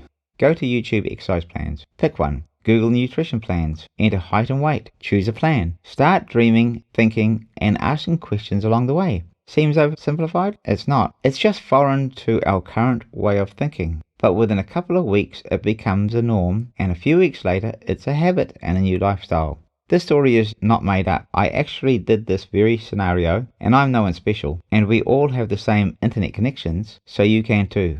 I encourage you to decide what you want, whatever it is, and go and get it. It belongs to you. It is your birthright. We get used. I'm about to explain alcohol and substance misuse and possibly other addictions from an entirely different perspective, one that you have probably never thought of before or heard of before. I'll go pretty deep. I believe it is vitally important for us to understand these things so that we can perceive why a person does things under the influence of alcohol or substances that leads to inappropriate behavior, addictions, jail, institutions, rehab, hospitals, and even an early grave. You will have to go with me here, and I'll put it all together at the end. The Greeks were philosophers of the age. One of the original words for substance use, you could include alcohol, was the word pharmakia, where we get the word pharmaceutical from.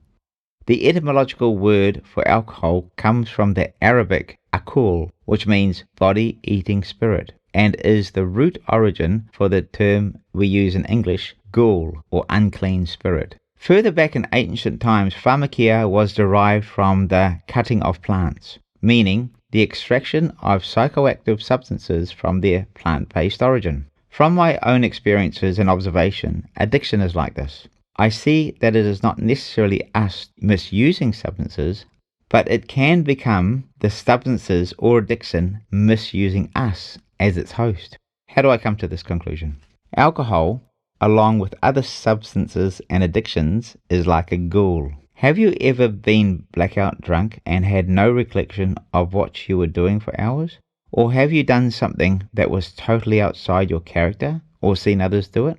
Have you woken up the next day and wondered what you've done or why on earth you did this or that? You find texts on your phone you have drunk and dialed, spoken to people drunk. Or there's a stranger in your bed that you had relations with unknown to you. Or perhaps you abused someone you love, got into a fight. What possessed you to do these sorts of things? You regretted your behavior as it was totally outside your norm. The gambler can talk of going to the same sort of zone where over a few hours they exhaust all their finances into a slot machine, impulsive spending. Only later they come to and realize what they've done. Others talk of sex like this and other addictions. I have definitely come to clearly recognize that addictions are operating at a subconscious, almost spiritual level. You'll read more about this in the spirituality chapter. I have done some things like this I am not proud of. We hear of people on methamphetamine having superhuman strength. The substance was expressing itself through their body. It was as though it was actually using their body to do things totally outside of character. The ghoul. I was talking to someone one day, and when I explained this, his eyes lit up. He said, "Now I get it." He told me about a time he had woken up next to his partner after drinking. They had had sexual relationships the night before, but he was in a state of blackout and could not remember anything. His partner said he was weird, like he was a different person during sex. He had never been able to figure out why until I explained this to him. He said, "You need to write a book about this stuff. People need to know it." Now he is extra careful when drinking. Do you see what I'm getting at? Alcohol is a name we give to a substance called ethanol. Alcohol, a ghoul, a body-eating spirit. That doesn't sound very good to me. They don't call high alcohol content drinks like vodka, gin, whiskey, spirits for nothing. Heavy alcohol use will not only destructively eat away at the body, but it will be destructive to everything that person cares about. Loss of relationship, loss of driver's license, loss of jobs, money, children, and the rest. One of the biggest losses that we just don't realize is the loss of opportunity in our life. Alcohol and substance use takes our time and money. The price we pay for them is the most affordable part, but the amount we pay in the end when we misuse them is one we simply cannot afford. Imagine if we applied that same energy and resources to our family and to the bettering of our life. Where would we be? Self-harm is also a disorder that can actually be considered an addiction because it releases powerful chemicals into the brain, endorphins and endocannabinoids. Self-harming involves varying types of intentional self-inflicted injury in order to experience these soothing anesthetic chemicals that ease mental suffering. Self-harm seems to be the reverse of rational thinking at first glance. However, most addictions are a slow form of suicide. I have someone very close to me who is struggling with self-harm. I did a sound study of its origin, how it works, what is going on in the person and the brain at the time, and the trauma associated with it. It led me to undertake 2 qualification papers relating to the subject and also de-escalation. They have been free of acting on the impulse for a couple of years now. If you are having difficulties here or know someone who does, seek professional advice. There is one method of dealing with the urges of self-harm in the form of cutting that is shown to be of help to some people. When feeling the urge and support is not available, have a red marker or a felt tip pen available. The act of drawing a red mark across the skin can achieve a form of momentary release to a person suffering with the symptoms of self-harm. Caveat: this is not medical advice. It is a possible tool that may be of support until professional support is sought. Think of smoking. Why should a normal person do such a thing? It doesn't seem rational, but media images and advertising campaigns from corporates and certain societies and environments normalize and even glamorize a behavior that will eventually result in ill health, death, and make you ugly along the way. And people pay a handsome fee for that. Smoking and substance misuse could be well considered self-harming.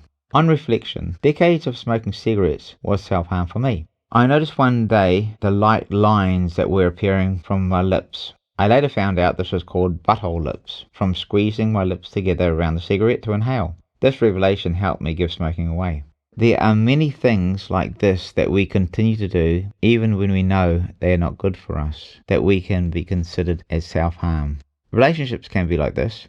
When we are procrastinating in a wrong relationship or entering one we know that is not sustainable, it could be considered psychologically self-harming. We are losing valuable time that we cannot replace and missing out on opportunities that would be life-improving. We could be in an absolutely right relationship, but because we are refusing to work through the issues we need to work through due to judgment, unforgiveness, and stubbornness, we could be turning a good relationship into a bad one. I know both sides of this firsthand. If I had my time again, I would have made different choices. However, I cannot. So I've chosen to turn my mess into my message and my crap into my fertilizer for personal development and to support others to find their dream again, as I have managed to. Alcohol is an anesthesia. Although I'm talking about alcohol here, you can substitute alcohol with many other addictions. Often addictions are a distraction from deeper issues. We don't have the space in this book to unpack them all. Alcohol is the most readily available drug on earth. Think of all the liquor outlets around you, the supermarkets, the bulk liquor retail outlets, the bottle shops, the bars. There's almost too many to count. Every one of these businesses have lease payments, power and utility costs, wages, and still a profit to make, all on the margin of alcohol transactions. All they are selling are different types of flavored drinks with a percentage of ethanol, alcohol, in them. If you look at that single ingredient, the ethanol, and took it out of the drinks, these places would shut down overnight. I see non-alcoholic spirits available for sale for around $60. Why would someone spend that sort of money on cordial? It is beyond me. However, if that is what it takes to keep you off the real stuff and they have a happy home environment because of it, well, $60 is well spent. This sort of positive act by a person to mitigate the alcohol addiction is worthy of praise and would be proof to a spouse just how valuable they are to that person. Brownie points galore. I never really drank at all in the 17 years before I met my second wife. Then, to be sociable, we would have a few drinks together. Over the next year or so, I drank more. By the 3rd year, I was drinking every day. This was when my wife decided to stop drinking, but I continued. As it's said that alcohol ruins 10% of people's lives, whether it's the alcoholic or the effect of the alcoholic as they have on those around them. My wife was in a constant state of stress because of my drinking. On reflection, I realized that cortisol was reducing her decision-making ability and creating a state of anxiety. This, with a drop of serotonin, compounded a loss of connectivity in the brain, and all she could do was think about when I would drink again. She would not stop these thoughts, and day after day she constantly reinforced the idea in my mind that I'd eventually drink again. I used to say, I do not need to think of alcohol because you do all the thinking for me and remind me about my drink almost every day, even though weeks and months would go by and I had not had a drink. When I did eventually relapse, I didn't get hangovers. I would drink and she would get all the hangovers for me due to all the stress in her body, and those hangovers ended up being permanent. Because she stayed with me, she was actually enabling my behavior. When she did finally leave me, it was the best thing for both of us, and the best thing she ever did for me. I don't know if I owe my addiction to her, but I certainly owe my sobriety. When we addicts turn our lives around and use our addictive nature to our favour, the sky is literally the limit. We practically become unstoppable. My wife threatened to leave me so many times it became a monthly event. At one time we belonged to an organisation where she was a public speaker. On more than one occasion, while addressing the crowd, she would say that she kicked me out on a monthly basis. Premenstrual tension didn't help matters, but she knew that, and certainly did I. For some unknown reason, this is when I would sometimes binge. She had a lot of patience, but all her saintly patience was no match for my monthly or bi-monthly binge drinking. There was a whole area of science behind cyclic patterns called circadian rhythms, which may also contribute to this. I used to blame her moods on the moon. I could just not feel bad. I was anesthetized. On the other hand, I could not feel great either. My emotions had been dumbed down by alcohol, although I was unaware of this at the time. The reason is, when we get drunk or act out in addictions, we don't feel pain as much as we do when we are sober, or not in the meditative state of the active addiction, because it has an anesthetic effect. The real problem for the drinker is that the alcohol anesthetizes all the emotions as well. So when we should feel guilty for unacceptable behavior, we just can't. Our brain is actually affected, and this lasts for well over our time that the drinking ends. Months or even possibly years, in fact. Alcohol and substance misuse is worse than you would think. So, if you have an alcohol use disorder, or you are living with a person with one, and you think you can put up with it or easily overcome it, think again. This stuff has poisoned barb hooks that go deep into our psyche, our human spirit. It clings to us, and removing these hooks takes work and commitment. I attended my first rehab at the end of the 3rd year, but by then it had a hold on me. I went from being an everyday drinker to a binge drinker, which in many respects was worse, as I became a loaded gun waiting to go off. My wife would go mad at me, and I just did not get it. It was not until the end that I really put all the pieces together. By the time I came around, the damage was well and truly done. She used to tell me it was her or the beer every time I drank, which was about every once to 3 months.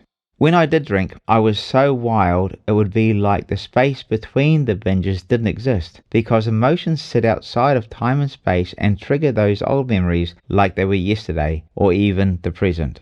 In reality, when I think back, the vase had been dropped and we were just biding time on relational death row. Dropping the vase is a term for the crossover, when a relationship hits a critical point and a downward spiral begins and almost becomes irreversible. Imagine a beautiful bunch of flowers on the bench. That is the picture of the relationship.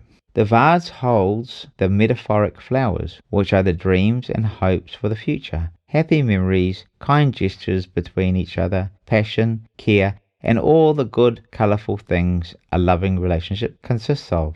When you drop the vase, it smashes into a million pieces and you cannot repair it. The flowers go everywhere, and there is glass, water, and a mess everywhere. What was a beautiful bouquet of flowers is a mess on the floor that is going into the rubbish. What brought smiles at the start is a heartache and a mess at the end. At some point, one person loses hope and gives up. It could be a one-off event like infidelity, or it could be a slow-motion train wreck like an addiction, laziness around the home, continuous arguments, and the like. The point I'm getting here is that the beautiful bouquet will never be the same again after the vase has been dropped. If the relationship was not doomed at that point to eventual failure, where whatever caused the bars to drop will always exist at some level. There are exceptions here to this, however, they are very rare. She would say, "When I leave you, you'll probably stop drinking." The funny thing is, that is exactly what did happen. She came back from an overseas trip. I had taken the opportunity to drink while she was away. And a week after she came back, I just couldn't help it. It was like I was having an out-of-body experience. I distinctly remember the moment I got into my car, like it was against my will, or in place of my will, and I drove to the liquor store and bought beer. I binged, even though I knew what was coming. I loved her, but showed that I loved my addiction more. When we misuse alcohol or substances, or have other addictions like gambling or porn or whatever it is to you, it floods the brain with dopamine, which the brain absolutely loves. The brain does not need to work to produce the feel-good feelings of a dopamine, because the alcohol or these other things are doing the brain's job for it. However, when we stop drinking, using, or being involved in any sort of addictive behaviors, the brain gets starved of dopamine it craves because it has become used to not producing it. So the brain literally screams for some dopamine through alcohol or whatever it may be, but to obtain that dopamine fix, it feels as though against our own will, we are practically forced to get into the car to drive to the bottle shop to buy some alcohol, or do whatever it is we feel we need to do at that time to get the fix that we need. Honestly, when I look back at my actual experience, I was really more in a state of mental health rather than addiction, which is what all addictions are in my view. People think that love and pain are the strongest forces on earth. However, I believe that pleasure is the strongest force on earth. You might disagree with me, but I'm convinced that pleasure is the strongest driver we have. Let me explain. An addict gambler will sometimes put their last dollar into the slot machine for excitement, knowing that they don't have the bus fare home or the rent for that week. An alcoholic will sometimes choose the pleasure of alcohol, knowing that what is going to cost them their very life, wife and kids, and even house. A drinker will drink knowing that a bad hangover awaits them in the morning. A person will choose the pleasure of an affair knowing that it will cost them their loving marriage. They love their family, but they love the momentary pleasure and excitement of an affair more. Often the pleasure of addictions will send people knowingly to an early grave. I've lost friends and even extended family members as a result of the pleasure they received from their addictions. Like losing my brother-in-law in chapter 1, that prompted me to write this book. As I have said, the addiction preys on the very life of its host. That binge was a last straw for my wife. She sat down to talk the next Sunday afternoon. We were in a new house I had just built, which meant nothing now, because all the trinkets, promises and apologies in the world are not worth anything when you are the spouse of an alcoholic or an addict. She said, "Can you promise me that you'll never drink again?" And for the first time in our relationship, I was actually honest, and I said to her, "No." So she said, "We are over then." And with that statement, she left. She made an application to rent an apartment and stayed in the motel for that night. I helped her move her stuff to the apartment the next day, and she never returned. Another wife, another payout number 3 actually, and everything else that goes with a divorce. On reflection, to be brutally honest with myself, and I've said it before, she did the best thing for both of us, and I honour her for doing it. Sometimes that is what it takes for us addicts to wake up, and if that is what it takes, then regardless of how it affects us, it is well worth the wake-up call. I had just one more binge after she left me. After that, I never touched alcohol again. From my studies and in my experience, I know that it takes about 6 months for the brain to recognize that it will not be getting any more dopamine from alcohol or addictions. Then neuroplasticity kicks into gear. The brain starts to build new neural connections and begins to heal itself. After about year 1, the brain really lights up and you actually become a new person. There is a saying, stay until the magic happens. And it will happen. I have had this experience myself. There is not much that others can do to change an alcoholic or any addict in my experience. The will to change has to come from deep inside them. It's called the gift of desperation. We are just wired this way. If we change for another reason, when that reason goes or the relationship gets interrupted, so does the anchor for our sobriety and clean living. This can open the door for compromise. The real question then becomes, what do we find pleasure in? Or better put, where are our values? Whatever we value the most, we'll serve. Another way of putting it is, whatever we love the most, we'll do. If the wrong things are taking our life in the wrong direction, and we all have them, then we need to adjust our value systems so that we derive pleasure in the things that will improve our lives. Look at your goals and your purpose in the goals chapter, and that will help you. Make your successes your self-improvements and your purpose and your pleasure. Start with the little things you can change and work on them first. So, wrapping this up, if you're a spouse, friend, or family member of a person suffering from addiction or showing compulsive disorders, or if you have challenges in this area yourself, I suggest you get some expert advice on how to make decisions around your relationships and your life. I look back and see how I should have made changes earlier. I'm not a person to judge in any way because I definitely know the difficult challenges people face from both sides of the addiction coin. Chapter 6. Reparenting and re-educating yourself. Serving yourself properly. When we were growing up and during our schooling years, we were taught a lot of information that, when we reflect on it, was predominantly career-driven and financially focused. Learning our ABCs and 1, 2, 3s is not a bad thing, nor a bit of science and history. Probably not many of us were straight-A students. Being a straight-A student would get your name in the Hall of Fame at school or college, but it would not guarantee you a place in the Hall of Fame of life. A complaint from many straight-A students is that school taught them how to remember a bunch of random stuff for a short period of time and to be able to regurgitate bits of that knowledge during an exam, most of which would be soon forgotten, and viola, you're a winner. But life doesn't work like that, and this process of learning is foreign to how human communities actually work in real life. In the origin of our species, we are quickly recognized by our strength, whether it's horticulture, agriculture, being a leader, hunter, gatherer, a builder, meal preparer, tracker, or perhaps we had a high sensitivity to incoming danger. But now we drag this philosophy of the superiority of the straight-A student into our adult lives and compare ourselves with each other on this abstract scale. This is as bizarre as comparing the ability of a monkey and a fish. The monkey is not apt to swimming and the fish can't swing on trees. But we all uniquely are different. We have to give ourselves a break from the false expectations put on us by society and other people. As long as we can read, write, and work a smartphone, we have all the equipment we need to succeed. Add an internet connection to this and we probably have no excuse not to succeed. The basics used to be reading, writing, and arithmetic, but now we have a phone for that. We barely even need to write today if we can handle technology well. It's a good idea for us to look at what we have and what we are good at, then get to work on developing our strengths, focusing on those strengths, not on our weaknesses.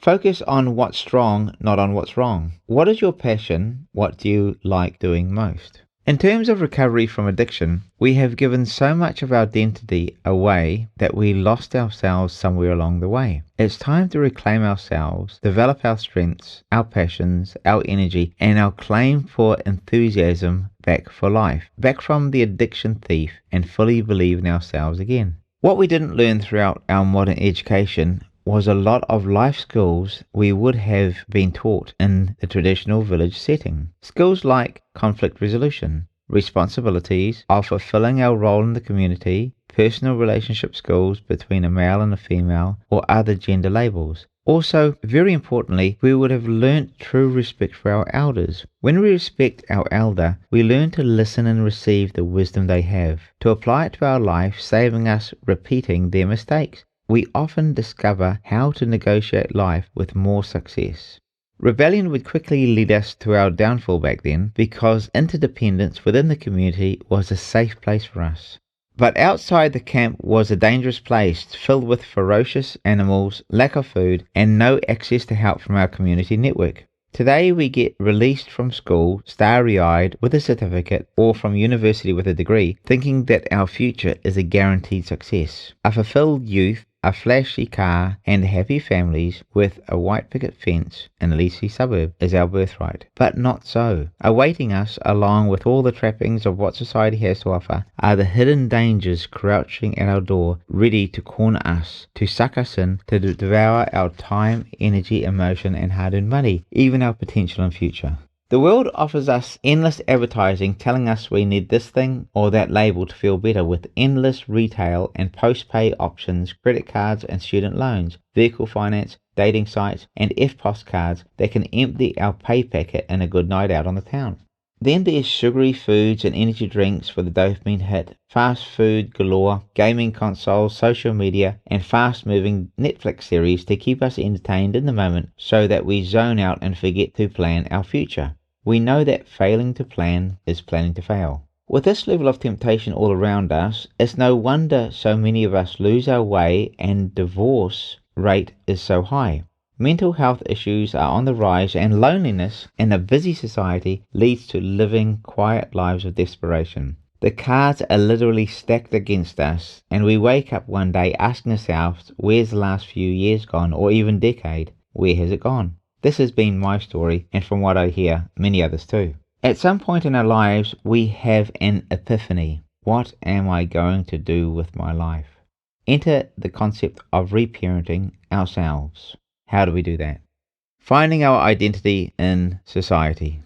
All day long, we're getting hit with advertising telling us what we need to look like, where we should live, what we should wear, the car we need to be seen in, and the furniture we should have in our homes.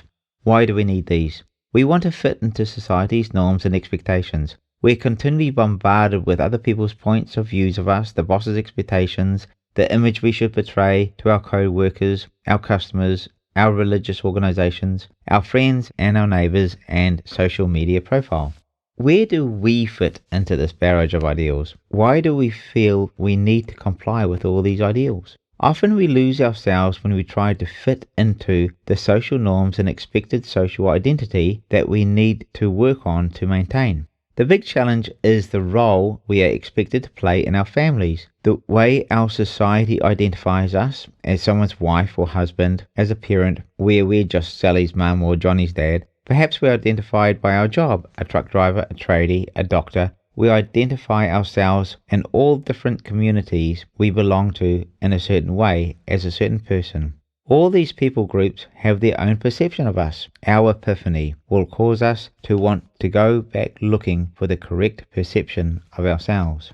There is something called the hero instinct that every person craves for. This is a primal need. Some dating coaches talk about using this tool by activating this primal need to attract a prospective partner, to get them to fall in love with you and have feelings of need for you in their life.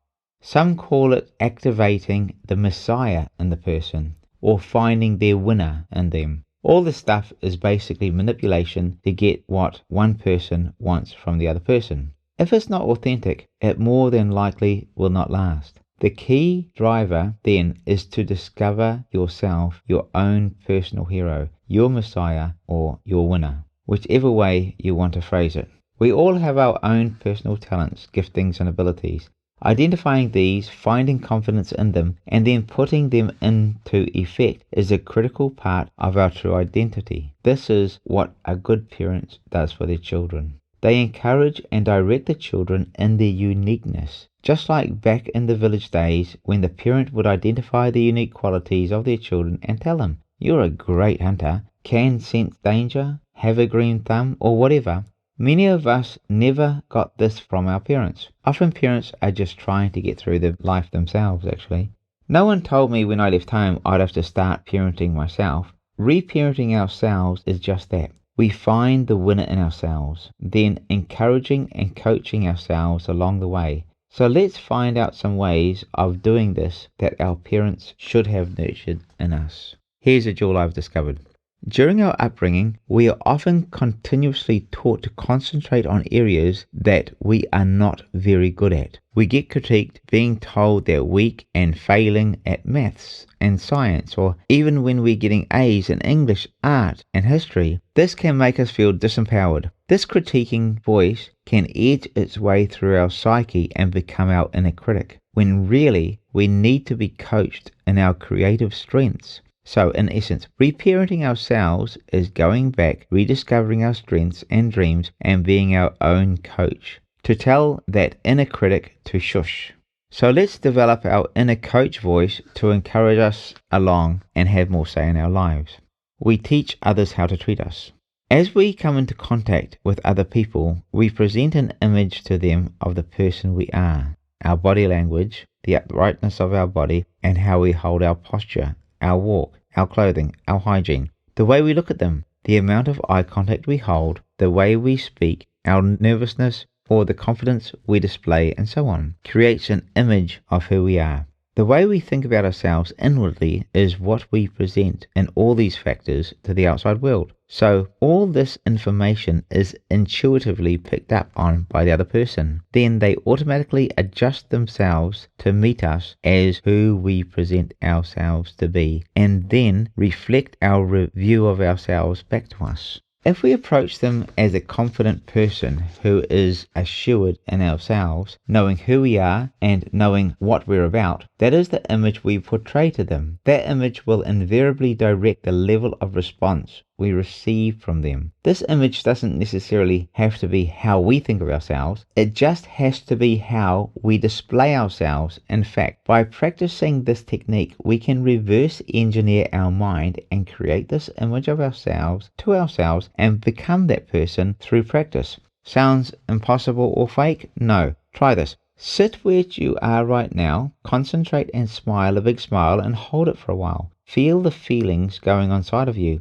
Add a good thought of your happy place. Hold your nice big smile and you'll slowly create feelings of happiness inside you. This is because the body's anatomical response cannot differentiate between cause and effect. So the effect of a smile initiates the response of happiness to match the effect of the smile. Over time, as we practice this, it will become a habit and we'll develop that view of ourselves subconsciously. The clinical term for this is called meta-mooding. Meta equals change or alter, mooding, our mood. In the peer support model of counseling, we use this meta-mooding tool. We approach our guests, or other people call them patients, with a smile, and that sets the tone of the meeting. Even if we are having a bad day to ourselves, we can alter our mood or create our mood by reverse engineering our feelings using these tools. They work every time. In already formed relationships of any kind, the perception of how other people view us can go very deep. To change ingrained perceptions of what other people think of us or how we have allowed them to treat us will take time. You may be reading this book and you have come to the realization that your relationships have to change for the better, or that you are accepting unsatisfactory behaviors from other people. That change will be a process. You may be feeling that things need to be different, but you can't put your finger on just how or what yet. However, you do know you're worth more than you are getting from your relationships, be they work, business, family, children, or with your significant other. I recently put up a post on a social media outlet of myself winning a national title for bodybuilding. I was standing with a group of fellow competitors having fun. I received a public comment from a guy who is a well-recognized counselor and teacher. He speaks on the radio and is a Bachelor of Theology and a postgraduate degree and a diploma for graduates in pastoral therapy. He runs an organisation in the country where I live. In my binge drinking days, I had been through a number of his full-time study classes and received certification from his organisation. During this time, my wife would complain about me and dragged me off to his counsellors. One time, she got a counsellor from this person's organisation on the line on a Zoom meeting. I was so drunk, I can only remember the start of the counselling session. Apparently, I was in tears. The next day she said, "You have problems." I had made a complete fool of myself. I definitely know what shame is firsthand. The public post read, "Little children, keep yourselves from anything that takes God's place in your heart. Idols." It is clear to me that his perception of me had not changed.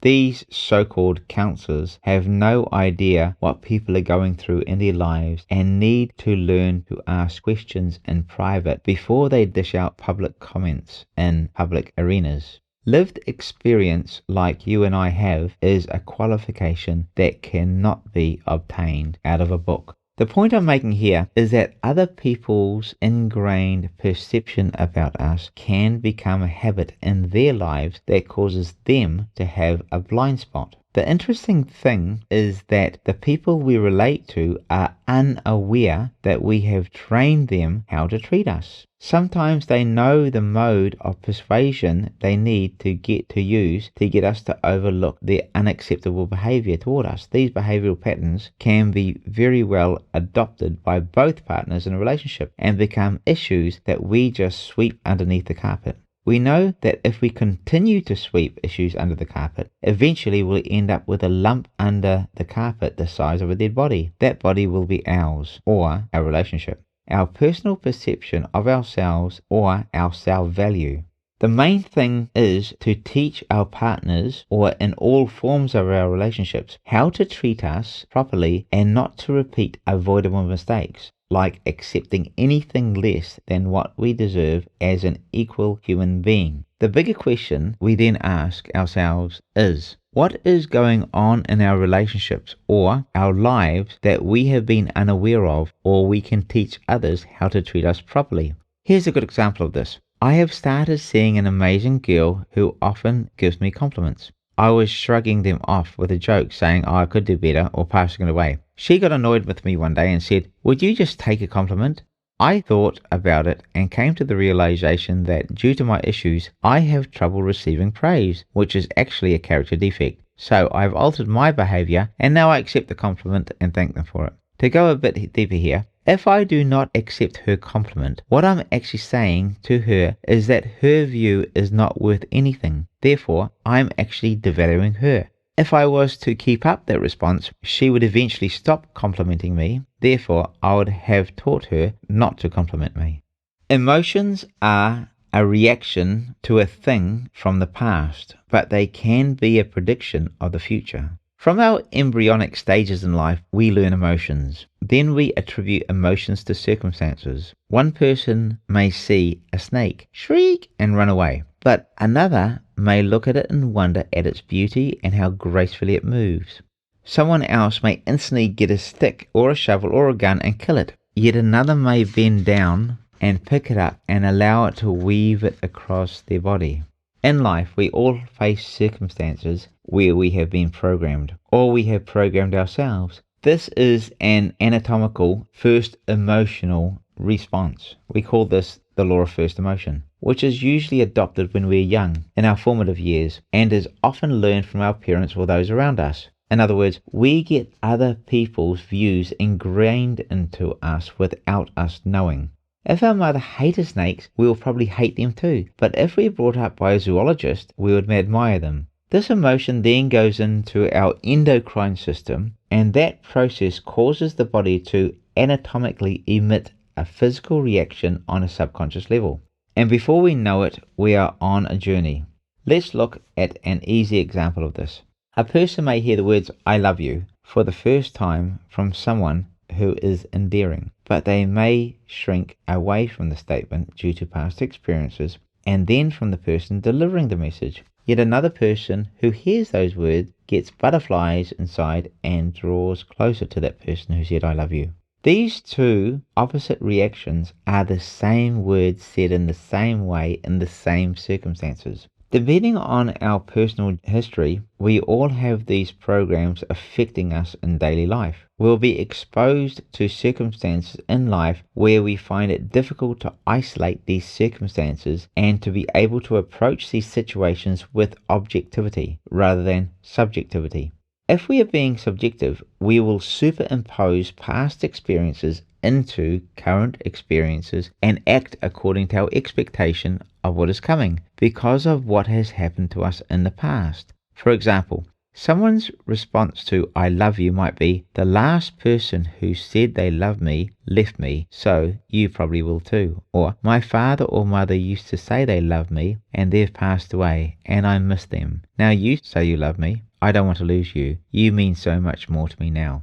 When we want a fresh start at life, a life of new beginnings and a life of recovery, With all these rewards and treasures that it holds, we are faced with the arduous task of reinventing ourselves. Reinventing starts with refurbishment of our thought processes. We need to do a thought audit to find out what we're thinking, where it came from, and how we need to change it to get the outcome that we desire. Speech audit. A person texted me recently and asked me to condense what I know into a mantra. I thought about it for a while and came up with this and sent it back. You'll get what you expect. I'll explain. Whether we are intentional in our life, planning and working towards our purpose and goals in faith, or we are living in fear, the expectation of a negative outcome, or we're drifting aimlessly, going with the flow and becoming a chess piece in another person's chess game, we actually do get what we expect. We become the outcome of our most dominant thoughts. The origin of our thoughts is our feelings, and our feelings resonate from the place within us that most of us describe as our heart.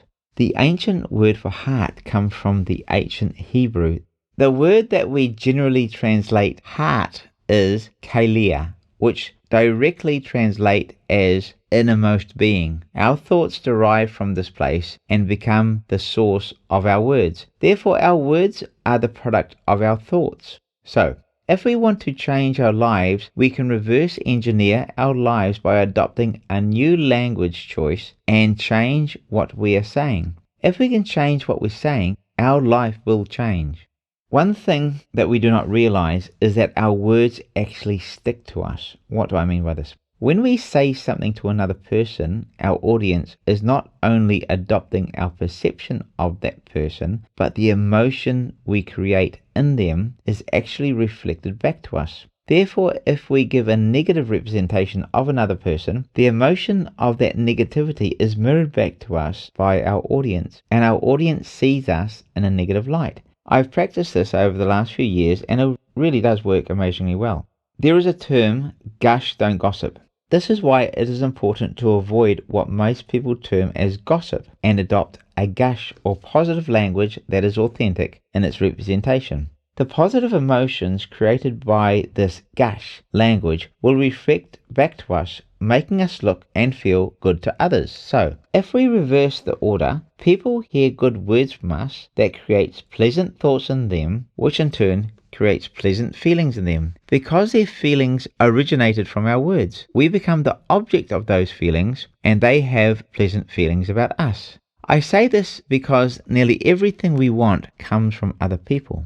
Other people hold our blessings and fulfillment in life. If you don't believe me, trying to live in solitude or marooned on a remote island and see if you can realize your dreams. We are and will always be communal beings living in a localized society. But even if you want a family, you'll need to find at least one other partner who will accept you as a suitable mate. You could add alcohol as a relational lubricant to help things along a bit, but that will lower the chance of longevity in the relationship, reducing the chances of having happy families. Smiling is a simple example of this. As we have already read, our words direct our feelings. Creating an emotion, a smile, draws people in as it represents a welcome. I practice smiling when I talk to people. It's always amazing how much better I feel and how pleasant I'm able to make them feel just through the art of smiling. Smiling also represents trust.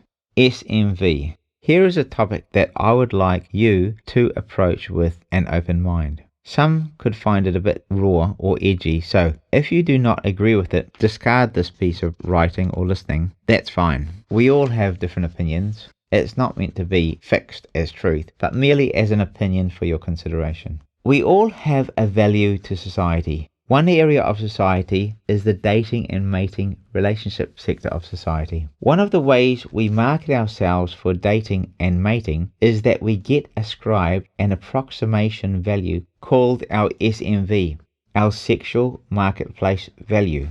Generally speaking, this is more also for men than for women, as women are in many respects born with the intrinsic value, which is that they have a womb and men want to procreate. For example, in the animal kingdom, the male puts on his wares and the female gets to choose her mate. This is in the basics of our human nature and makeup. Men traditionally have to work for their value. We have to show ourselves to be good providers and that we have good seed. Therefore, society can judge us according to our SMV value. This may be unfortunate, but it's normal. We get judged and labelled by people in society. Among mammals, there is usually a dominant male who has the pick of the bunch. The James Bond, the Rock, the Jason Momoa, or whatever choice it may be. One thing we can do, or something we do hold power over, is increasing our SMV. How do we do this? In short, chase excellence in all areas of your life, rather than chasing a partner. Stay on your purpose. We are our own brand. We increase the value of our brand by what we project into the world. Then a partner will come. A general rule of thumb is, the better we become, the better chances we have of achieving a quality partner. If you have instantly turned off by now and think you cannot increase your SMV, Google a guy by the name of Nick Vujicic, Vujicic. Nick was born with no arms and no legs, but that hasn't held him back. His love for life, charisma, and personality helps us all see that we don't have to have limits on our lives. He truly doesn't. Also watch the We're Superhumans Rio Paralympics 2016 trailer. The song called Yes I Can is truly inspirational. I especially love the swimmer with no arms and only one leg giving it his all. Often we think we have to have the Ferrari to get the chick, but what we are doing with this nice car is borrowing the credibility of the car and placing it on us. This does not make us credible. That credibility just reflects onto us for a short while. There's nothing wrong with a man making money. The issue is when we try to get money to make the man. Increasing our SMV is really not that difficult. However, it does take intention, practice, and mindfulness. So let's get started. I'll list some options and then you can come up with yours also. Hygiene. Clean clothes, clean teeth, fresh breath, body deodorant, and cologne. Fashion. Clothes that do not have to be expensive or labelled, just clean and well presented. Car. Doesn't have to be the latest or the best, just clean, legal and tidy. Our look. We don't have to have the whole James Bond jawline thing going on. A trimmed beard or cleanly shaven face with a matching haircut to suit the shape of our face is acceptable. The way we hold ourselves. We command respect when we stand to our full height, so don't slouch. Eye contact. A bright countenance, not a sour face. A genuine smile and clear communication. Shoes. I do not know what it is about shoes, but they seem to be a science in themselves. Our shoes have something to do with our stride. Have clean, well-presented shoes that match the occasion. There's an old saying, you can tell a man by their shoes. That statement seems to hold some truth. Bedroom. If you're going this far, dishes done, a tidy bedroom, clean sheets, good pillowcases, and a made bed does wonders. There's an amazing 6-minute clip on YouTube titled Make Your Bed by Admiral Jim McRaven. It's a well worth watch. Body presentation. Present ourselves like someone we want to date. We don't have to be a bodybuilder, just do our best to hold a masculine frame. Deal with excess belly fat if it's an issue. I'll put a couple body hacks about this at the end of this chapter. I started by joining a gym and went on to training groups. A good idea for every man. Using moisturizer doesn't hurt either. Mental fitness. We don't have to have a PhD, sound like we have just come from the library, or be the smartest guy in the room. However, it's always good to have something to talk about. So know a little bit about a lot of things. What I do is Google almost everything I think about to get a different perspectives and check questions and other people's answers. This simple tool opens our vocabulary and knowledge exponentially. We may not be smart, but as long as we sound like we are, who cares? Job done. Side note, the more you know, the better you are with words, the easier it is to be witty. For ladies, a bit of makeup can build your confidence. It's affordable, easy to learn to put on. Lots of tutorials on YouTube. Just smart, clean clothes, a good posture, tidy hair, and some affordable perfume, and you can pretty much have the pick of the bunch. Then imagine meeting a guy who has good posture, is clean, well presented, smells good, is interesting to talk to, witty, and when you kiss him he tastes good. How much more would you want to see him again? This is all pretty basic stuff. I wear clothes. It's not that much harder to make sure that they're clean and smart. I stand and I walk. Well, I may as well walk with good posture. It's about $15 for a bottle of spray and only takes a few seconds to slap it on. A couple of minutes through the drive-through in my car wash and a couple more to run the vacuum around my car at the gas station. All the stuff is easy. It makes me feel good, gives me confidence and increases my SMV. I'm actually pissed off no one taught me more about this years ago and how powerful the results were when I started doing it. It would have saved me a whole lot of time and pain. To be brutally honest about myself, my face is a bit messed up because I've had operations on my face numbering in the double digits from a terrible push-bike accident when I was young. I also have precancerous spots removed from my face. I lost a lot of teeth, so my teeth are false. I'm under average height, I'm in my 50s, and I'm a dry alcoholic with addictive tendencies. I could go on, it probably sounds depressing, but hey, that's what I've got to work with, so what can I do? I can't expect anything to come out of being a 49er, presenting myself as a 4 out of 10 and expecting a partner that's a 9 or 10 out of 10, so I have had to do some serious work on myself, mentally, emotionally, physically and spiritually, to boost my SMV up a few notches. I never will be 6 foot tall, so I've got to put my work into other areas. Generally speaking, women date across and up, men date across and down. So for us men, the higher we can get our SMV up, the better. The first year of recovery. I never understood why long-termers in A and AA would say to hold off making big decisions or getting into relationships for the first year, but now I do. From my own experience from neuroscience that I have researched and from my training as a recovery coach, I've learned that our brain and body goes through a full reset as it begins to bring itself back into balance, homeostasis, and resets its cognition. We undergo a barrage of feelings that seem foreign to us, and we can even begin to feel again in our early stages of recovery. Then the second year recovery confirms the new behavioral patterns that we've instituted in the first year. Our mind can play tricks on us though. Our subconscious mind will try to circumvent our conscious mind's decision to remodel itself with correct desires for a new future we have decided to live in to stay clean and relapse. Here are a few examples from my own experience and a little science. Surviving the first year is about surviving temptations, peer pressure, cravings, and living through times in the year that predominantly involve active addictions from the past, Christmas and holiday breaks, when we have a lot of time on our hands, birthdays, Thanksgivings, family argument, relationship challenges, employment problems or employment successes, success and achievement celebrations, and the rest. I had been about 3 months clean and sober from alcohol and substances. I was driving along the motorway and zoned out, as we can sometimes when we're driving. I subconsciously drifted off and came to as my car pulled up at a bottle store. I locked up and I was parked at the local wholesale bottle shop. I was shocked at what had just happened. My subconscious had turned my conscience off so it could drive me there to fuel its addiction. I didn't go in, but I did sit there in disbelief. I never understood the full gravity of what had just happened. I thought this was unique to me until I heard similar stories from AA and NA rooms. And through my studies on the brain, especially the interaction between the roles of the left and right lane and how they play in our life. Twice on separate occasions when I was 3 and 5 months clean, I was out with people having dinner at a restaurant when I actually physically watched my hand move across the table and grab another person's alcoholic drink. The second time, this was on another occasion, I lifted their drink up and nearly put it to my mouth. It was an anatomical subconscious reflex.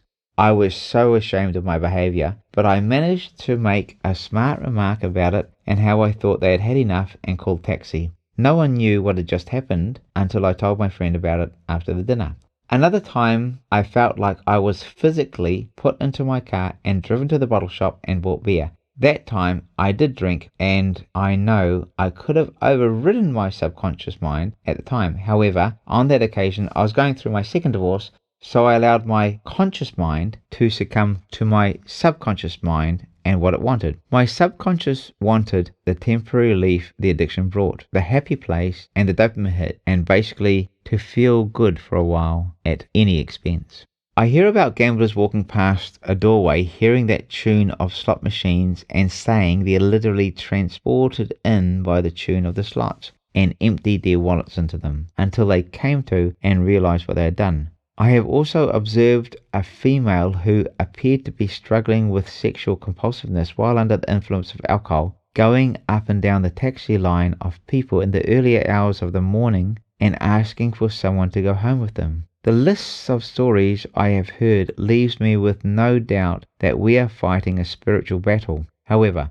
those who achieve victory over this battle become some of the strongest, most compassionate and understanding people I have ever met. Once again, they have qualifications in addiction and recovery that money, books and university cannot provide. The place of your greatest failure is a place you have most to give. Now, let's get on to the good stuff. Think of our lives from this perspective. The natural state of the garden is weeds. So if we want a garden worth eating out of, we will have done our weeding. It's time to plant now, and we will harvest what we plant and tend. We have read, you were born with your mistakes in you. On the flip side of that, you were also born with your successes in you.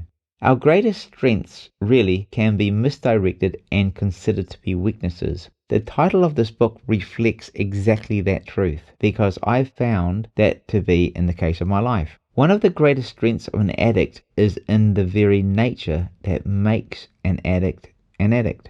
The only issue is that this nature has not been properly nurtured, or, to put it another way, not parented properly. If you are able to befriend this nature of ourselves and coach it into the direction of our dreams, the limits will come off. Dreams turn into goals, goals become our reality. All we need to do then is to learn to love ourselves along the way. Often, we hold keys in our life that other people can relate to. Those keys are part of our story, of how we overcame difficult situations. Maybe we haven't overcome them yet, and we're still dealing with anger, resentments, or guilt. It is even these stories that other people can relate to, because then they feel they are not on their own with their struggles. Deep-seated trauma can be almost impossible for us to confront head-on. It's just too difficult. For me personally, I've had to deal with suicidal tendencies and have fought through depressed feelings for an extended period of time, months and years. I was way too proud to let anyone know what I was dealing with internally, so I suffered in silence. I used distraction, money, and business to mask what was really going on inside. I've lived a life of what is it all for? Hearing other people's struggles and stories weakened the power of these feelings until I came to the point where I was able to confront what was really going on inside of me and find a reason for life. My story is now my strength. I have survived this battle, and now I savor every day above ground, regardless of what it may bring, because I know nothing on the outside can affect me as much as the devastation of what I can do and say to myself on the inside. There is an art to gratitude. Evolutionary models show that gratitude produces gains further down the line. I have found that being grateful what I do have instead of longing for what I don't have gives me great relief. Just not having pain in our bodies is something to be grateful for. The use of our limbs and having healthy internal organs are a great blessing in themselves. Having a partner, children, or a pet is a blessing. We live in one of the best countries on earth. The food we ate today, a safe place to live, everything we have is a blessing. Even the air in our lungs is worthy of thanks. Some people do not even have that and are suffering from emphysema or are on respiratory machines. They would give anything to be able to breathe properly again. In short, we need to value what we have, because we do not want to come to a place where we do not have it in order to realize just how valuable it is. This subtitle is titled, that's MMMM.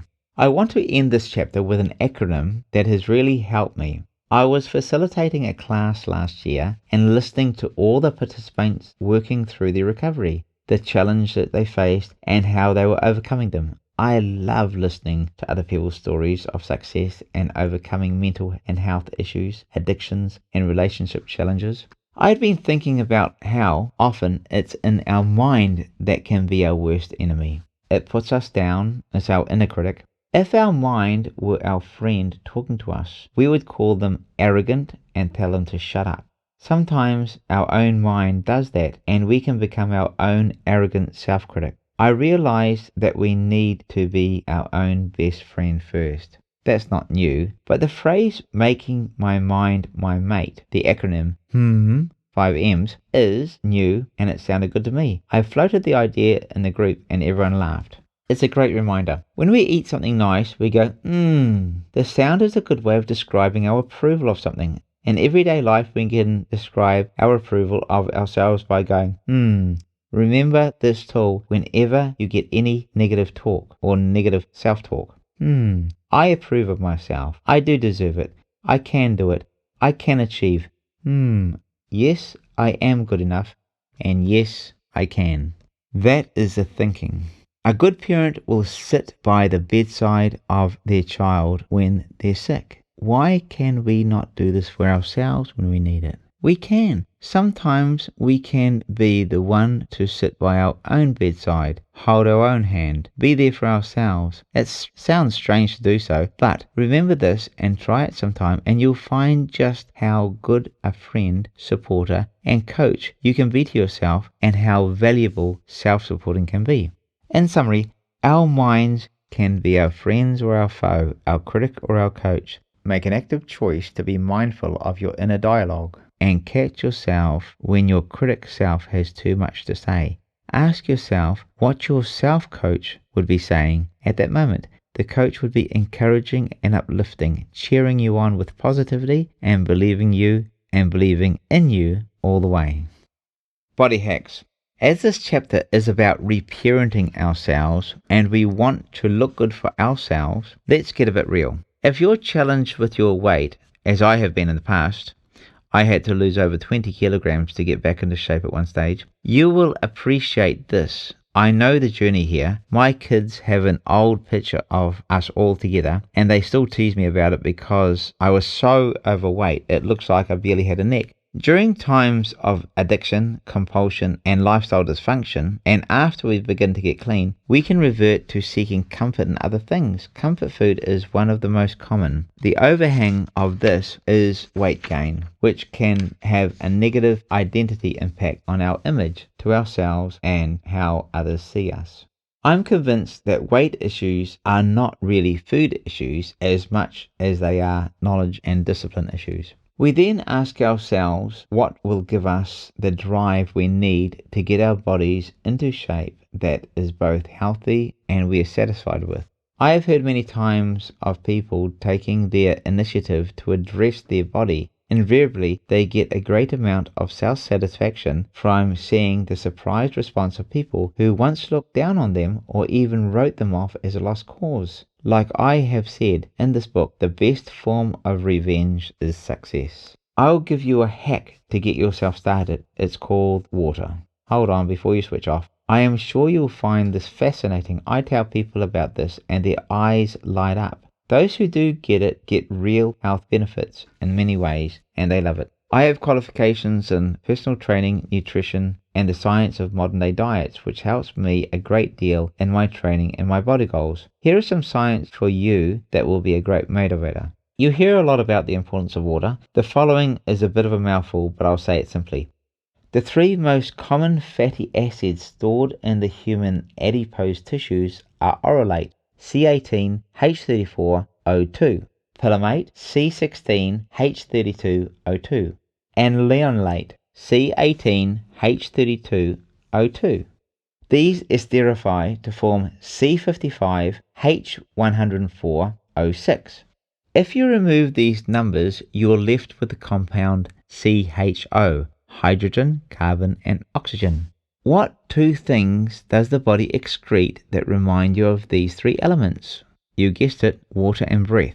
So to put it in simple terms, fat is CHO, water is H2O or HO, expelling breath is to expel CO2, CO. Sounds too simple, right? HCO to HO and CO? All we need to do to lose fat is to sweat, pee, and breathe it out. Where does the camel store its water as it crosses the desert for weeks on end? In its hump on its back. It's fat storage. Where do we carry our water? In our hump in our front. And if I'm not careful, my hump comes back very quickly. So to get rid of some of that excess, we just need to find a way to convert it to breath and water and excrete it. If you're feeling a bit fat, you're actually not fat, you're flooded. So let's get you started on your journey.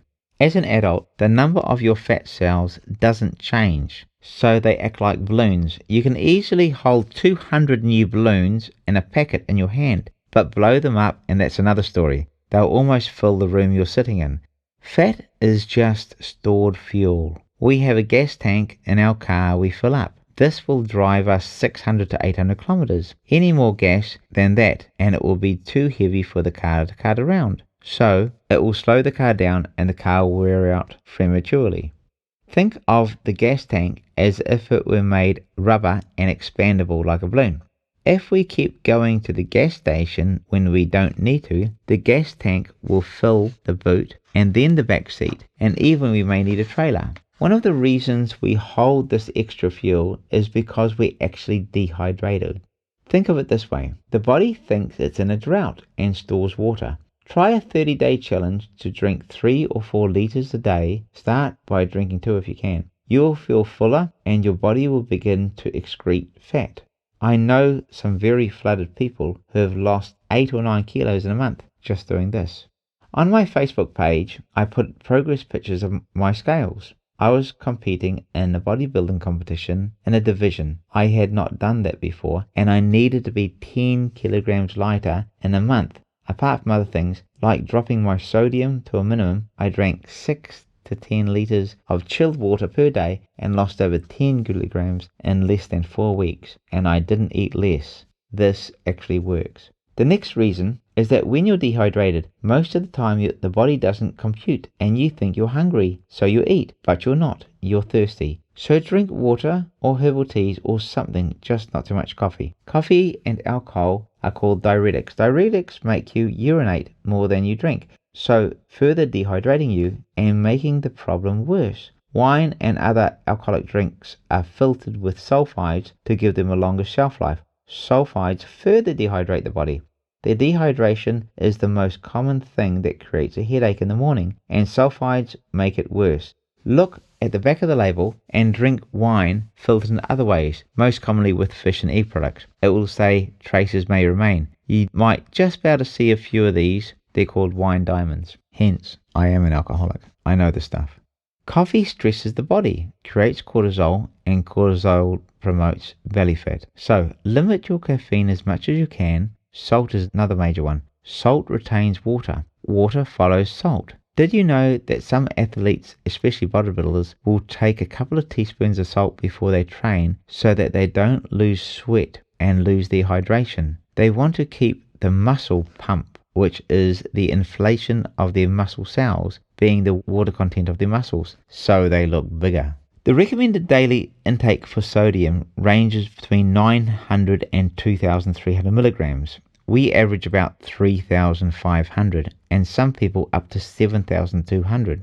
So that can be many times the sodium or salt we need. Most of our food has salt already added to it during the processing to extend its shelf life, so adding more can be optimal. I'm not recommending a low sodium diet. However, I do recommend we try to stay as close to the government recommended guidelines as possible. For example, one KFC Big Snack Burger has 2,022 milligrams of sodium in it. 1 tablespoon of 15 ml serving of traditionally fermented soy sauce has 902 milligrams of sodium in it. Wow, salt retains water. Can you see it now? So be mindful of your sodium intake by reading the labels on the back of what you eat. Some people complain that they eat very little and cannot lose weight. To put it bluntly, people often can't lose weight because their body will not let them lose water because it thinks there is a drought. It's a body's survival and protection mechanism. There is so much more I could say about this, such as the detoxification process, reduction of headaches and itchy skin, both of which are my story. I'm just scratching the surface here, so feel free to do more research on the health benefits from drinking water. There is a sentence I found when I was listening to a recording from a patriarchal book called the Book of Enoch, written thousands of years ago.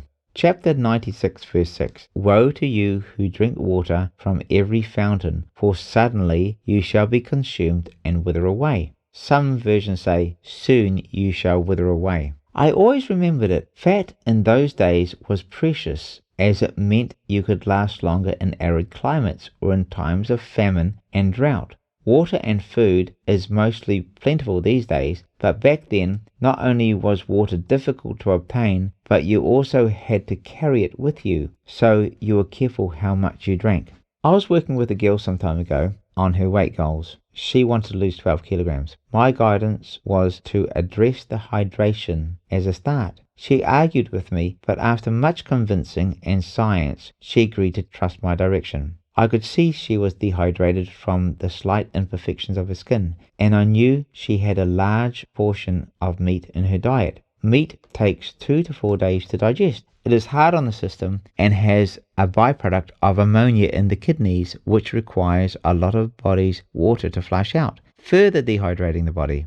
She did the 3-litre 30-day challenge. I would check up on her. She had excuses, so I told her to keep a bottle of water on her desk at work, her bench at home, by her couch, by her bed, etc., and keep sipping it and refilling it, especially chilled water if she could. She lost 4 kilograms in 5 weeks, has more energy, her skin has cleared up, and she found hope and excitement on her weight loss journey. On my direction, she has significantly reduced the meat content of her diet, replaced it with great tasting plant-based nutrition, and at the moment is halfway to her goal in under 2 months. All of this without dieting or crazy workout programs. She looks and feels better. It's the 80% nutrition, 20% exercise rule. Next, try and work on what types of food to eat at what times of day. High carb, low GI foods in the first half of the day, tapering off to low carb foods in the evening. Lastly, every kilogram of weight we put on takes 5 miles of blood vessels. If your heart beats 100,000 times a day, that's 500,000 miles a day for each pound of flood. That is a lot of unnecessary work we are doing to keep all this flooding alive. So if you're feeling a bit lethargic or a bit flooded and you want to feel better, start drinking now and take the 3 litres a day for 30 days challenge and see how you get on. Footnote for food junkies. Be careful of chips like Doritos, CC's and the like. The taste is scientifically designed so that we cannot exactly identify the flavour. Therefore, we can sit there and eat one chip and then the whole bag. This is because our taste buds don't get overdone with the one flavour, and our brains can't figure out what that flavour is. So, we keep on eating. I used to do this exact thing and eat 800 to 1,000 calorie bag of chips and wonder how, so I researched it. I don't eat the first chip out of the bag now, and this saves me from eating the last chip out of the bag. Addict. Also important to know, an article in Time magazine says that salt will increase our consumption of food by 11%. As I've said, this is because our bodies cannot differentiate between being thirsty or hungry.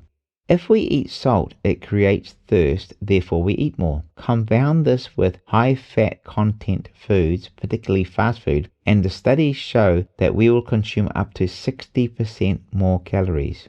Now think of fatty, salty foods like potato chips, KFC, and etc. Boom, there goes our waistline. I just cannot have the first salty cashew or peanut or any nuts, or before I know it, I'm at the bottom of the bag. 250 grams of almonds is about 1,500 calories, which is about a whole day's calorie requirement for an average human.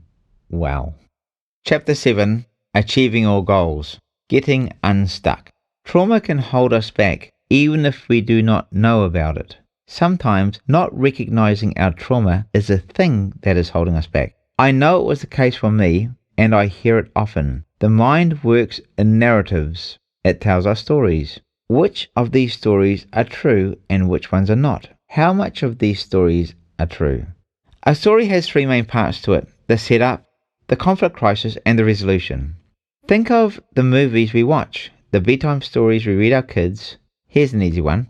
The setup. Snow White has a villain stepmother, the Queen, who was the fairest in the land. Snow White becomes even more beautiful than the Queen, so the Queen gets a servant to take Snow White into the forest and kill her.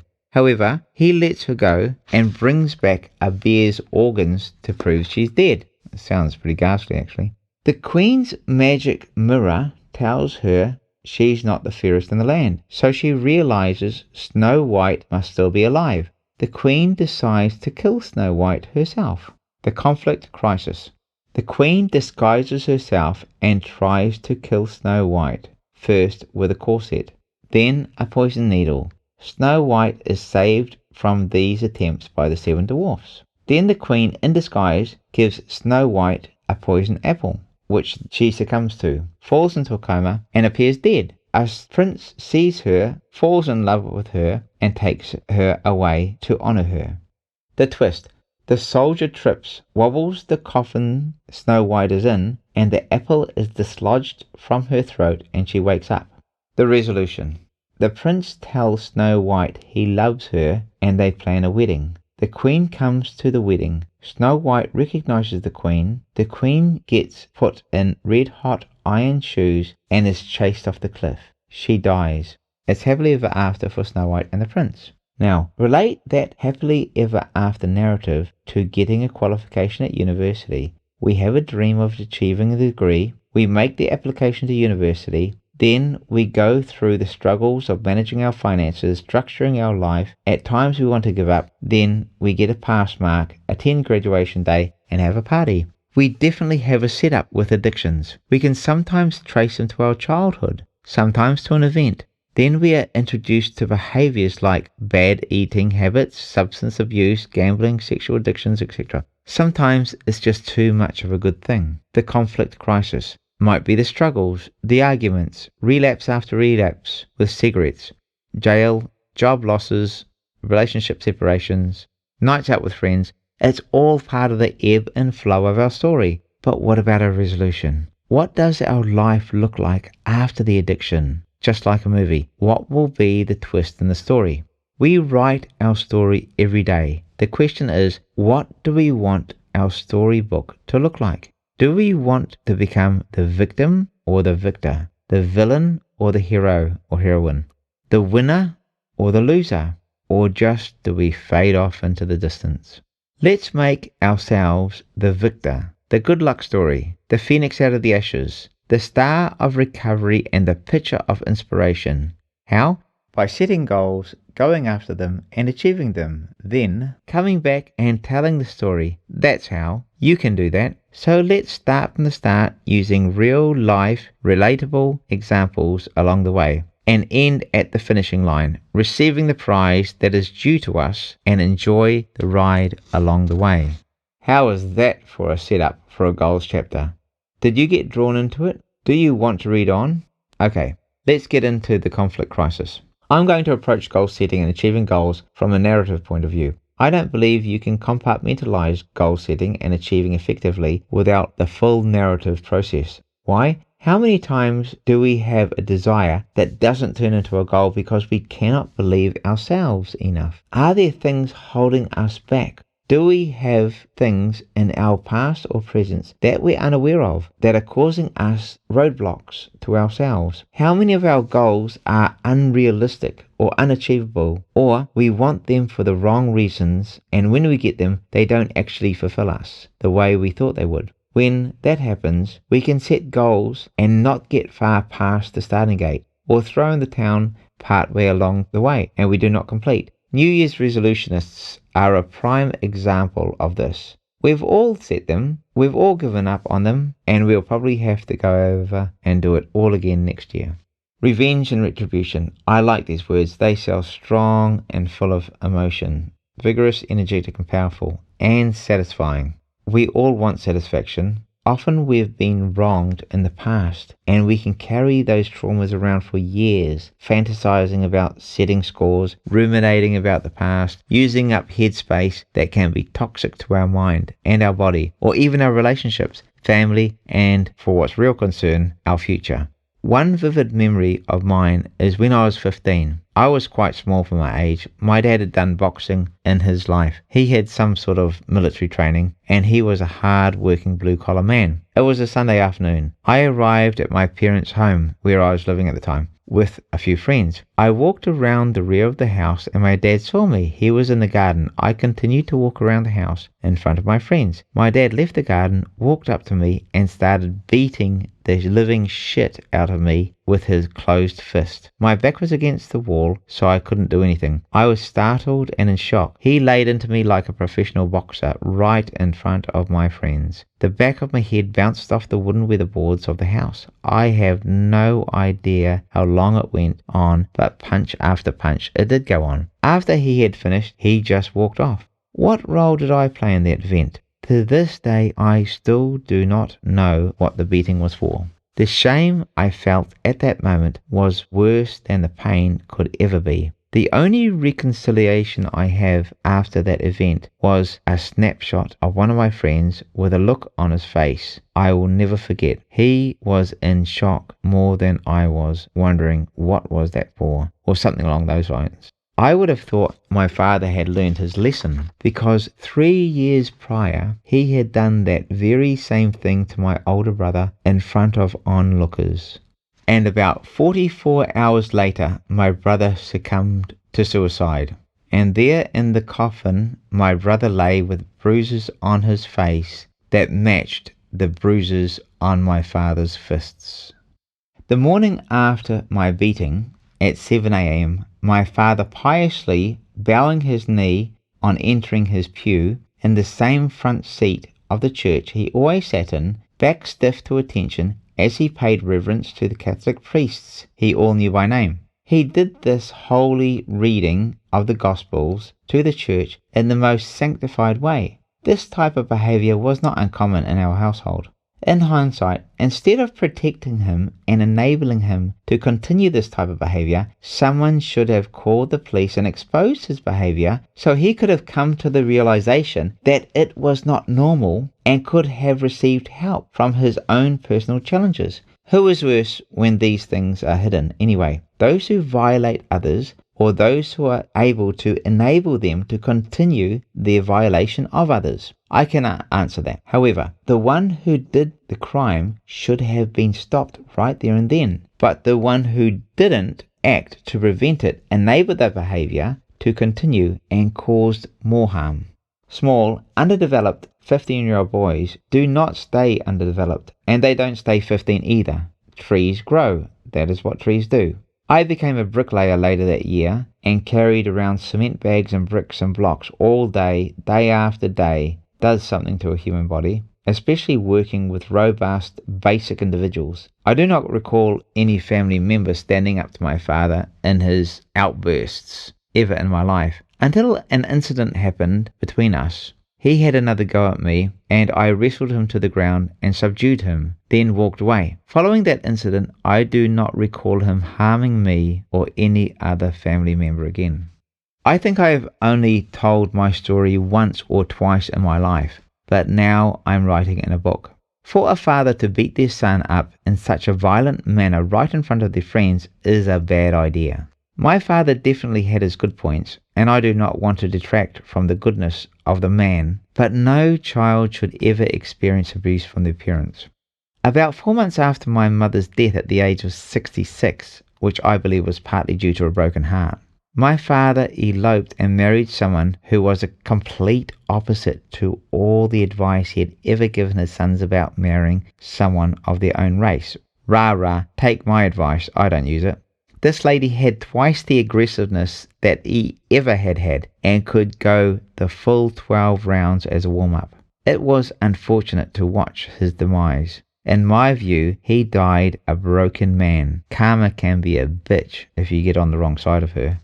How would it have been possible for a young teenage boy to reconcile these two conflicting parental images of what a good parent should be and a parent going to church and yet being abusive? It just wasn't.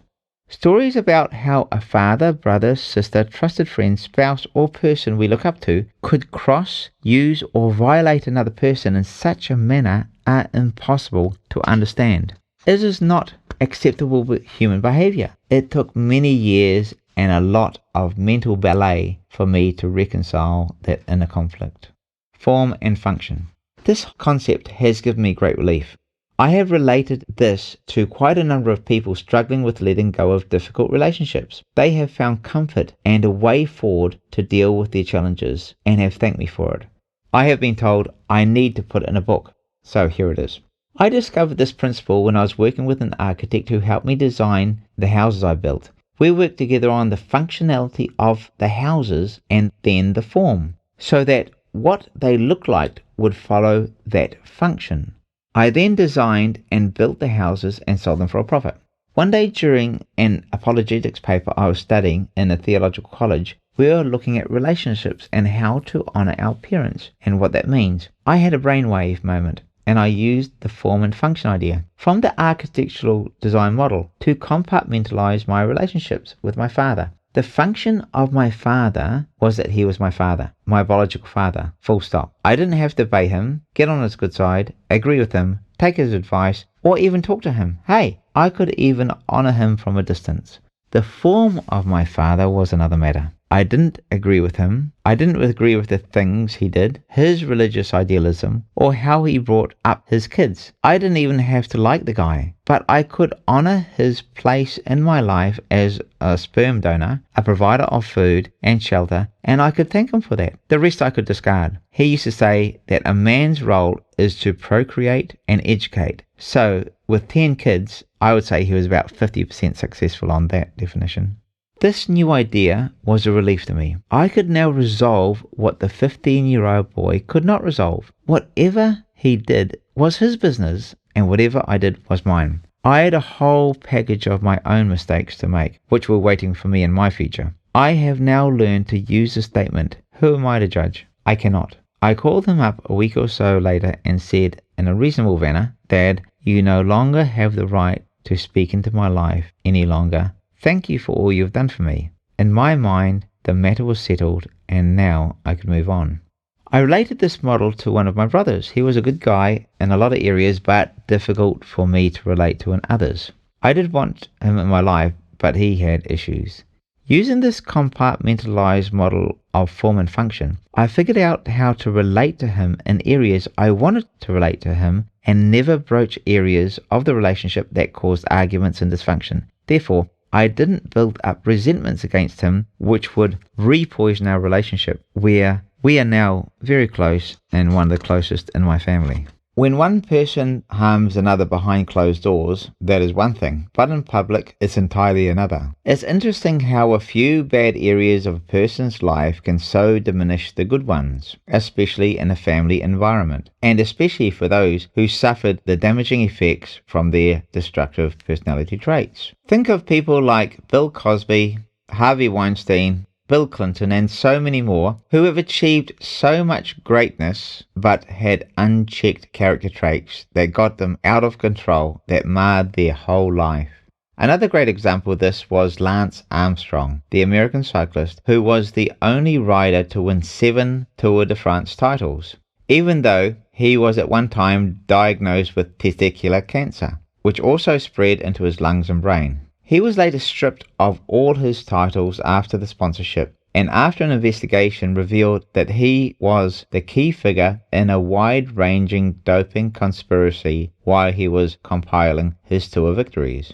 Who suffered the most from these damaging effects from Armstrong's deceptive behavior? You guessed it, all those second-place holders who had poured their hearts, souls, resources, and lives into their riding. They all had their gold medals and first-place holder recognitions robbed from them. Not to mention all the sponsorship, wealth, and fame stolen from them by Armstrong. How upset must they have been? Unbelievably, I imagine. The second place holders' role, playing all the fame and fortune they had missed out on in their minds, would have been traumatic. I think the medical system is largely emotionally traumaphobic, meaning that the treatments prescribed, like antidepressants, just mask the real cause of many conditions. Because they don't have the tools to deal with the trauma, they often steer clear of this trauma subject. Besides, there's no money in trauma resolution, so the real drug pushers are the big pharmaceutical companies who profit from the proliferation of these drugs and have invested interest in keeping us on them as they battle for market share. According to the website cdc.gov, 13.2% of adults had used antidepressants in the past 30 days. That's almost 1 in 7. According to drugs.com, many of the antidepressants on the market have side effects that may include fatigue and drowsiness. I know this was the case when I tried them. I came to the conclusion that I didn't know what was worse for me, depressed feelings or a continual drowsiness and tiredness that made me lethargic and lazy. Antidepressants do have their place, but some people consider them to be almost a silver bullet. In my view, antidepressants are there for a specific purpose, to get us over a bump in life and to get us back on track, not an easy go-to solution or a lifestyle choice.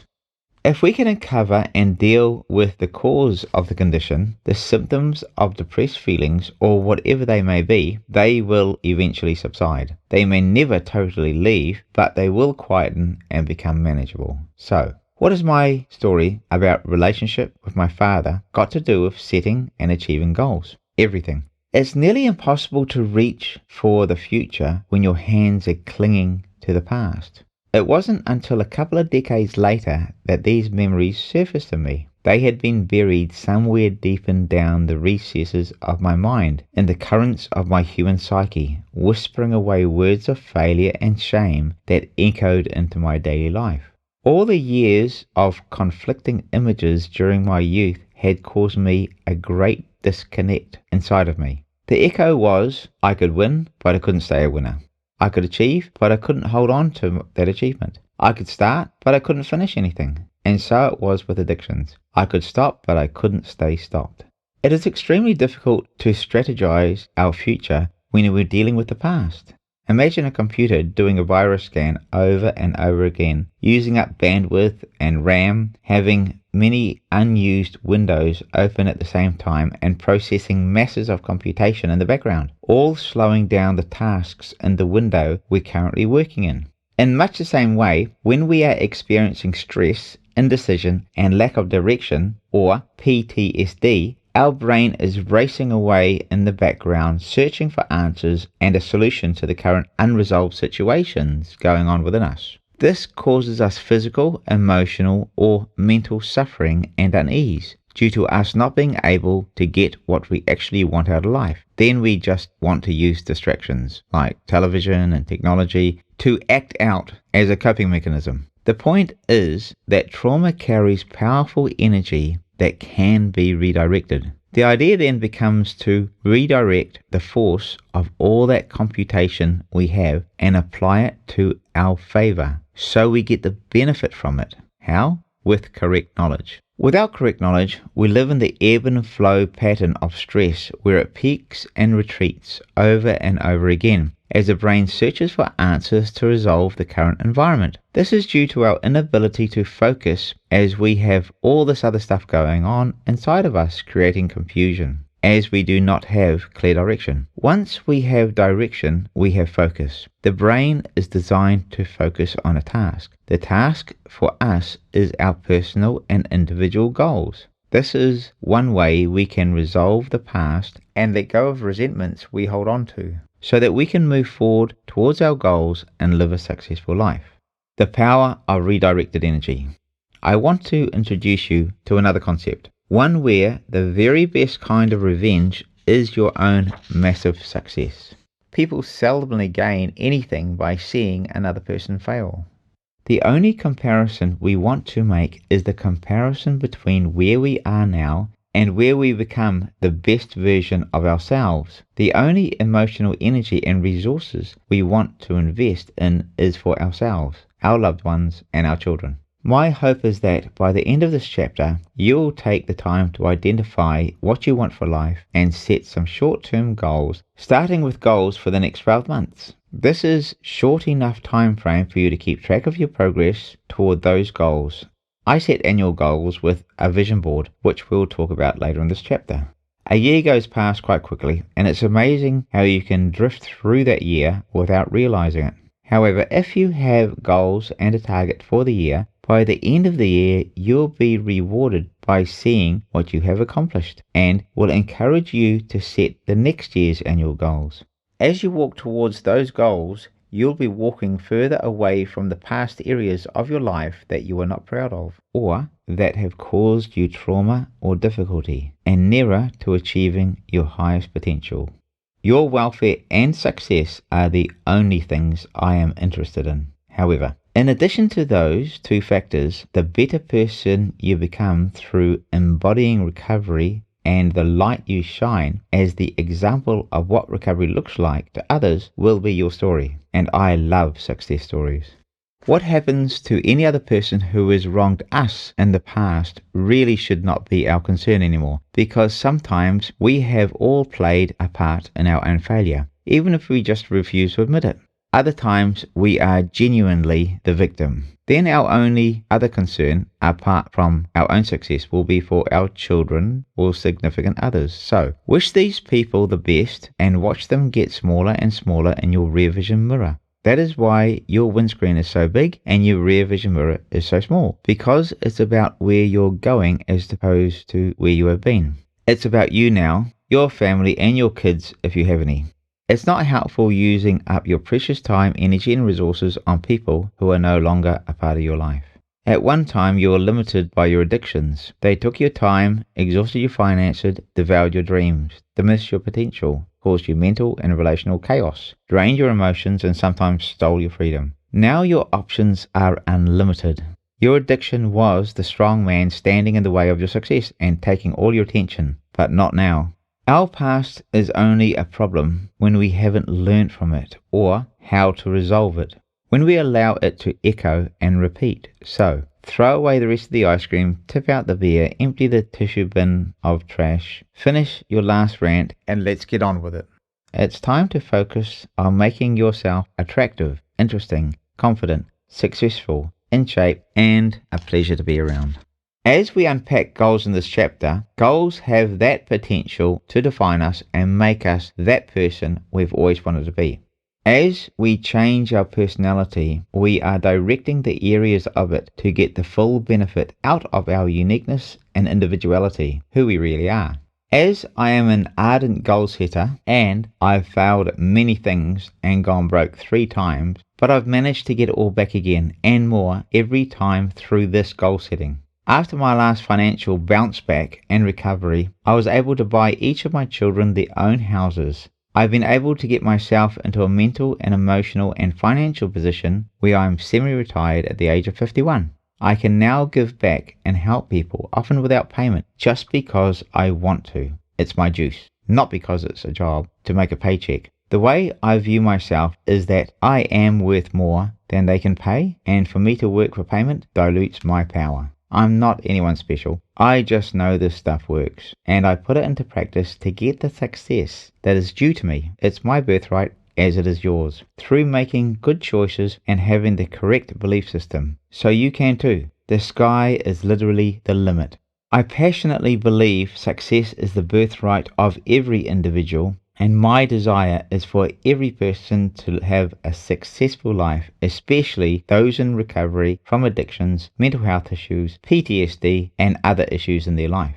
There is a saying, you'll harvest what you sow. Every good decision and every good choice you make will have a good outcome. It will take time, but it will happen. So let's not waste our time. Let's get started today. Understanding this will make goal setting simple, achievable, and most importantly, it will help you have an expectation of good in your life. How? Do the next right thing. It's simple, yet it's so effective.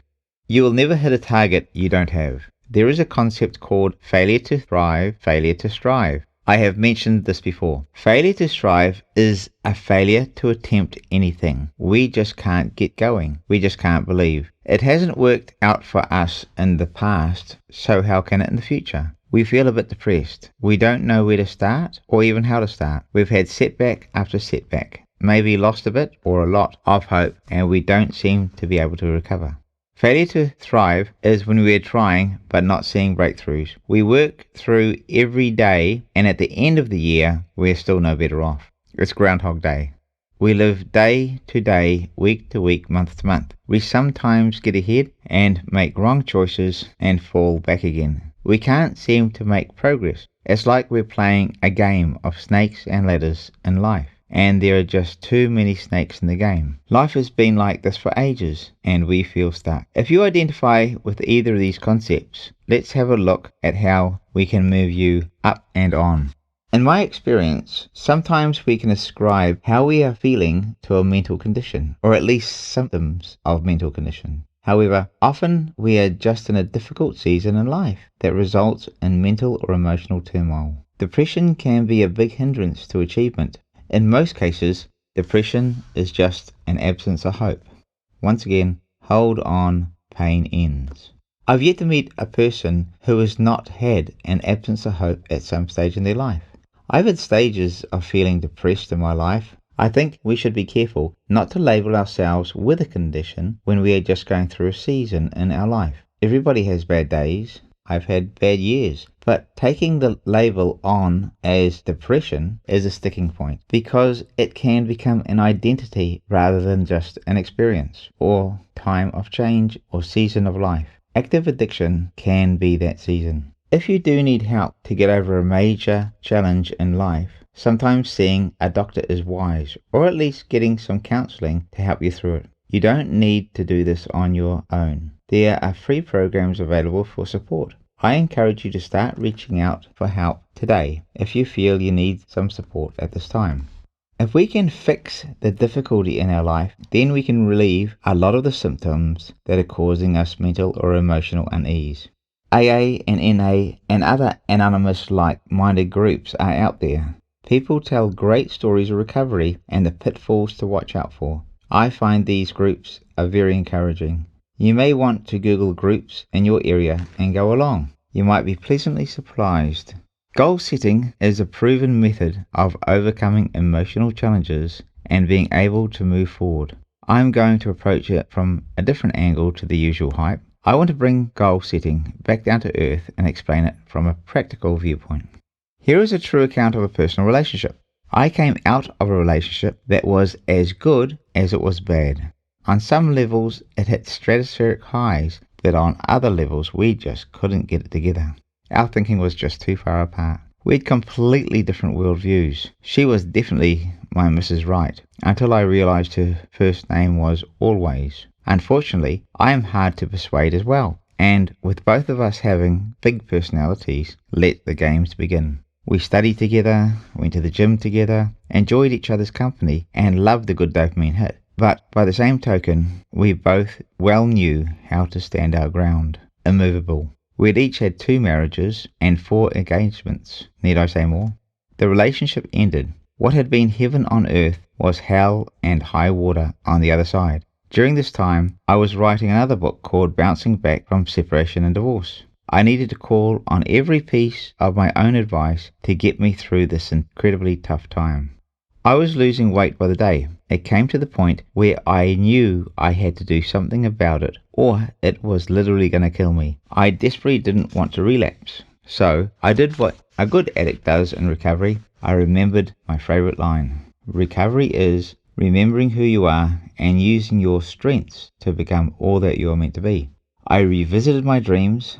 I had wanted to compete in a bodybuilding competition since I was 15 years old or even less, reading about Arnold Schwarzenegger and the rest of the bodybuilders. Now, at 50, I think I was old enough. I set myself a goal and enrolled myself into a citywide bodybuilding competition held by an internationally recognized bodybuilding association in the city where I lived. That was happening 7 months in the future. Then I went and told everyone, which is probably the worst thing I could have ever done. Fast forward, I trained like my life depended on it and ate like it was my first day out of a concentration camp. 3 weeks before the competition, I realized I had no idea what I was doing. By chance, I found a very experienced trainer who had been competing in shows for over 20 years. He was my saving grace. He said, very simply, "You're too fat." What? I had a six-pack and I was still too fat? Well, that was like red rag to a bull. I starved myself, trained 3 times a day, drank water like I was drowning, and took every piece of his advice. I practiced posing. I had no idea what I was doing, and just saw my trainer every day to pose in front of him. I joined another gym as well that was open 24 hours a day, and I would go in at 11 o'clock at night, lock all the doors, and practice in my undies in front of the mirror. Get back up at 5 a.m. and do it all over again. We manifest or materialize things, situations, or events in life at a subconscious level. However, the ability to manifest the life we desire takes active and intentional consciousness and is an art that we develop. A bit like bodybuilding, really. The way we can put the work in is by belief and expectation. We deal with any thoughts that are in conflict with what we are believing for. Manifestation is taking an abstract, ambiguous concept that is hidden and making it mentally, visibly, tangibly, and immediate. When we really believe something, it drives us into action. That action produces results. Every result becomes a confirmation, which builds a bit more faith in us to believe even stronger, with more focus and take further action. This faith also helps us to overcome difficulties, obstacles, and negativity from both our internal dialogue and from others. After a week or so, my trainer said he was seeing changes in my body every day and realized how serious I was about this, and serious I was. I knew this road. I treated it like I needed another drink and always found a way to get one. However, this time it was for a good cause. A week out from my competition, my trainer said, "You know what? You just might have a chance here, maybe even get a place." 4 days before the competition, I went on a water fast and dehydrated myself. I lost 3.5 kilograms in the last 3 days, and I have photos of the scales with the timestamps on it to prove it.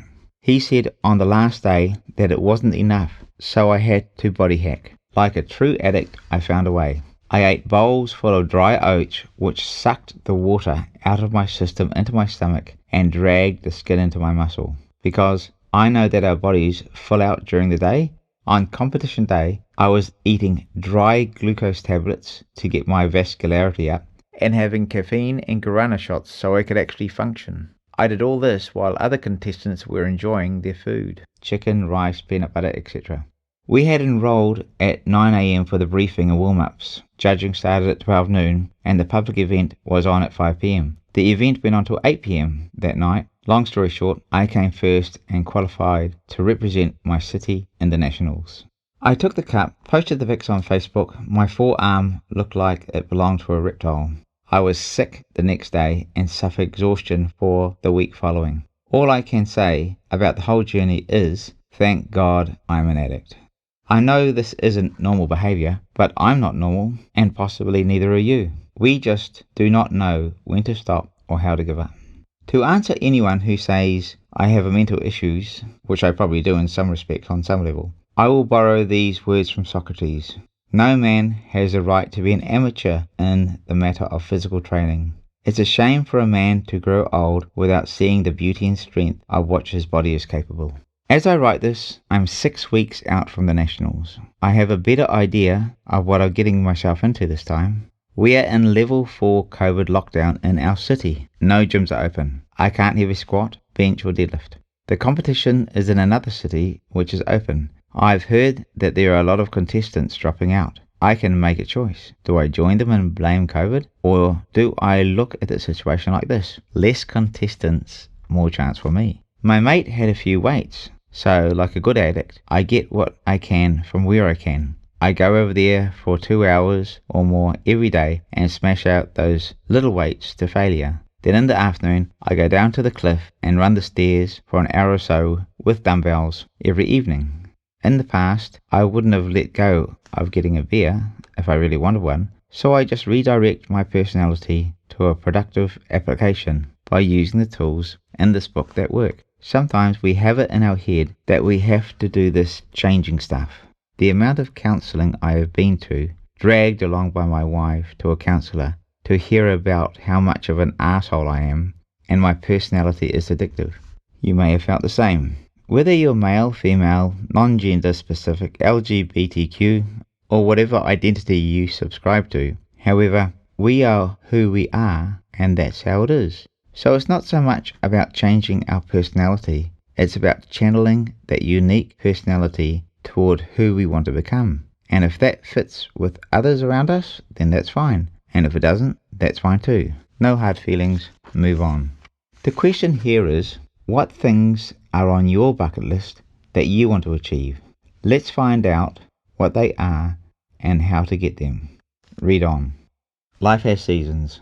One of the challenges we have today is that we're often not as aware of the effects that changing seasons have on us as people were in the past. The seasons now only really affect us in weather and temperature changes. We get almost every season's food and entertainment all year round, regardless of the current season. In the past, and still with agriculture today, there is a window of opportunity to plant and reap. Miss these time periods, and the outcome is not pretty. Sometimes if we miss seasons in our life as they come around, we can miss times of growth and harvest. It's good for us to understand our own personal seasons in life and make the most of opportunities as they become available. I did not know this when I was young, but now I see my grandkids coming through and starting school. I'm seeing life repeat itself, and I've obtained the wisdom of comparison. Think of the life cycle of apple tree. In the autumn, the fruit falls from the tree, the leaves drop, and the tree becomes bare. An unharvested fruit rots, and the seeds become exposed, or that fruit gets eaten by an animal, carried off, and pooped out. The manure from the animal becomes compost, full of nutrients for the seed. When the tree goes through winter, it puts on a strong layer of dense growth, the dark ring that you see when you cut a tree. The tree needs this strong layer of growth. If it only had summer growth, the tree would be less dense and weak. It would not be able to withstand the storms of winter, and most importantly, not able to bear the weight of the fruit it is about to produce in the coming season, so it could break. Winter eventually changes to spring. The tree has grown stronger and bigger. Its roots have gone down deeper in order to access more nutrients and water. It bears more fruit than last season, and its seeds have produced more trees. While this is simple, it's profound. Our life has a series of seasons. We need these seasons to grow. If we had all summers, we would live a life chasing one good feeling after the next and not really maturing. If we only had winter seasons, we'd eventually die or give up from too many long, challenging times. If you feel you're in a winter season now, great. You have something to overcome to prepare you for when spring comes. In this season, you are building great strength in your life. We call this transitioning through suffering. At this time, we get to re-evaluate life and get rid of the things that do not serve us. This is a vital part of nature's cycle. We are part of nature, so why would we escape these cycles? Snakes shed their skin, lobsters their shell, crabs outgrow theirs, a lot of trees lose their leaves during winter, bears hibernate, and on it goes. I have had periods of long winters, and when I look back I realize they were for deep learning periods that prepared me for the future. I could never do what I do now as a mental health and addictions coach as patiently and effectively as I do unless I had experienced what I have. Nor would I have the empathy to write this book, nor the understanding either. Understanding these seasons in life is vitally important to our personal development. Achieving your goals is the process of seeing where you are and where you want to go, or having a vision for your life. One of the most proven tools for doing this is by the use of vision boards. Vision boards. Having a vision of what you want is one of the most powerful tools to man, as I've just said. I speak to a lot of people who know about them, but I rarely meet a person who has done one, or even fewer who have one by their bed to look at and meditate on. John Assaraf, a lecturer, entrepreneur, author, and behavior expert who focuses on brain research and brain training, has a good introduction to vision boards on YouTube called Do Vision Boards Work, which talks about the power of the vision board. The reason that vision boards are so effective is because we think in images. Let's say we read something, and as we read the words, they're transformed into the images in our mind. When we explain what we read to someone, the next day we translate those images we formed in our mind, encoding them back into words. The person listens to their words, decodes them, and forms that image in their mind. Eventually they will say, "Oh, I see what you're saying." We do not see words or listen to understand. We interpret them into an image to help us comprehend. So, seeing images on our vision board goes directly into our understanding, and our subconscious goes to work to convince our conscious, and together they team up to make the vision happen. This is basic stuff, but payday is in the follow-up. Once you have identified your goals, follow these simple steps. List goals you would like to achieve. I set my goals annually. 2. Download pictures from the internet that match your goals. They don't have to be exact, but near enough. Get them printed or draw pictures. 3. Use picture frames to make a collage out of your pictures. 4. Write a caption for each picture. For example, on a car picture, write, "Within 12 months, I'll be driving this car." For your work, you might write, "6 months, I'll have a promotion and 15% pay rise." Whatever your goal is, it's personal to you. Put it down. Then put it on your bed and look at it every day with intention. It's yours. You own it. It is said that knowledge is power. As I've said, that's incorrect. Applied knowledge is power. Too many people take their knowledge to the grave. What I'm saying here is apply this knowledge into your life. Create this vision board and you will experience the power of it working for you. Look around you. Everything you see that's not part of the natural world has been made by somebody, somewhere, at some time. Even the landscaping in your house was inside someone's head as a design. Everything that you see first started in someone's mind. Then through planning and execution, it was transformed into a physical form and was placed somewhere within your reach, in a shop, on the internet. You used your resources, selling your hours, or to be exact, a portion of your life to purchase that thing that you're looking at. Consider and apply this process to the chair, couch, floor that you're sitting on. Someone thought it, it became their vision, they designed it, it was made, it was brought to the shop, the place, the warehouse, and then you bought it. Now you're sitting on what was a thought. You may think this is oversimplified, but it's not. This was just the natural course of events that happened to get this thing to you. Now let's think of your life. You thought of a topic to study, did your training, university, and apprenticeship. Whatever you did, maybe changed your job, and now this is your reality. Even if you're on welfare currently, you still had to make an application to receive it. Many great stories come from people who were on welfare and decided to change their lives. What am I saying? Nothing is impossible. Make a goal, then start making choices in that direction, and you will enjoy the self-validation from doing the work and achieving it. Believe in yourself. There's a story about a man named John Key, who was the Prime Minister of New Zealand. He grew up in social housing. He told his mother from a very young age that one day he would lead the country, and that is what happened. He grew into the vision he had planted for himself, adopted that belief, and became it. How? According to an excerpt on the New Zealand Herald, there's a pattern throughout John Key's life of setting aims and racing towards them. As a child, he spouted 2 outlandish goals: to make $1 million and to become Prime Minister. He knocked the first target off easily. Now he looms tantalizingly close to the second, which he eventually knocked over as well. In 2008, John Key became the 38th Prime Minister of New Zealand. Apply this concept to your community and environment. The culture of the group became part of your vision of your future. Either you chose to be a part of that group, or you were born into the community. You were in a relational setting with them. They became your relational infrastructure and formed part of your identity. They helped steer you in a particular direction, and you went along, either by actions or by your inactions. Perhaps you prolonged a bad relationship environment when you possibly knew it wasn't right. You have created your experience, as I have created mine along the way. What we believe, we will live. Remember, we harvest what we sow.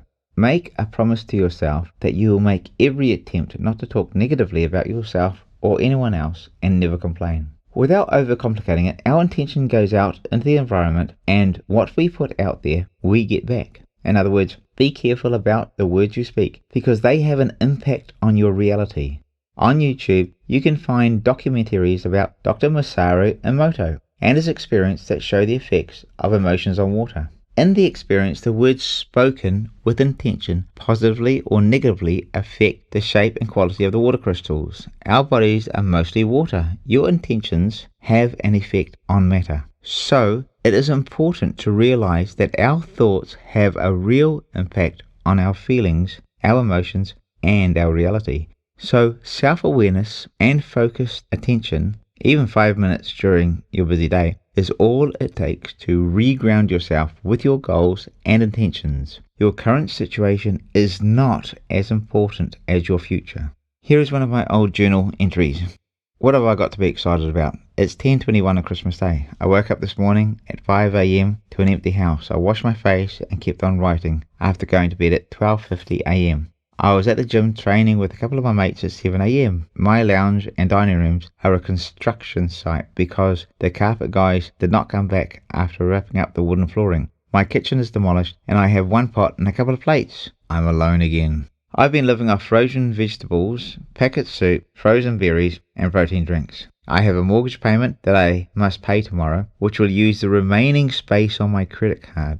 I will then have just a couple of $100 left for food and gas. I do not know where to go to from here. However, no money, no problem. No belief, big problem. I have a goal. My goal is to be financially independent and to work in a voluntary situation. My current challenges will not deter me from that goal. My intention towards that goal will shape my future. Since this entry was made, I have done exactly what I promised myself, simply through good planning, goal setting, and follow through. Necessity is the mother of invention, and sometimes, out of necessity, we have to reinvent ourselves. Like the saying goes, if we do what we've always done, we will get what we've always got. When I was writing that entry, I had 3 partially written books that I'd given up on. I considered my options, foreseeing what was lay ahead for me. I asked myself this question: what do I have? I have health, I've got a computer, I have a roof over my head, I have food, and I have time. I have decades of study and not very used qualifications, and I have ample of life experience. I was under considerable pressure. I could go out partying and distract myself.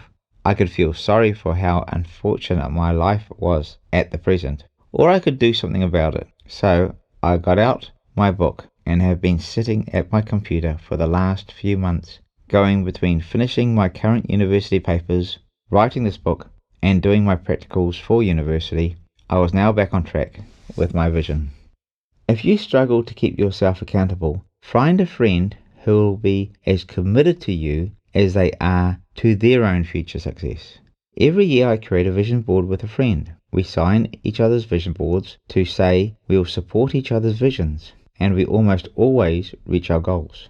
He's built a $20 million business from nothing in the past 3 or 4 years. He's put on over 10 kilograms of muscle, and he's driving his dream car. I absolutely love watching how things materialize for him according to his vision board. Sometimes values change along the way, and we realize the vision we started was not what we really wanted, or we were not specific enough. My purpose was turning back towards people again, not things. I put on my vision board several spiritual elements which were in conflict with the accumulation of more stuff. My heart had recognized this, but my head had not. I was in a dilemma. I had to go with my heart. So soon after, I closed my business and went back to tertiary education to continue my training as a counsellor. I placed this new goal on my next year's vision board, and a few unexplainable occurrences happened that led me to the right place to study. I now get a great deal of satisfaction helping people, far more than doing the next real estate deal, I can tell you. Think about how you want your life to look in 12 months from now. What do you want your future to look like? What does your future partner look like and act like if you're single? If you are in a relationship, think about the options you have. Where do you want to go spiritually? What is your goal weight or achievable shape? What school do you want your children to go to? Do you want to retrain into a new career? Change your job? Get a job even? Give up a bad habit? Or toxic friendships? Or a difficult relationship? Maybe you're in a relationship and it's not that bad, but it's really not that good either for you. Or it's not the best for you and you feel you can do better, do more, and go further in life. Good is the enemy of great. The list is as long and broad as your imagination. And if you use the following SMART system, specific, measurable, achievable, realistic time frame, in setting your goals, you will achieve these goals. SMART goal system. Let's broaden the meaning of these. Specific. Be specific. Goal creation works like a person at Amazon packing shoes. We get whatever style of shoe we want, but if we ask for a pair of shoes without being specific, when they arrive, they won't be the style or size we wanted. We need to make sure we specify the size, color, and style we want. If we need a new car, be specific about the car we want, even down to the color. It's as easy to envisage a blue car as it is a red one. On my vision board, I pictured a partner. She would have certain eye contact with me and a certain look. Then I met someone and I was amazed that she was just as I imagined. However, I had omitted being specific about a personality type, beliefs and values. Her belief system and personality did not match mine. I was annoyed that I had not been specific in these areas because I had invested my time and energy, and she had also, into a relationship that wouldn't work as our beliefs and values were incompatible. It was an impasse. Measurable.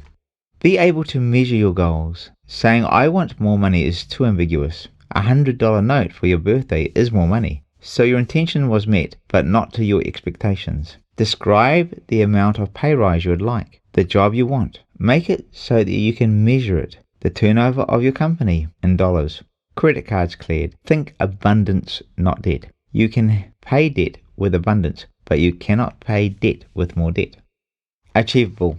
This is where we set our parameters with a time frame. Your goals must be more than you can do on your own, but not so much that it's something totally unrealistic in anyone's thinking. Something that is well balanced and a bit out of your reach is perfect, so that when you receive it, you will know that your creative vision has enabled you to reach your goal. Realistic. What can you achieve within a year? Think of a holiday, but don't get too comfortable. Don't limit your goal to spending a night at the local hostel, but don't aim to visit the moon for a weekend either. Make your goals realistic. Time frame. 1 month vision board will not be long enough to achieve much. A 5-year vision board will be overwhelming and a bit of a marathon. I think 12 months works well, so I do my vision boards annually. I can add on to it the following year. I made a goal to take my children around the world within 12 months. I put it on my vision board. They all picked their destination. We made it a goal. That December, they all got what they envisioned, right down to my daughter wanting to go to Paris. She loved the movie Moulin Rouge and saw Paris as a city of love. But when we got there, it was anything but. She looked a bit down one day, and while we were walking back from Notre Dame, I asked her, "What's wrong, honey?" She said, "This is not like the movie. I thought it was a city of love." As we were crossing the bridge at that very moment, there was a couple on the bridge kissing on a bench seat, looking over the water. It was a picture-perfect scene. I said, "There you go, you got what you came here for." Her face lit up and she was happy again. I'll never forget that moment. The year I left the business I was building to continue counselling, I changed my vision board to focus on that area. That was just for the career part of my vision board. Vision boards are living things, so you can add a bit to them or take away that which does not serve you, but keep the fundamental aspect the same. Born with your successes in you. To wrap this chapter up, I want to present to you the flip side of born with your mistakes in you. I hope it will encourage you as much as it has done me. Once I was able to get my head around it, you are given a set of DNA coding, and in that coding is the personal strength to enable you to overcome the darkest, most challenging times, like struggling with an addiction. And to achieve your life's goals and desires, whatever else you need, you can get along the way. You just need to want to do it. Having the technology at your fingertips that we currently have is something every generation in the past has only dreamed of. Now we have the smartphone. This amazing device holds all the information we need. Information about literally millions of things throughout history, and put together by people who have labored tirelessly to deliver to us the truth or their perspective in a matter of seconds. Every time someone asks me a question, I reply, "Have you Googled it?" As simple as it sounds, I believe that we are designed to overcome obstacles and succeed according to our intention. Once we have identified our goals, we do not have to go out and learn from scratch. We can copy the successes of others. Humans have the intellect and ability to copy others and replicate their successes. So, find someone who has gone before you in your chosen field and copy their steps with the knowledge you have available, with intention and with the discipline to carry it through. Then you cannot help but achieve your goals. This is the package of ingredients others have used who have gone before you. A reminder, success leaves clues. Here is a story about the power of exchanging addictions for goals. Bob Hawke was elected Australia's Prime Minister in 1983. Here is an excerpt from an article from news.com.au titled Bob Hawke's Complicated Relationship with Drinking. Before taking office, Mr. Hawke was drinking all the time in a way that would kill any modern-day politician's career. But at the time, Mr. Richardson and Mr. Hawke's reputation as a larrikin helped working-class Aussie voters relate to a politician in a way they had never done before. He gave up drinking in 1980 when he went into Parliament. And when he was Prime Minister, he was drinking non-alcoholic wines and all that sort of thing. But as soon as he left office, he went back on the grog. His political contemporary, Graham Richardson, told news.com.au, he could have never become Prime Minister if he had carried on drinking the way he was. Mr. Hawke explained why it was so important he gave up the beers. I said to myself, if you're going to become Prime Minister of this country, you cannot be in a position where you can make a fool of yourself in front of the country. He said, I never had a drop for the whole period I was Prime Minister. Just remember, even when you're tired or a bit depressed, think about achieving your goals and how proud of yourself you will be. Goals will stop you from giving up on your dreams, even when it seems impossible. I personally hate regret, so I'll try to avoid it at all costs. The only way I can avoid it is by doing the next right thing. There will always be people who tell you you can't, just like our addictive nature. We rebelled at all costs to serve our addiction. Use the naysayers and haters as fuel to propel you forward. Prove them wrong about you. Take every bit of energy of negativity and redirect it positively towards your goals. It's possible and it does work. Remember the narrative approach at the start of this chapter. Let's move into resolution or conclusion. The point is, we are just too powerful to be naive. The power of mankind built the weapons of mass destruction as a deterrent for invasion and protection of countries' sovereignty. An atomic bomb was used on Hiroshima and a plutonium bomb was used on Nagasaki, killing hundreds of thousands of people. So mankind's creative genius was used for man's destruction. Relating this to us as individuals, we can use our great addictive strengths for advancement towards our goals, or only a fraction of them just to get by and waste the rest.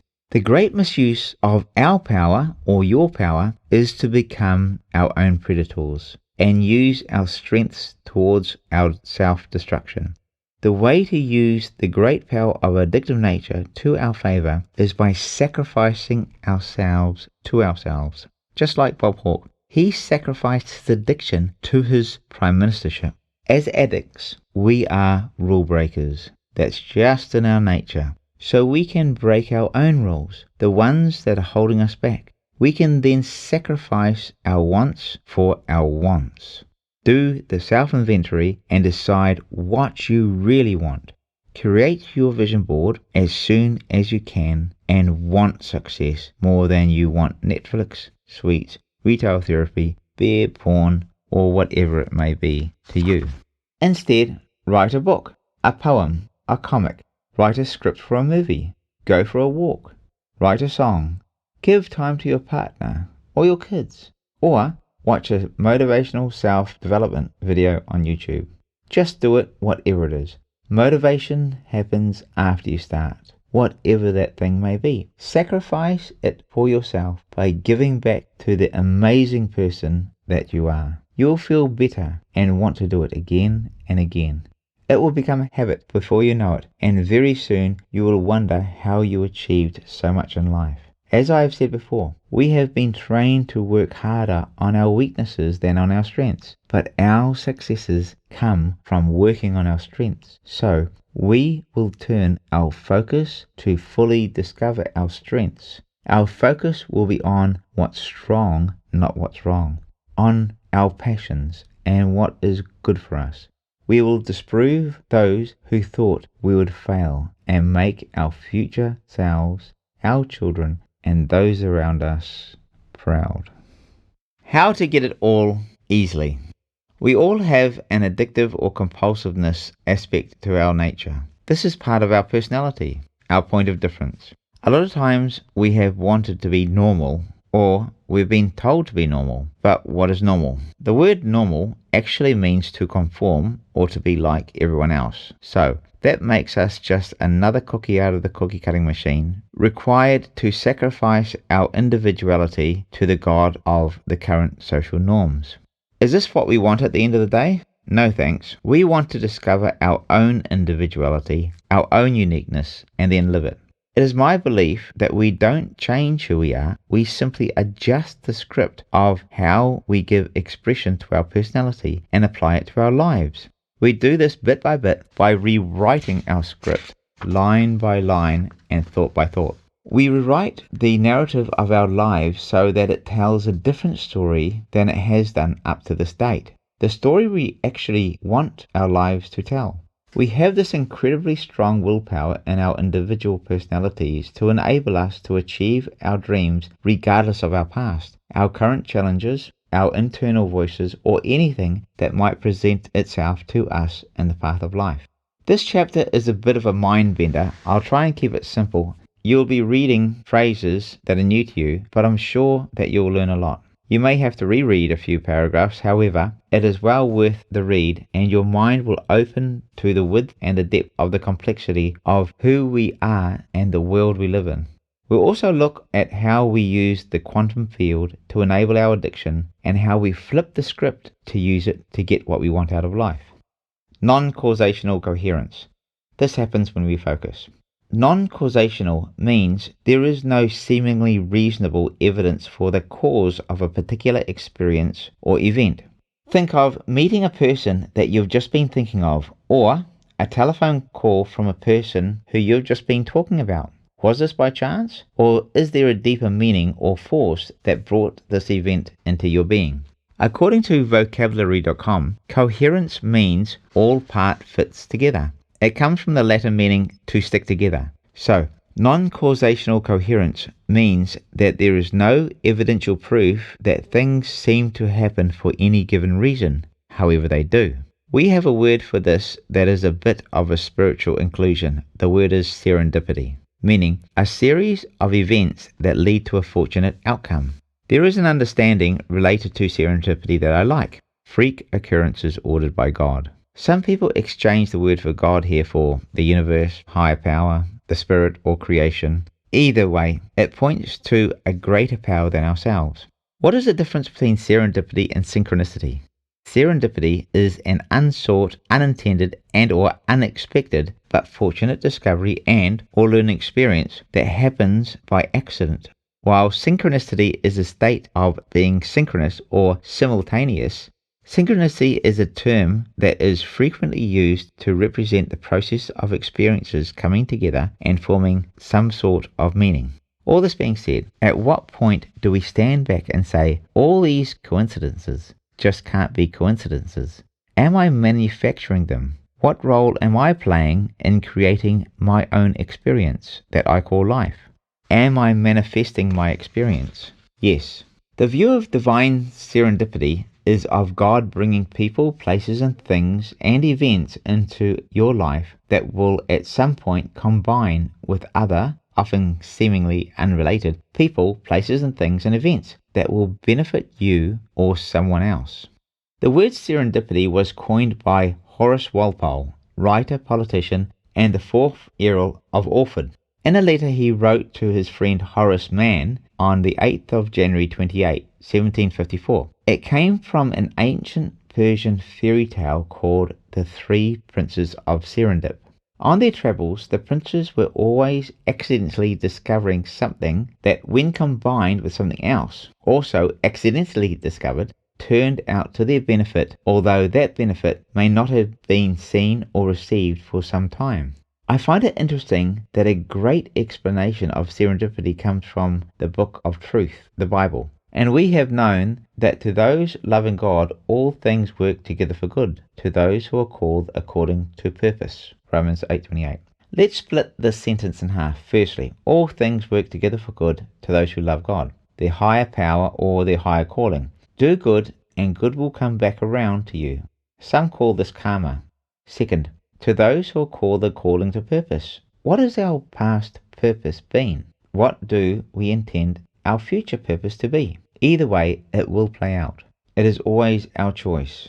I love the saying, go forward confidently in the way of your dreams and make a plan to achieve them. Think back to our using and compulsive days, or if we are in the throes of needing to service our addictions and compulsions, how did we find the time, energy and money and even the creative ways and means to attain that which we needed at the time? How did we do this? With focus and intention. Even the smallest amount of intention, when accurately focused, will bring about an outcome. The question then becomes, what outcome do I want out of life? Is the life I have now the outcome I want or wanted? Parts of our life might be going well, but other parts of our life that are not in order can toxify the good parts of our life easily. So, if we're able to, seemingly quite easily and quickly, service our needs, we unknowingly operate the non-causational coherence rule. If that's so, why can't we service our success in the same way? We can, just by flipping the script of our needs, of our compulsive behaviors, to wants and desires for our success, allowing non-causational coherence to operate in our success story. Look at it this way. If we were to get a small magnifying glass, just a few centimeters in diameter, and using the sun's rays concentrated on a piece of paper or a small piece of timber, we could create a flame and start a fire that could turn into a major forest fire. In fact, while I was having an escape from society, isolating time in my life, I went and lived on a remote island off the east coast of Queensland, Australia, for about 18 months. The island mainly consisted of dirt roads. It just had one convenience store and could only be accessed by boat. There were a number of forest fires that burned a lot of the island and threatened the inhabitants. I learned that if I ever saw a bottle on the ground, I needed to pick it up, as the curvature of the bottom of the bottle could act as a magnifying glass when the sun is at certain times or places in the sky in certain seasons. When the sun hits that bottle at the right spot as the seasons change, the position of the sun throughout the year can create a focused laser ray which can start a raging forest fire. Likewise, when we initiate our will and intention, we activate a power that is beyond ourselves, going on in the background, which we're often unaware of, and we can bend it to meet our needs. The point is, our higher power is like the sun. We are in partnership with our higher power, and we are the bottle. What direction are we directing this energy? What will be the result of us directing our energy? A great forest fire of self-destruction or a great forest fire of our success? It's our choice. A spiritual perception of this would be that we are a localized package of non-local consciousness. This means while we are localized within this body that our soul wears, there is another aspect of ourselves going on out there that is co-creating our life non-causationally. The movie The Secret explains how this unseen cause and effect is happening to us in everyday life. All these everyday life events add up to our one day in the future, when our life will look like the summation of all our todays. Quantum physics tells us how much the observer, our non-tangible self, is affecting the environment. It is described as the measurement problem in the movie What the Bleep Do We Know? These two movies are must-watches, along with The Game Changers and Social Dilemma. There is too much to say here, so I'll paraphrase it and condense it. Professor Wolf describes the basis of our integration with the world and its environment as popping the quiff, QWF, the quantum wave function. When we are looking at our environment, we experience it as a particle, a piece of matter, what we see and experience. But when we are not looking at it, it's a wave. The wave is influenced by our intention, and the particle, i.e. our experience, adapts itself to the degree of our intention. Therefore, our intention or our expectation influences our experience. Another way of explaining it is to say that what we believe will happen or will eventually happen to us to the degree we believe it. Jesus said, "Just as you have believed, let it be done unto you." Matthew 9:29. This measurement problem, which the scientists describe, works like this. When the experiment is being conducted, the outcomes differ according to the viewpoint or the intention of the person doing the experiment. The energy of their intention affects the environment of the test in the laboratory. If you can Google YouTube, the double slit experiment, this is called the quantum wave function. It is said that this experiment is the single most impressive experiment that has ever existed. The first person to conduct this experiment was Thomas Young in 1801. He performed it with a light and was able to demonstrate the theory at the time. The light was a wave. Therefore, the theory that the light was a wave was proved to be correct. We all know this now. We learn it at school. But back in those days, this was a massive discovery in science. I'll go a little bit deeper. The universe will arrange itself accordingly. Through the non-causational coherence rule, my favorite saying, the universe will arrange itself accordingly. This means that our creative powers are managed by our expectations. What we expect becomes our reality, our experience. Therefore, the best way to predict our path in life is to create it. In Genesis 1:26, God said, "Let us make humans in our image, in our likeness." God is a creator, and we, being in his likeness, are also creators. As I have said, we know how we got to be the way we are today because we thought it yesterday. We know where we'll be tomorrow because we're thinking it today. So thoughts are actually things, as thoughts create things. I have a classic car with a numplate QWF, or quiff, and a small writing. Pop the quiff, quantum wave function. The plate on my everyday car I use is I create, or ICR38, I create, in small writing. Yes, we create our experience. I have fascinating conversations with people who ask about the number plates. Because this is an addiction book, I will add a morsel. We have all heard it said, birds of a feather flock together. Why? In a previous chapter, we discussed associations.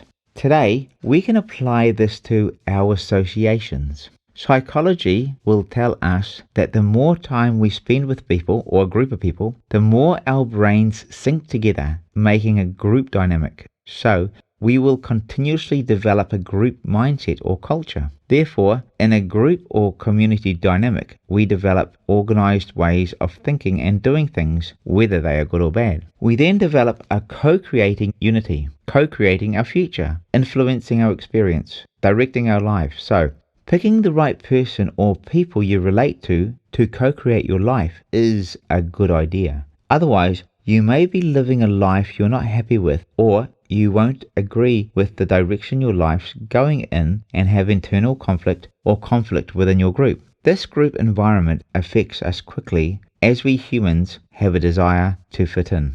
Have you ever wondered why you might be having conflict in a group environment? The group may be out of sync with who you actually are, like being a square peg in a round hole. We call this your shape.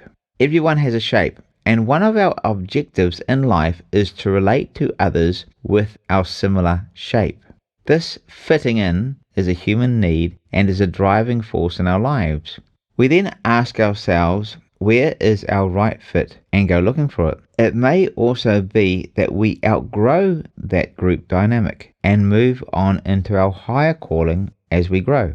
We may find that a smaller group within the group also outgrows the group, and we may be one of them. This seems to happen for no specific reason. It just happens. It's a non-causational coherence experience.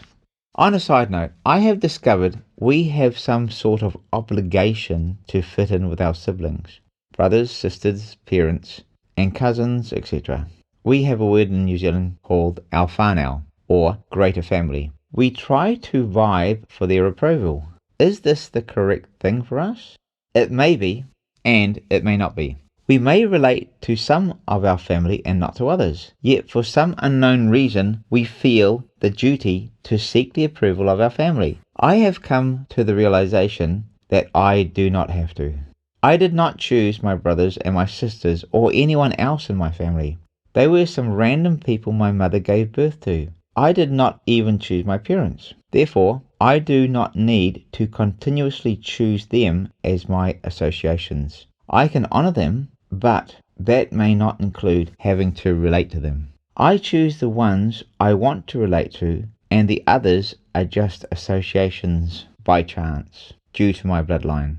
I get to choose my family in life regardless of blood or not. So, I have true brothers and sisters who are not my bloodline, and some who are in my bloodline. This becomes my whānau. It may take a bit to get your head around because they are learned social expectations. This may be a very liberating concept for you to adopt. I share this with people who are struggling with their family due to judgment and undue expectations as a point of view for them to consider.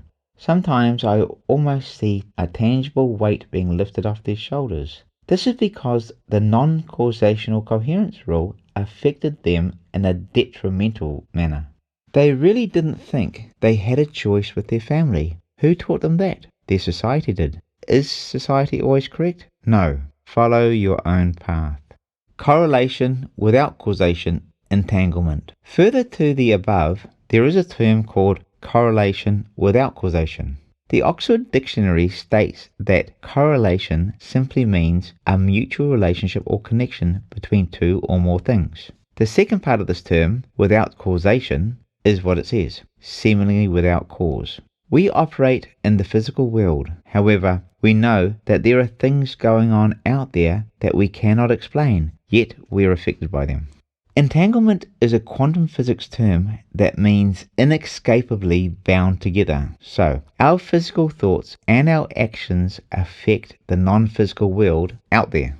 Our non-physical world in turn affects our physical world. This is an inescapable law. Some call this sowing and reaping. What goes around comes around, or karma. Whatever we do or think actually does come back to us in some way, shape or form. We are entangled with our thoughts and choices. Therefore, it's a good idea to be mindful of our thoughts and choices because they become our life. Remember the meaning of insanity? Doing the same thing and expecting a different outcome. So, to try to fight against this inescapable law is not sane. After a while in life, we come to the realization that in some manner we do actually create our experience in life. Sure, things happen to us, but it is said that our experience in life is 5% what happens to us and 95% is how we deal with what happens to us. I would go even further to say that we create as adults about 95% of what happens to us through our thoughts and beliefs and choices in life. This life we create for ourselves is a manifestation of what we expect. Now, think of the genetic coding and DNA that we were handed as children or infants or even in the womb. How much of that created who we are? As we have read above, what we expect is just another way of saying what we have faith for. Thus, our greatest expectation goes out into the environment and delivers us back our fears or our faiths. Fear in this context is simply faith in the negative. This amazing course of events is called the manifestation phenomena. In saying this, we can reduce the power of this entire process into a statement. We humans have the desire to put these massive concepts into a box or come up with a formula so that we can package them up, label them, and put them on our shelf in our mind and say that we understand them. So we reduce these incredible concepts down to our level of our understanding, limiting their power in our comprehension. This is totally misconceived. Our real job is to develop a set of quality desires that are personal to our individuality and that expresses the best versions of ourselves. We then turn those beliefs into goals, apply our faith, overcome our fears and limitations, and walk confidently in the path of our dreams. Simply put, our job is to direct the faith and powerful compulsive determination that already resides within us as addicts. Put the work in and the opportunities unfold. Follow the breadcrumbs that success leaves for us and trust the process. We do not have to work it out. We just need to work on it. This works every single time. The problem is that we tend to give up before we see the outcome. Stay until the magic happens. Did we ever give up on finding a way to support our habits that were unhealthy? No. We found a way to service our habits, and we created a life that would support our habits until we hit the impenetrable wall of an unbearable lifestyle, which led us to losses, sickness, institutions, or even a shortened life. Until our survival mechanism kicked in and screamed so loudly and put so many problems in our way that we could no longer ignore the issues our addictions and compulsions were creating in our lives. We often hear this so often from smokers who are told by their doctors if they don't give up smoking it will kill them, or overeaters, that our bodies cannot withstand the food consumption and they must change their eating habits or their organs will begin to shut down. We try to bend reality by serving our compulsions or addiction, like twisting a large elastic wire until it snaps back in our face and we suffer the consequences. However, we simply cannot escape the law of sowing and reaping or karma. It is a governing law of the universe. In scientific terms, it is the first law of thermodynamics and is referred to as the conservation of energy principle. Energy cannot be created nor destroyed. Simply put, if we participate in a negative energy, we will receive the consequences of that negativity. If we participate in positive energy, we will receive the benefits of that positive energy.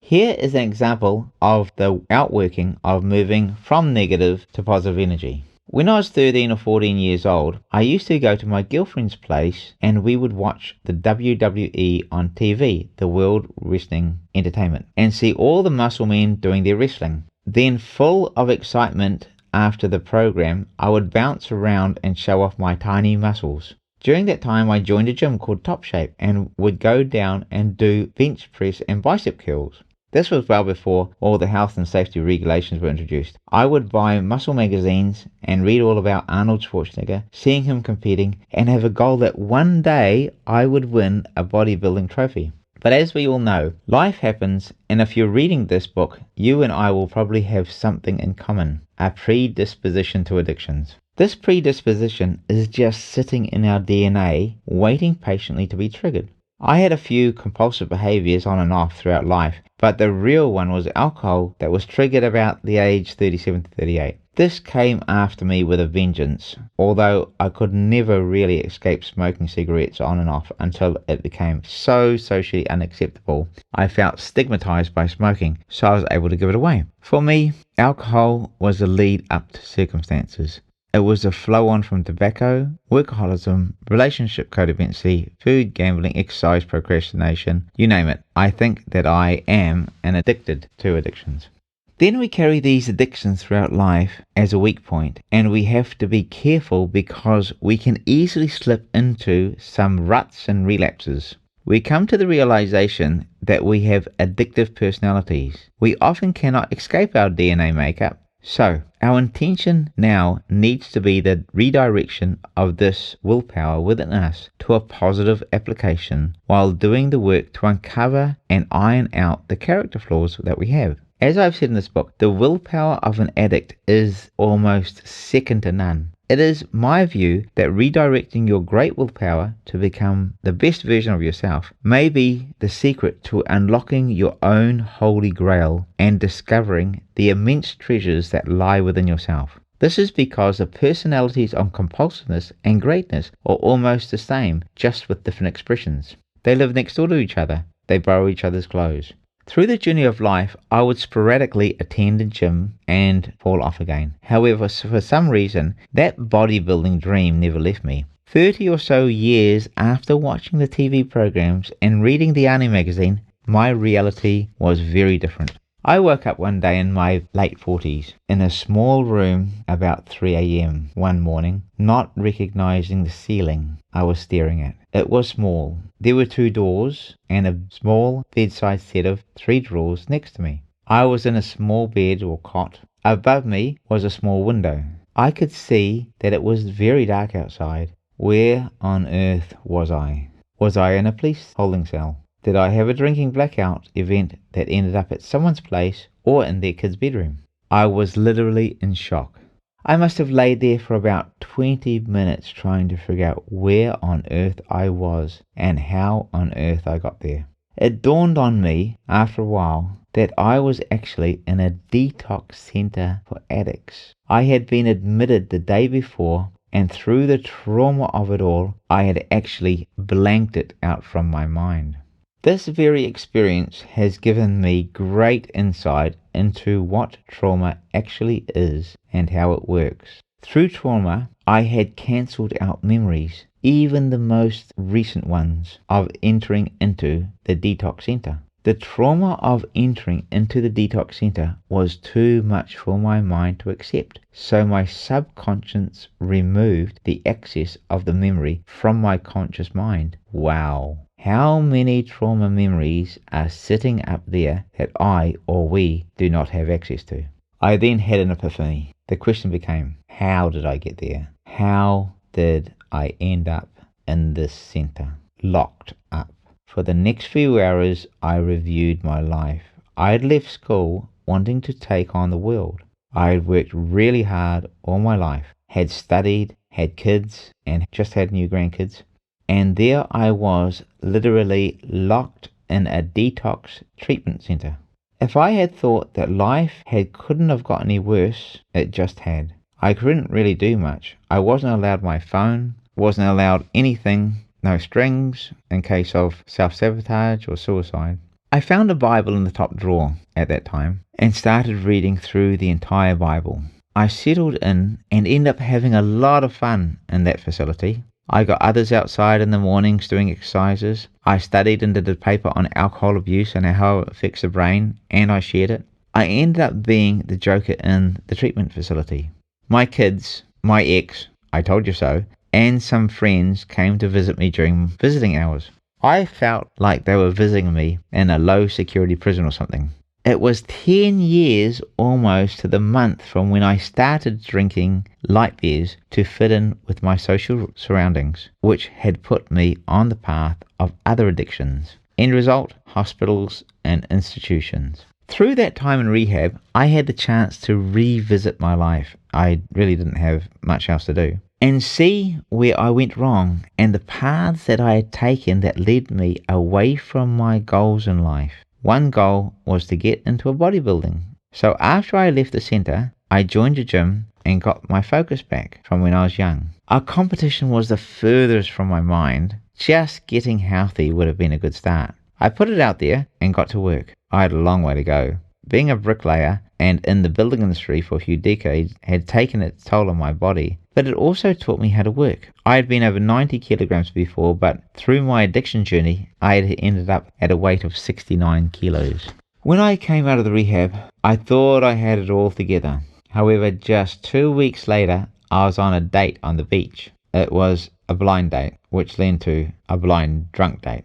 It was in the afternoon, the sun was out, a perfect summer's afternoon. We were sitting outside, I was having a coffee, and we were laughing and carrying on. She was having a beer, and I kept getting another coffee as she got another beer. The sun's rays hit that bottle of Heineken right on the label, and on the glass, just right, lighting up the golden colour of the beer. The condensation causing a drip to run down the glass. It was a picture-perfect advertisement, and I could just not resist. Just one glass of beer.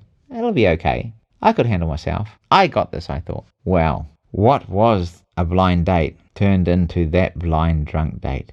And the rest of the evening was a blur. The next morning and day would have to be one of the 5 worst days of my life.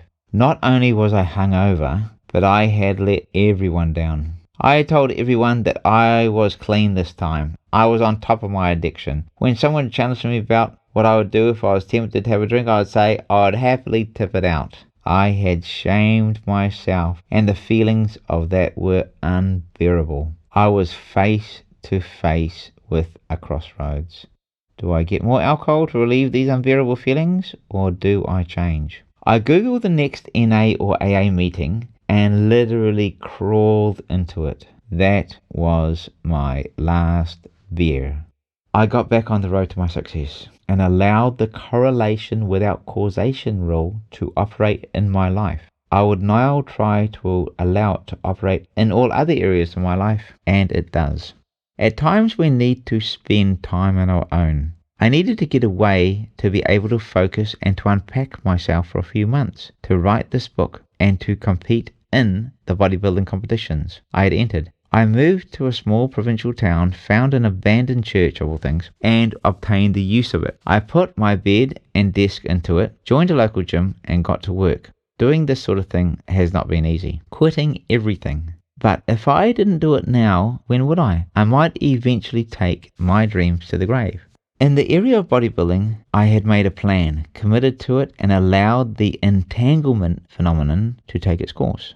I followed the breadcrumbs that success leaves, and 1 year, 362 days from the date that I had my last beer, I had worked through all the qualifying rounds of comps in my city, entered the nationals, and I took the gold and the title of Mr. New Zealand Masters in the national bodybuilding competition.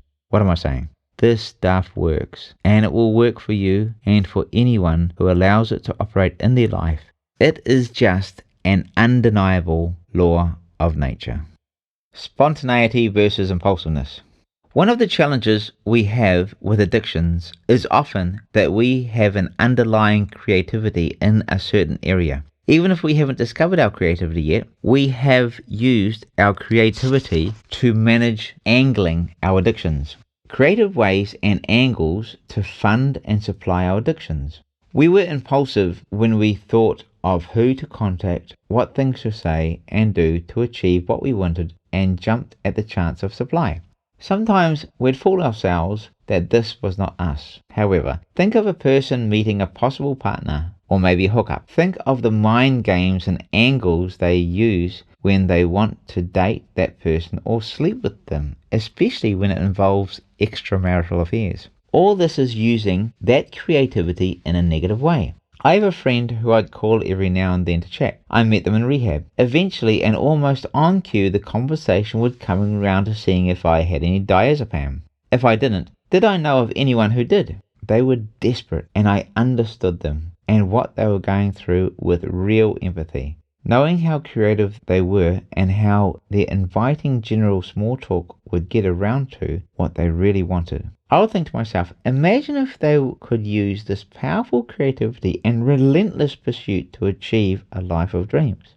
When I was in that same place at one time, I couldn't see the power of this compulsive nature that I possessed either. Think back to the lengths that you would go, the things that you would sacrifice to meet your needs, and you will see the incredible ability you have to achieve almost anything you desire in life. Make that desire your success. Spontaneity is a playful, enjoyable human trait, but when it crosses a line, it becomes impulsive and turns into compulsiveness. Spontaneity is, in its essence, creative. It's a walk in the park with the kids and an ice cream. That painting you've been wanting to do for a while. Writing a business plan. Planning that trip away. Writing that book that's inside you. Buying that house. Singing that song. Making that music. Or whatever excites you. When we can turn our attention away from our impulsive needs, our brain fires up our spontaneous creative mind to our wants. So we can rewrite our script from needs to wants and learn the art of enjoyment. At one time, I could not imagine doing things like going to the beach, out for dinner, having friends over, unless it included beer or wine or any other form of intoxicant. When we realize just how good life can be when we browse a shop without having to buy something, enjoy the company of someone without having to imagine them sexually, or eat something without need to feel full or regret about what we ate, or whatever our compulsive mind has craved, we find the laugh inside we've been seeking for so long. What I mind. We all know that we have one brain with two sides. Why did we get a brain with two sides? We often say that we think with one side or the other, depending on whether we are left-handed or right-handed. This is called hemispheric lateralization and is not necessarily correct. It's more like a spectrum way of thinking rather than a binary way of thinking. Or we think with both and rather than either or. This means we all have different approach in our ways of thinking. We may think more with the left than the right. We might even have an even way of thinking. But very few people think with only one side of their brain. The left hemisphere controls the right-hand side of the body and receives information from the right visual field, controlling speech, language, and recognition of words, letters, and numbers. The right hemisphere controls the left side of the body and receives information from the left visual field, controlling creativity, context, recognition of faces, places, and objects. According to the left brain, right brain dominance theory, the left of the brain is considered to be adept to tasks which are considered logical, rational, calculating. By contrast, the right side of the brain is best at artistic, creative, and spontaneous tasks. Corvallis, 2014, Joseph, 1988. The brain works like a basketball player. The left-hand side of the brain is bouncing the ball, which has to be done, otherwise they'll be penalized, doing the numbers, the immediate, the urgent, and servicing the needs. While what is happening, the right-hand side of the brain is negotiating a way forward, looking for all the players, studying in real time the gaps, and watching for any oncoming attack. At the same time, it's focusing on the goal, the net, getting ready, and just at the right moment to join the alternate brain functions together by holding the ball with both hands and launching the body into the air to shoot for the goal. Both sides of the brain are literally employed at that moment with total focus. Sometimes we meet the dreamers who are always working on their next best thing, yet never seem to achieve much. And other times we meet the people that are very, very busy, always busy, but never seeming to get ahead either. Why? We need to employ both sides to have the dream, RHS brain or right-hand side brain, make the plan, both sides of the brain, and do the work, left-hand side of the brain. This is why vision boards are so important.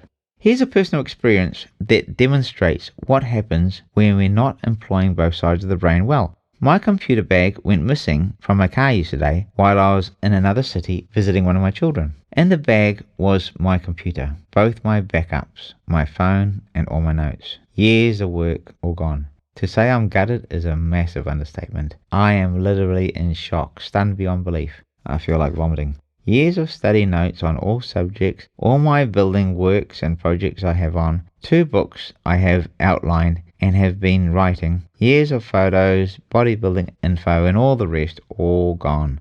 I've been in the process of moving and I would normally separate my backups, not 1 but 2, but they all went in the same bag. I'm not often lost for words, but this time I am. I felt almost lost. What role did I play in this? I was so busy bouncing the ball with my left brain, I did not prepare for any oncoming attack. Thieves thieve. This is what they do. You can't judge a snake for biting. Snakes bite. I didn't get out of the way. So what a negative energy did I put out there to attract this? Something from my past, probably.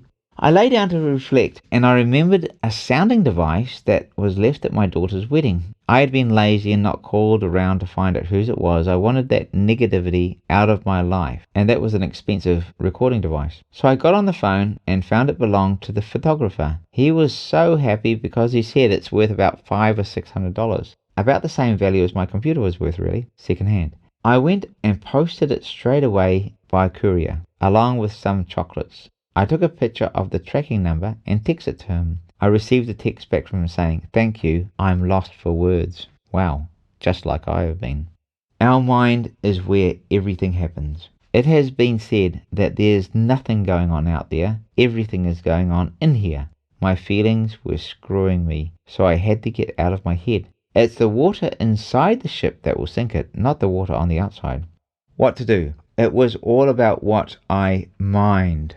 I needed to reorientate my value systems. I thought, put it into perspective. I have my health, my children are okay, everything else can be replaced except for these. I have food, a roof over my head, I have the physical essentials, I am grateful for those. Gratitude is an art form. Our happiness is up to us. I now need to create dopamine, so I went and got a new affordable computer, salvaged what I could out of my emails, and kept going. At 8:26 p.m, I called my editor on Zoom Edit because I couldn't fly to her due to COVID restrictions, which have been going on for months. So just keep going. Fast forward a day, I feel so much better. I'm making progress again. I know progress releases dopamine, and feeling sorry for myself takes it away. The choice was mine. To stay positive in a negative situation is where we win. I realized I did two things that allowed this to happen to me. I had put negativity out there from my past behaviors, so eventually the energy would come back. Also, I was so busy on the immediate left brain thinking that I didn't employ the right brain to keep my eye on the other players, and it cost me dearly. When someone says something or does something to us, we can take it in however we wish. We can choose to be happy, angry, fume, or laugh it off. We can also use that energy to mature ourselves, to consider where our values really lie, to propel ourselves forward and grow. If we want something new, we have to stop doing the old. Nothing really goes on out there in life. The life we live is in here or inside of ourselves. We are our own universe. We have all heard it said, the saying, I think, therefore I am. But how about I feel, therefore I am? Jesus said, the kingdom of God is within you. We have all been given a free will. That really means we actually are the masters of our own destiny. When we really understand that we are the masters of our own destiny, the better our choices will be and the easier our life gets. Also, we take control of our thoughts and emotion and the easier life gets. This is how to get it all easily. So I encourage you to master the destiny you desire. And, by the way, I had my computer returned to me a couple of weeks later. Was it by chance? Serendipity. Chapter 9. Spirituality. Spirituality loses its relevance if it is not presented in a manner where it can be applied in everyday life.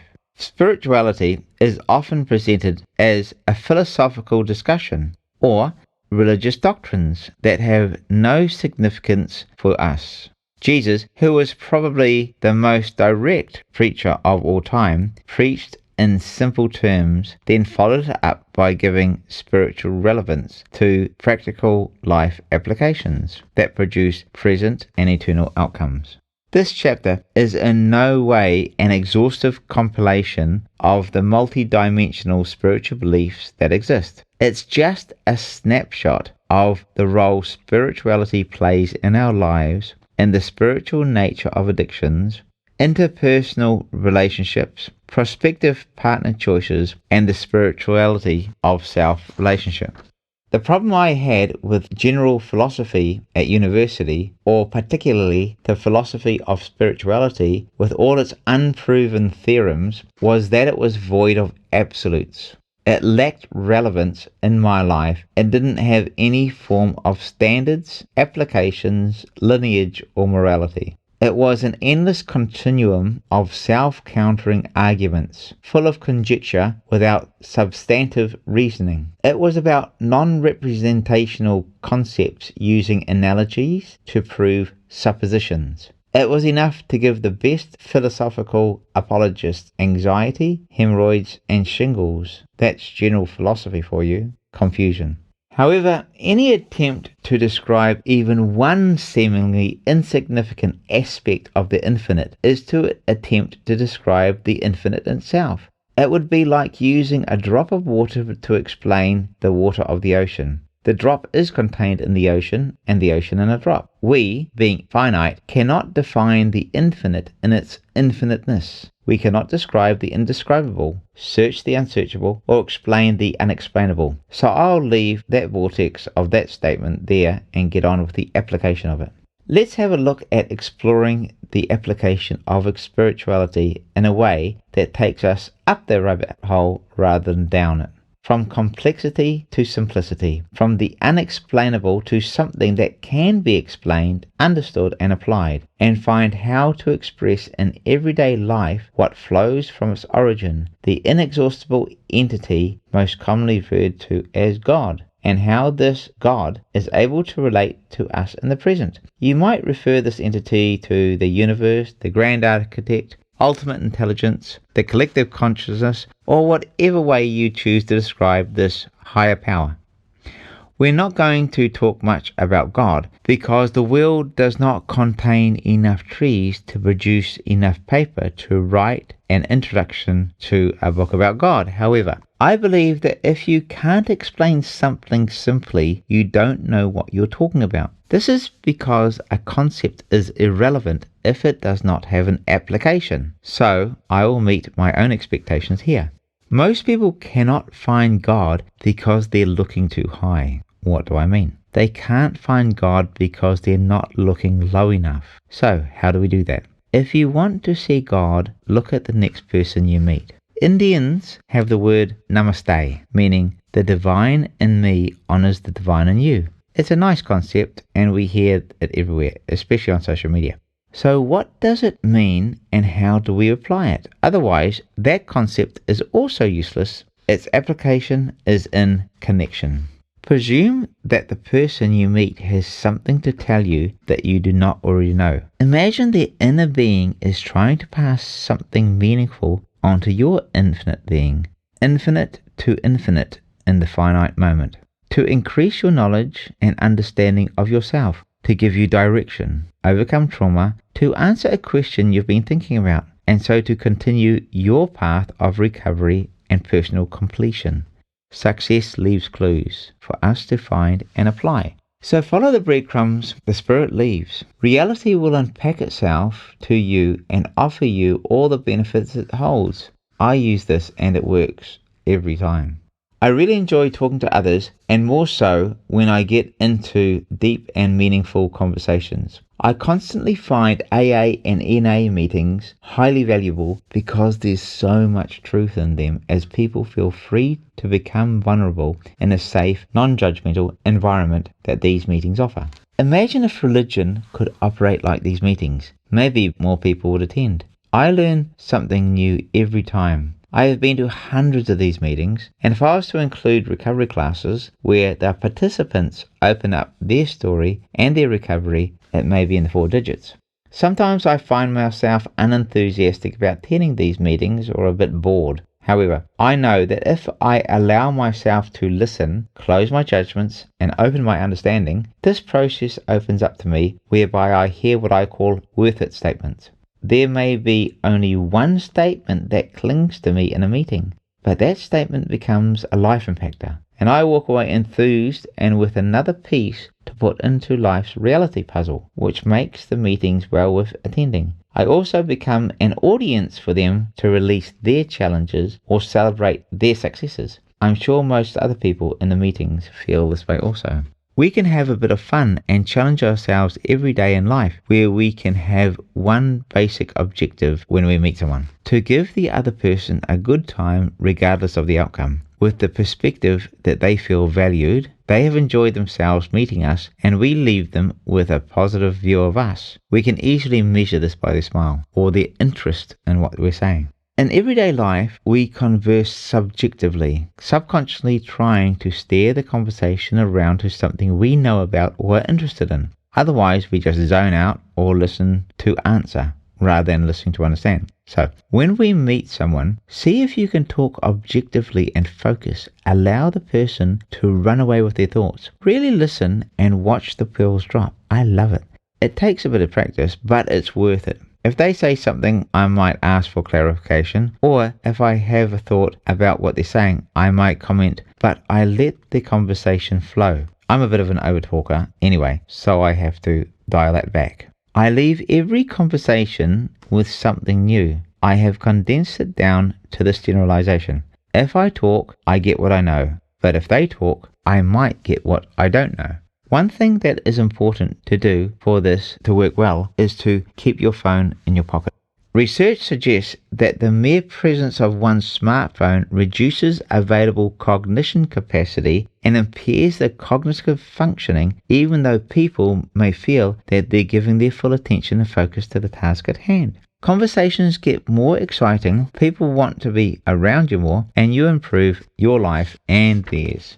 This spiritual practice leads me to a better understanding of the divine life in me, God within me, and in others. Jesus said, "The kingdom of God is within you," Luke 17:21. Simple, yet so profound, and what's more, so discoverable. Applying this practice somehow eases the journey coming out of an addiction and becoming complete again. This is a powerful tool. Think of it this way. The divine spark in you has a goal of leading you to completeness. An example of this happened recently to me. I had been training to compete in a regional masters physique bodybuilding competition for the city I live in. During my training program, I had to fly across to the other side of the country for a leadership development course for a while at the Hilton Resort. Following that, I flew to another city to work with my editor, who was working with me on another book I've written. During this time, I didn't have a hire car and only taxied to the gym on the odd occasion. My nutrition plan went out the window, and I liked sugar, and there was lots of it for me in all its forms, morning, noon, and night, on every break. Cake, dessert, you name it, I ate it. All excuses that equal my fault. By the time I returned, I had lost over 3.5 kilograms of weight. Also, I had fattened up a bit, because fat is lighter than muscle. I felt like a pig. My first morning back at the gym, during squats, I felt like I had the weight of the world on my shoulders and could only do a portion of what I could do before I left, although it was a short time. I felt like I had lost my mojo and was going to withdraw from the competition, feeling like a bit of a loser. I was having a coffee with the boys after the training, and someone said to me, "Are you still going to compete?" I wouldn't answer directly. They laughed and argued amongst themselves jokingly about who would win the bet. I inquired as to what the bet was about. To my surprise, it was whether I would carry through and compete or not. I found that my mate, who I do vision boards with each year, bet in my favour that I would carry through and compete. I was actually taken back. I had a little emotion. He was the only one that voted for me. I instantly remembered a quote from Abraham Lincoln. "I'm a success today because I had a friend who believed in me and I didn't have the heart to let him down." I immediately said, with renewed enthusiasm, "Yep, definitely. Competition is my middle name." At that time, I also remembered a line out of the movie On Any Given Sunday, as I've said before, where Al Pacino says in a speech, "You have to fight your way back into the light." Out of that conversation came my answer and the motivation I needed to get back on track with a vengeance. The competition was 6 weeks or so away at the time. Getting into shape at my age is no easy task, especially getting into stage shape. However, I am an addict and very good at what an addict does. So we do whatever needs to be done to get done whatever needs to be done. I gave the next few weeks all I had, but as it was my first bodybuilding competition, I was very ignorant and my qualifications as a personal trainer and nutrition lacked the depth of knowledge at competition level. I had a trainer who was good and could push me to vomit point, but didn't have the depth of experience and expertise to develop the choreography needed for posing routine. 3 weeks out, I knew I was totally unprepared and I was despondent. However, at that time, I consciously called on the addict in me to come through with the goods. If I could come through drinking myself to overdose, ending up in hospital unconscious with my children standing at my side, if I could come through after consuming so much alcohol and substances over a period of time that I ended up being carried off an island, my sanctuary from the world, by a water ambulance after giving myself a stroke due to the chronic harm and stress, I could find a way to get through this competition. I meditated, asked God, my higher power, for help and guidance. I got on the internet, I found a number of the million numbers that were on the internet The number I called was a personal trainer who just happened to be the regional organizer of the Bodybuilding Federation for the competition I had entered. Remember, from the goals chapter, when you put your intention out there, there is an unseen force that will support you, whatever your intention is. Put out into the universe only what you want back, never what you don't. Was this meeting by chance or by divine guidance? How could it not be? What I can say is, everything seems to happen for a reason. We can look at life from a perspective of things happen to us, or from the perspective of things happen for us.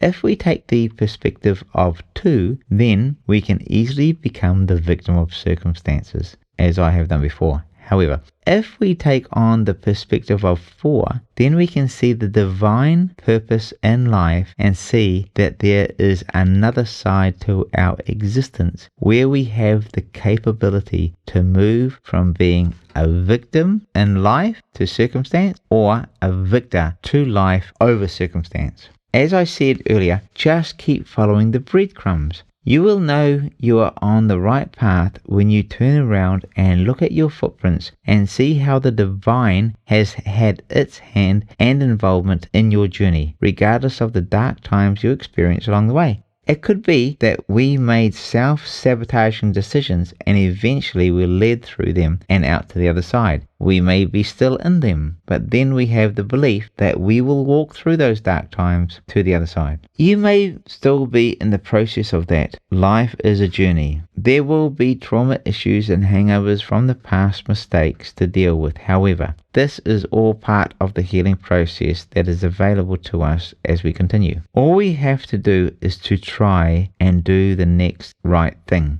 It sounds oversimplified, but for some reason, no matter how many mistakes we make, when we come to the realization that we're heading down the wrong path and desire to make changes, things just come back into alignment and support reveals itself again. I remember waking up in a hospital one morning from a drinking overdose the night before. I was actually suffering from alcohol poisoning. I was leaving that afternoon from hospital and a male doctor came and saw me to release me. He looked at me straight in the eye with the most intense voice and said, "You know what to do, now go and do it." I will remember that moment as long as I live. I had no idea at the time what that thing was that I had to do. It wasn't until a couple of years later, after some more relapses, as I was a binge drinker, that I figured it out. The thing that I now know to do is the next right thing. I wish I could go back and thank that doctor. I cannot. But what I can do to thank him is to do the next right thing and patiently support the next person who is still suffering as I was at that time. Maybe the statement might help you too, as it helped me. My story is only unique in its specifics, but common in general.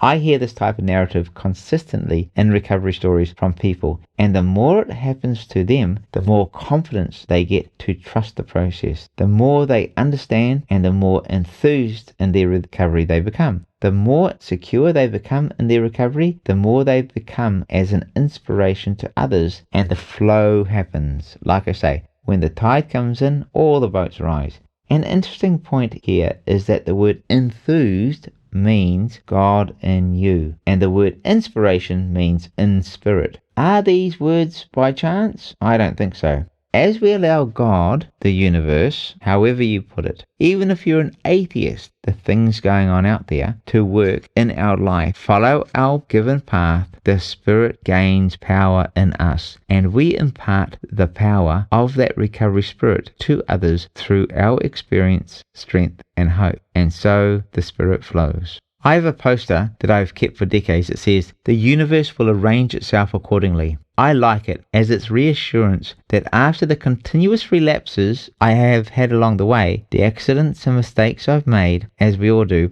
there is always hope. Hold on, pain ends. We move on to another hope, how original people evolve. And we use hope, holding only positive emotion or energy. We don't beat ourselves up physically or emotionally. There are enough people in this world that will do that for us. So we need to show ourselves some self-care, self-love, and balance. Here is an example we can all relate to as a reminder. We all know a lady's voice on Google Maps. Her name is Karen Jacobson. I remember this because my mother's maiden name was Jacobson. Karen directs us when we put a desired destination into Google Maps. She says, turn left in 400 meters, take the next right, travel for 3 kilometers along this road, or whatever it is. When we take the wrong turn, she doesn't raise her voice or say, you idiot, can't you just listen to the simplest of instructions? No, Karen says, do a U-turn, or take the next right. I've driven in the wrong direction for ages, going elsewhere, sometimes just to see what would happen. But no, Karen continues to try to reroute me to get me back to the original destination on the shortest and fastest route without a fuss. Imagine if we can treat ourselves how Karen would treat us, gently and patiently, trying to get us back onto the right course and towards our full recovery, to live a successful life of purpose. The point here is, when you get the answer, follow the direction with enthusiasm. The second point is, find somebody who truly believes in you and keep them close. It may be a friend, family, one of your children, even a pet. Remember what got Lincoln motivated, and don't have the heart to let them down. It's not about where you have been that's important. It's about where your feet are pointing at this very moment, and take the next step, which is to do the next right thing, or the next best thing. This is actually spiritual living being applied in everyday life. It is that simple. We've all heard phrases like, don't worry, there's light at the end of the tunnel. There's always hope. Things will always work out. Rah, rah. What most of the people who quote these statements are unable to tell you is what that light looks like. Its description, what it is, who it is, and most importantly, how you get there. I'm here to tell you it's you. You are the light in your own tunnel. There is no end. There is a continuum of self-discovery of the light that already exists in you. It's you in all your splendor and glory, in your completeness. It's Christ in you. You contain that radiant light. The kingdom of God is within you. Luke 14:21 again. What I call the truth book, the Bible is just another Latin word for the English word book, actually describes our perception of this light in John 1:3-2. We know that when Christ appears, we will be like him, for we'll see him as he is. I would say here, it is each person's responsibility to be on the right side of Christ when this does happen. Try not to be thrown off by this word Christ, as it carries religious overtones that cause a lot of people's walls to go up. Let's look at this word, what it really is. The word Christ comes from the Greek word Christos, meaning anointed one. Some people have a view known as Christ conscious or Christ consciousness. According to Wikipedia, the word is derived from the Greek word chairo, meaning to anoint. In the Greek Septuagint, Christos was used to translate the Hebrew Messiah, Messiah meaning one who is anointed. All pretty simple, really, and nothing much religious here after all.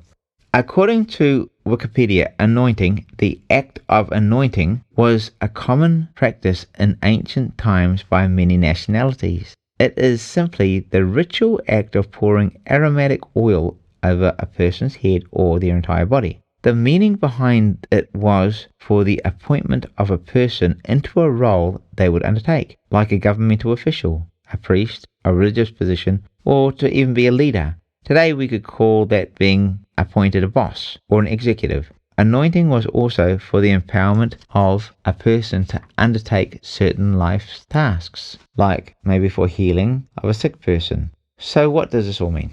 As an addict in recovery, or a person being challenged with symptoms of addiction or even mental health or mental hygiene issues, I could say, one thing we definitely need is empowerment and the healing from the destructive effects of our addiction and mental health challenges. This doesn't mean our addictive nature leaves us. It just means we gain the power over it, and only then can we use this powerful addictive character trait we possess to our benefit. That is what this book is all about. By adopting Christ consciousness into our life, we adopt the empowerment of the anointing that sits behind it. We actually allow the spiritual appointment of recovery in all its forms to be present in our life. With it comes healing, restoration of relationships, and the success that recovery offers. Many words describe Jesus, who is Christ, as some sort of completeness and the ideal of good. When we get a true vision of what it means to be complete, we will have a certified image, a standard to adapt ourselves to. Our goal here is now to take the time to perceive goodness or its completeness for what it really is, then become it. You are already the light in the tunnel. Your light in your tunnel. You just may have not discovered your complete self yet. It's a journey. I realized this when, after decades of searching for this light that was supposedly at the end of this tunnel, straining to reach it, putting the apparently required practices into place to obtain it, I was left exhausted and drained. The promise I was offered did not eventuate. I felt I was sold a phantom truth. I ended up in a continuous downward spiral of monotonous daily routine. Happiness and laughter exited on the outside. People, places, and things did hold some sort of attraction, but inwardly I knew there was an emptiness. Once I had fulfilled my current goals at the time, obtaining the latest fad, buying the car, wearing the clothes, which we all do want to do, eating at the go-to restaurants or fast food outlets, getting savings stashed away, coming back from a planned holiday, the emptiness was there again. The light seemed to have moved further away with every attempt to move towards it. Eventually I realized time was moving on and I was getting older. A sense of desperation pushed me to go deeper inside myself into the darkness until one day I saw a glimmer of hope. There was a little light shining in the darkness. This hope wasn't on the outside, it was within.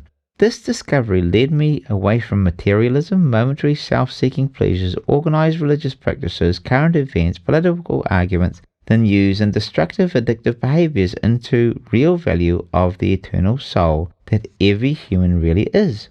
This was a process because I have a PhD in relapse. I could stop, but I couldn't stay stopped. My addiction and recovery journey has been a shocker, as most people's have.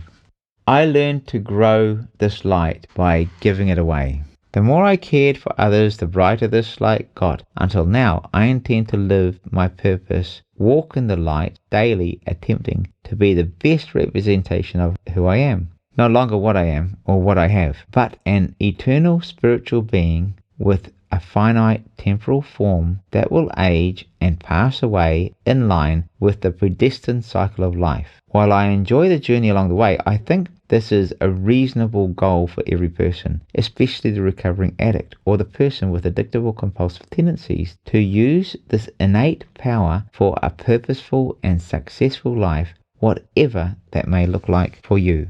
We often hear people who are suffering from the pain and trauma of loss, personal violation, addiction, and other things. The big book in AA calls alcohol addiction the lashings of alcohol. Those lashings I definitely have endured. When they hear of another person talk about their struggles, they realize they are not alone and find comfort in another person's story.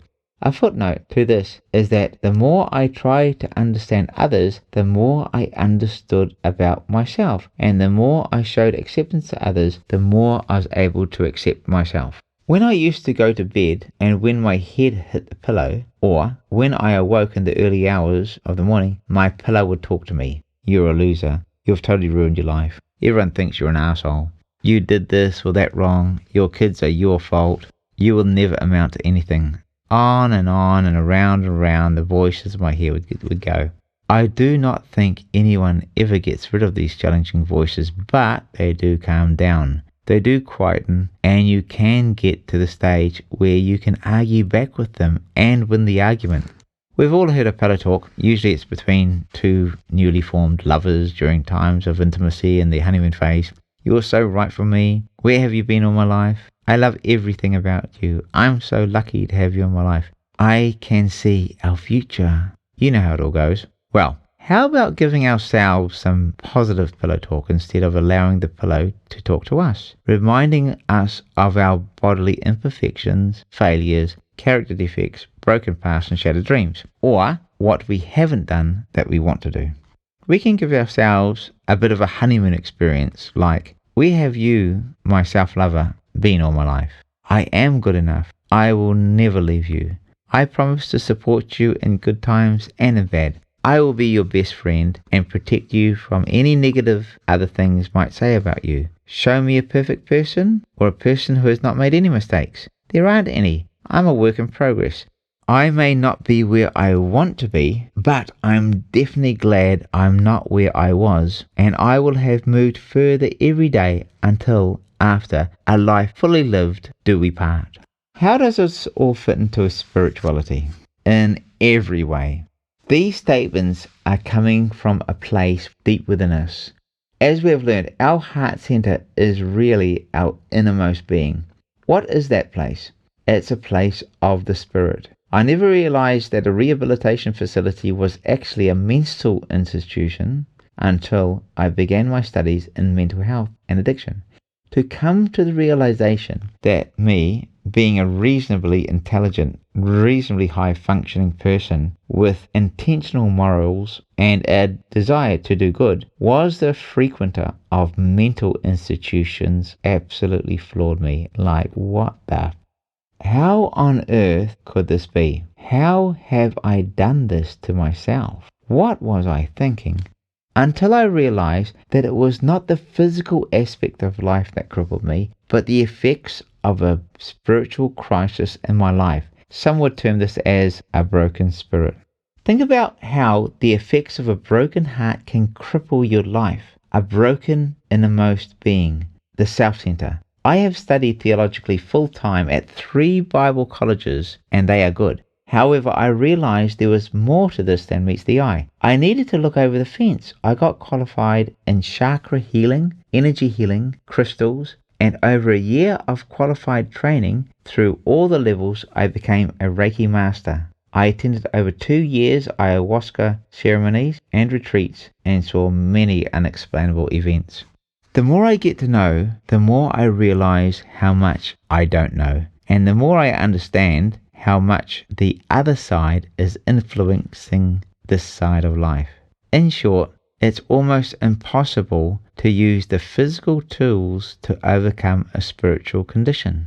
Addiction is, more often than not, a spiritual condition that expresses itself in our physical experience.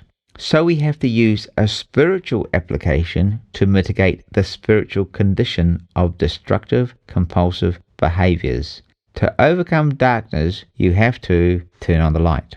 We all have a dragon in life to contend with. It is different for every person. Think of all the movies we watch. To get the gold, the warrior has to defeat the dragon. The dragon is an analogy of our character defects or traumatic experiences that have happened to us. The gold is our personal success and to find internal completeness and contentment with ourselves. The scales on the dragon are every self-defeating word we say to ourselves. I'm not good enough. I don't deserve it. I can't, etc., etc. The sword we defeat the dragon with is our personal self-talk. I am good enough. I can do it. I do deserve it. I believe in myself. My success is my right, and I'm going to get that gold because it belongs to me. The best representation of myself is my birthright.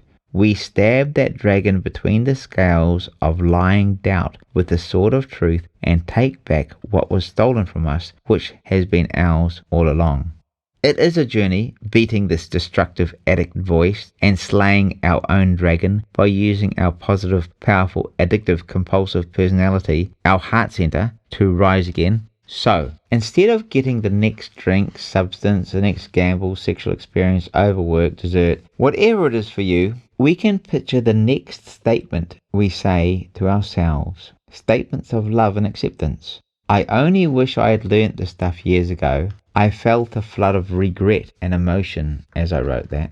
So, The answer to myself is that I am glad I did eventually get it. And maybe it was all for a reason. Because it happened for me, not only for me, maybe I went through it so I could support others through their difficulties. Who wants to be a normie anyway? I feel better now. The point is, we transcend ourselves through the process of breaking and mending. There's nothing in the caterpillar that tells it it's going to be a butterfly. There's no indication when we look at the caterpillar that in its current state that it has a butterfly within it. It just becomes one. The only real difference between us and the caterpillar is that we have choice. We can either stay a caterpillar or we choose to become a butterfly by using the baggage of our destructive, addictive tendencies to grow the wings of recovery. We live two lives. The concept that we live two lives and our second one starts when we realize we only have one brought me to the conclusion that I will have to take into eternity the character I developed during my time on earth. So, we have a window of opportunity to adopt and live by a set of principles that are congruent with the eternal being we wish to become. It is definitely a path that takes time to walk. So, it's just as well we have our whole lifetime to walk in it. Purity is impossible to obtain. However, it is a relief to know that it's not about perfection but progress. Each day, each correct decision, every positive attitude change, every gift to ourselves, to another, every piece of tolerance we grant to others is progress. That journey is progress towards perfection. Until we move from this earthly plane into full spirit, completes the journey. The tunnel of light. This is exactly why we have time. Time is a gift that we take. We take time and we spend it. Time allows us to incrementally improve ourselves on a daily basis. We are not ready for eternity, because if we live in eternity, we would have to do everything at once. What an overwhelming experience that would be. That is why I believe we take into eternity the character we develop on earth. I could write another book on that very statement. I have another book I've started called How to Love God. I suppose I could sum it up in one page with one statement, do the next right thing. However, it will take a whole book to unpack that one statement. There comes a time in everyone's life when we go looking for that light. Some people don't look for it until they're on their deathbed.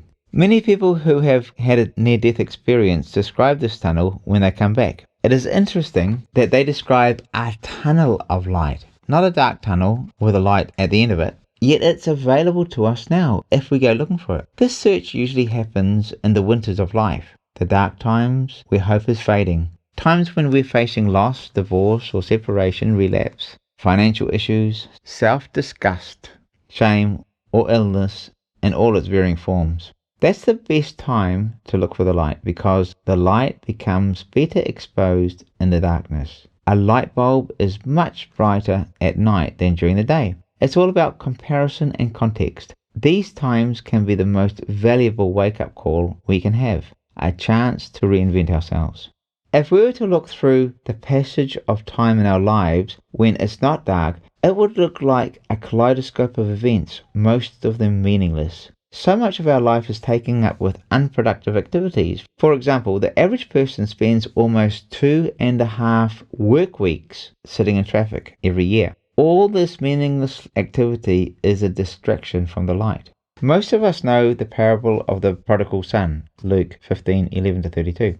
He took his inheritance from his father early, went away to another land, blew the money, ended up feeding the pigs and wanted to eat what they were eating. The story tells us that he was sitting with the pigs and he came to himself. He had an epiphany, a momentous self-realization, and realized who he was. His inner being finally got loud enough within himself that he could actually hear it. Better put, he had forgotten who he was, but now he realized who he was. He wasn't able to hear the inner voice before, amongst all the noise of the world and his destructive behavior. So he had never comprehended who he was, but now he did. He became complete, the person he had been all along. Do you recall the meaning of recovery? Remembering who you are and using your strengths to become all that you are meant to be. The prodigal was a great man's child. When he remembered that, he quit what he'd been doing, walked away from the situation that he was wasting away in his life and purpose, and went home. His father welcomed him, dressed him in fine clothing, set a feast before him, and he became the envy of those around him. This is a spiritual story that many of us have lived in real life. Almost every person who has done anything great tells others that their greatness began from a position of difficulty. If you are going through a struggle, or even if you are not, this is your time to come to yourself, to remember who you are and make the changes that will lead you to your own greatness. Using the tools and implementing these concepts of this book will guide you on your way. The meaning of this parable is that the great man in the story is God, our higher power. The person remembering who they are is you. God restores each of us to our completeness so we can become the likeness of this God we have within. A good point to the story is that the son didn't actually change his personality, just his behavior. He blew his inheritance on riotous living. That means for us today, we spend our resources, our time, money, emotion, and personal gifts and talents on destructive or wasteful living, or even just non-productive living. I was addicted to gaming and TV. That was a waste of time. I can only imagine what I could have used that time for if I wasn't glued to the TV screen late at night, night after night, getting to the next level of the game or watching useless rubbish on the Google box. Add to that alcohol and to other things, not to mention my procrastination addiction. Looking back, it seems to me that addiction was basically insanity. However, compulsiveness and greatness are close neighbours. As I've said, they borrow each other's shirts. They just choose to apply their incredible power with different application. We each have that choice every day with every decision, so we can start at any moment. Start now if you're facing compulsive challenges, or if you're in recovery, keep on going with what you're doing and with all the power of intention you possess. Amigo Dei. Amigo Dei is a theological term applied uniquely to humans which denotes the relationship between God and humanity, or describing the consciousness of being made in the image of God, discovering and instituting completeness within oneself. Amigo, imagine or creation, and Dei, deity, or the complete spirit within. I'll go a bit deeper. I have said before that the universe will rearrange itself accordingly. This means that our creative powers manage our expectations. What we expect becomes our reality, our experience. Therefore, the best way to predict our path in life is to create it. As I've said in Genesis 1:26, God said, "Let us make humans in our image, our likeness." Whether this was an occurrence that actually happened, or it's a narrative, analogy, I'm not going to debate. The point is that God, our higher power, is the creator, and we, being like God's likeness, are also creators. As I've said, we know where we are today because we thought it yesterday. We know where we're going to be tomorrow because we're thinking it today. Thoughts create things. Sometimes we need reminding. I do. Because this is, in some form, a relationship book, be it a relationship with another person, or a relationship we had with our addiction, or even a relationship we have with ourselves and our addictive nature, I will add in a morsel to get your head around. At many marriage ceremonies, we hear the celibate quote a verse out of the Bible from Genesis 2:24. For this reason, a man will leave his father and mother and be joined to his wife, and the two shall become one flesh. Today we can apply this to a marriage or a common union or any form of relationship as above. Science will tell us that the more we have sex or the more we relate with a person, the more our brains sync together. Make two people into one person and you have a co-creator at your side. Another way of putting it is to say that I was in common union, I had married, with my addiction.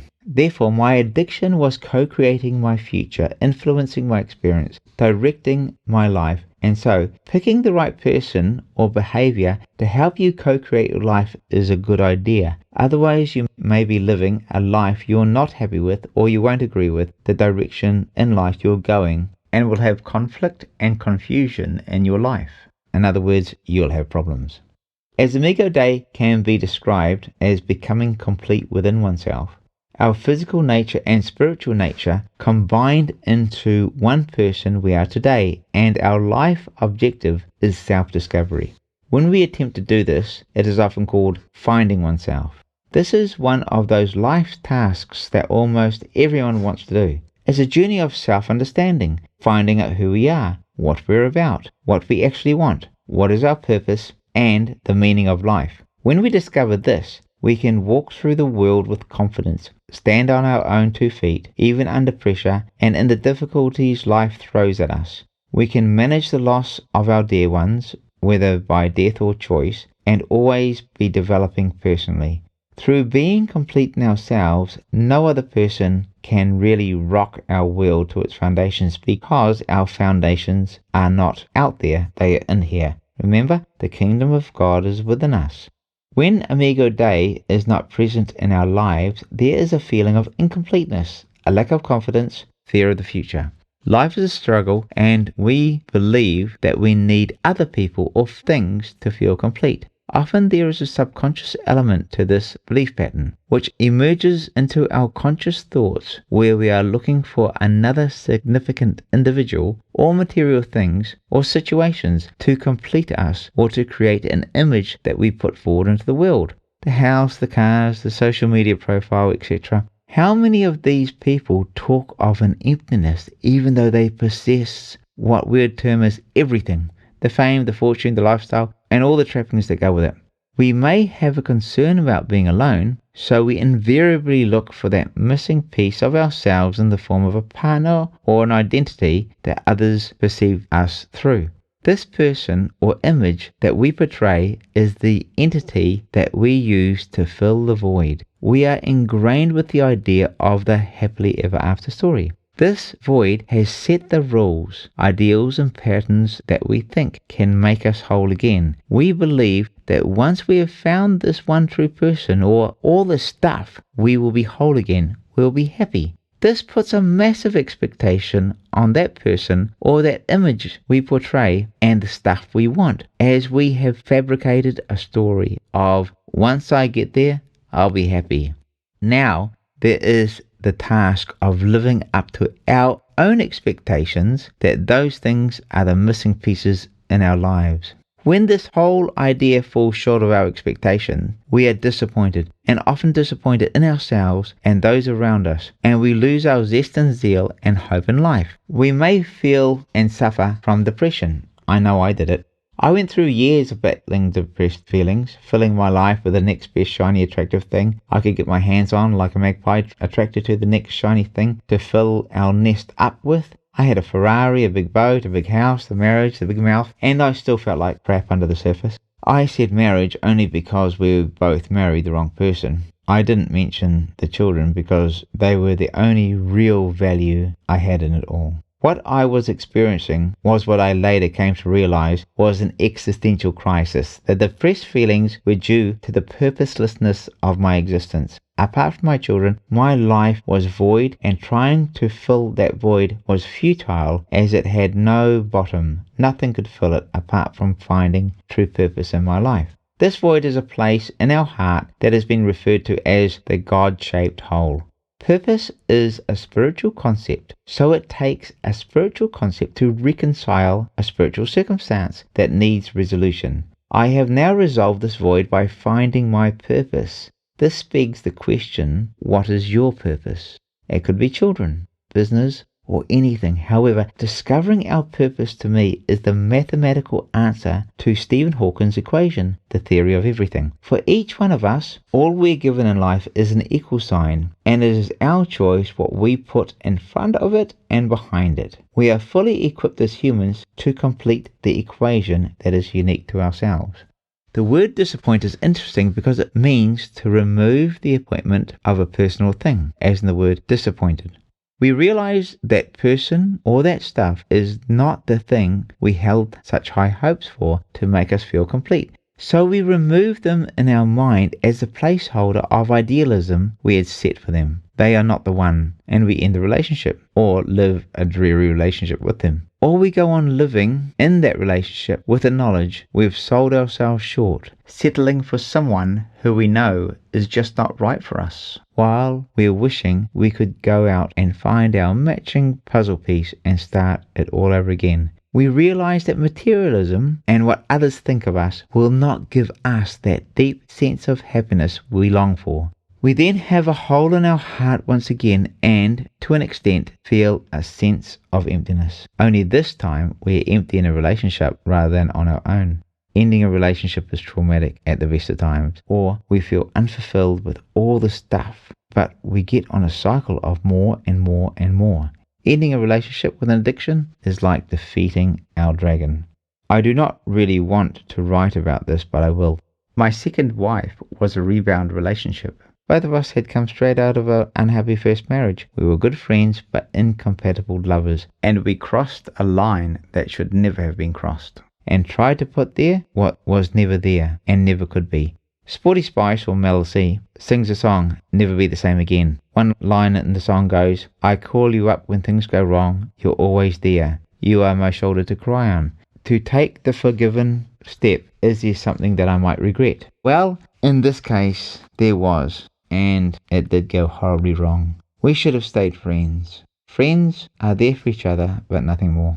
I started drinking with her, and when she finally stopped drinking, fully my era, and I own this all the way, she once said, I thought you were my knight in shining armour, but you're just an arsehole.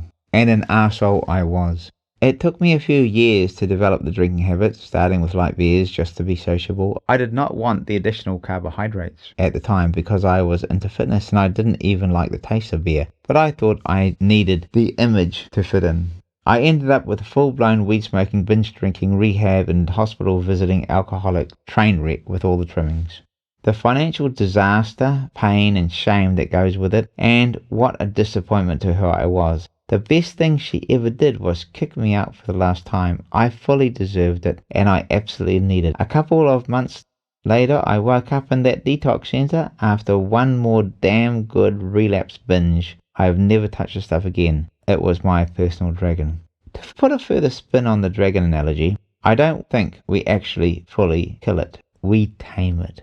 Like breaking a horse in, we make it our pet that we can and have control over. It does what we say, instead of the other way around. Alcohol and other things will always be there for me to relapse into. However, I just do not feed that dragon. I keep it starved. What do I mean? I could not give up alcohol, cigarettes, substances and other things. I could stop, but I couldn't stay stopped. So, like I said, I reduced my intake of them to a level where I'm comfortable and is sustainable for me. And that level is 0. 0 can be yours. So we have to reduce our addictions to 0, and at 0 we intend to keep them. This perspective can be a great relief for us and helps us whenever the dragon raises its voice at us with temptation. We tell it to be quiet and it does. Back to its cage it goes because it's starved and it has no power to fight with us. Back to my ex. When she met me, I was sober, clean living property developer, and I ended up being an imposter in her own life and my own. How it all happened is beyond me, but it did. Remember the Hitler analogy from How Did I Get There chapter? That's how, a little at a time. We've all had this type of relationship where we once thought a person or stuff was our amigo dei, and they were not. Often we've had several relationships where we experienced variants of the above, especially where addictions were involved. Add children to the equation, and the situation becomes amplified. I was always going to be my wife's asshole, and never her knight in shining armour, because I could never fit the role and the image she had portrayed me to be. I was a different person, so I retreated. What has all this got to do with spirituality? Everything. The core of spirituality is love, acceptance, and, despite many people's views, pure logic at its best. The balance to spirituality's love is truth.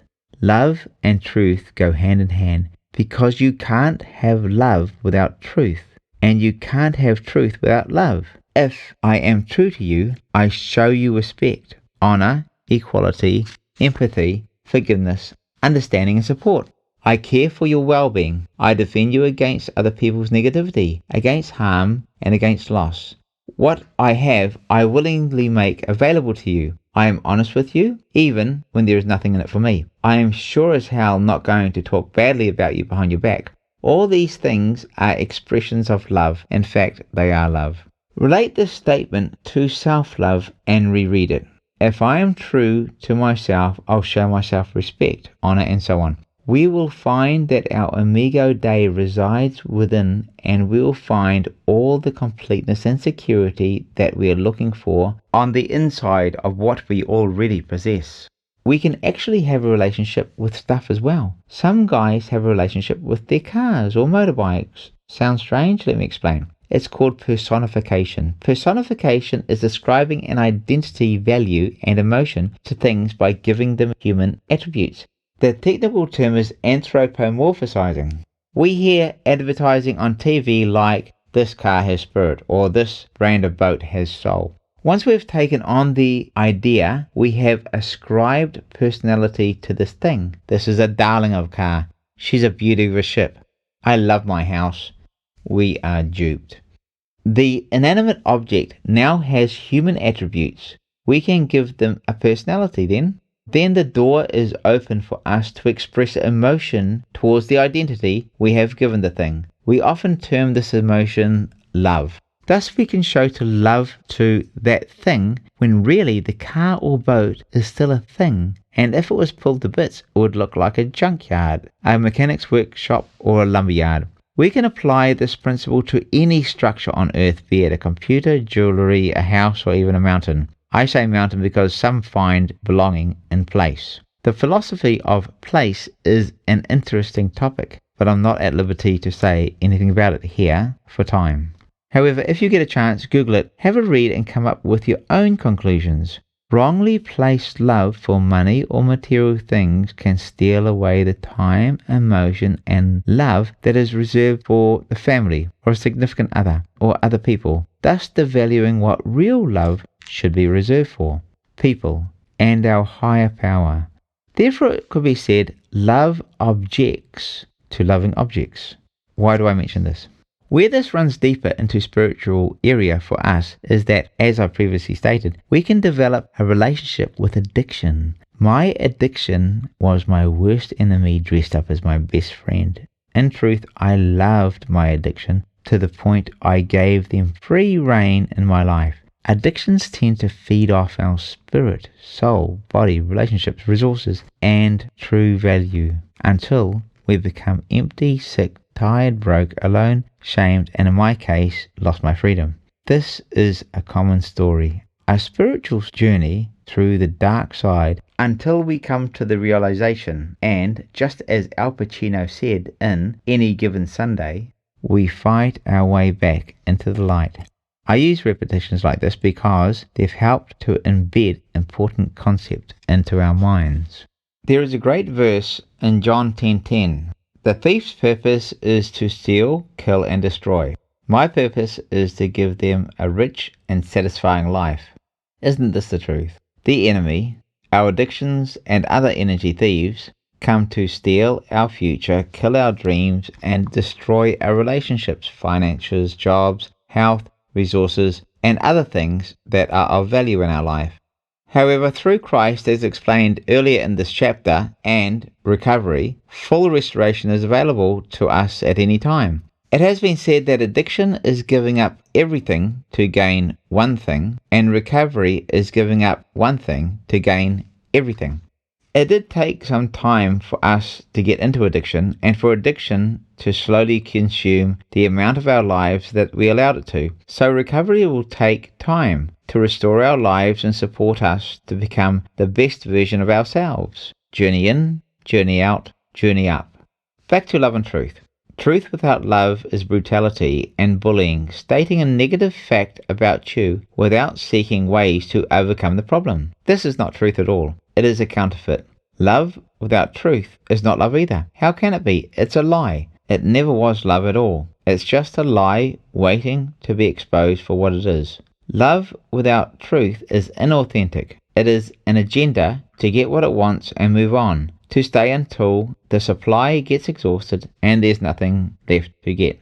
Then it will look for some other forms of supply, another host to feed off. It's a salesperson showing an interest in you, showing care and empathy and the hope of a sale. Once a deal is done, they're gone, on to the next person and to get the next sale. I know the strategy well. I was a top real estate agent for my city. We were trained expertly in how to manipulate people and their emotions to close the deal and to be paid a commission. Of course, the company didn't frame it like that. They called this sales training. The ploy of the sales agent in any business, be it insurance, houses, widgets, whatever it is to get your trust. Once they get your trust, then they can empty your pockets. Call it what you like. A spade is still a spade. Even if it's amongst a pile of shovels with the label shovel on it, it's still a spade. A person may say all the right things and do all the right things to gain your approval, to edge their way into your life for their own agendas. There is no truth about this so-called love. The performance-based love is called cold love because it's not actually love in the first place. Protect your heart until the one you want to partner with proves to be trustworthy. I have partners with many things in life: a church's vision of being bigger, just to see it close down; a business startup that I put my heart into, just to see it fail; addictions, relationships that failed, and so on. Proverbs 3:23 says, "Guard your heart with all vigilance, for from it flows the source of life." This could be considered spiritual protection. By shielding our heart, our innermost being, from loss, manipulation, false beliefs of others, or addictions, believing they're better or different than they are, we protect our heart from sorrow and regret and safeguard our very life force by not giving our power away to be misused by others or addictions or ideals that end up nowhere. Protect your hunger for life and your purpose from energy thieves. You can't blame a snake for biting. That's what snakes do. Addiction, whether it's to a thing or another person, is just doing what addiction does. You just have to get out of the way of it so it doesn't bite you. So leave it alone and stay true to your purpose. I'm not saying any person is a snake. It's just a good analogy to embed the moral of the story. As difficult as it is, it's our responsibility to find ourselves in this life. I love the verse in the Bible about Jesus, Hebrews 5:8, that says, "He learned obedience by the things that he suffered." Often it's through our difficulties that we are forced to discover ourselves. A friend of mine, John, was a self-confessed workaholic. He had little time for his family, other relationships, or personal development. A large piece of metal fell on his ankle and he was hospitalized for weeks. Afterwards, his movement was restricted. He often reflects on this time as a pivotal period in his life. When he had a self-realization that his lifestyle was dysfunctional, the accident changed his life. He is a much nicer person to be around now. He reevaluated his life, reduced the amount of time he spent at work, and gave that time to his family. It was a spiritual awakening for him. His faith has grown deeper, he is happier and more complete, and he now has a great family life because of it. As with John's story, relational, physical, and emotional difficulties in our life can either shut our spirits down, or we can take the opportunity to realign our values, reinvent ourselves, and make changes to become the person we always dreamed of becoming.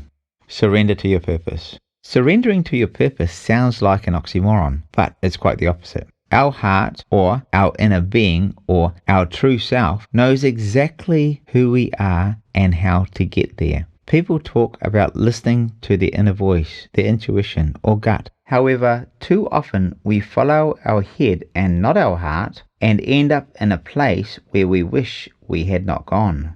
Our inner self knows. Think of all the red flags that our gut knew about our life or in relationships, or the green flags of go that we didn't follow in our lives or relationships due to the fear of past negative experiences repeating themselves. We then miss out on opportunities that someone else took, and they got all the rewards that would have been ours if we had just taken the risk. Based on the merits of that particular opportunity, the would have, could have, should have opportunities we would take if we had our time again in life, be it in relationships, investments, career choices, opportunities to travel, or directions in life. The list goes on. We went forward into relationships that were unsustainable, and we tried in vain to put there what was missing. Think of the times we were so stubborn that we couldn't say sorry or forgive and held on to resentments. We squashed our inner conscience, self-talk, and life opportunity or relationship that was good for us, and it ended.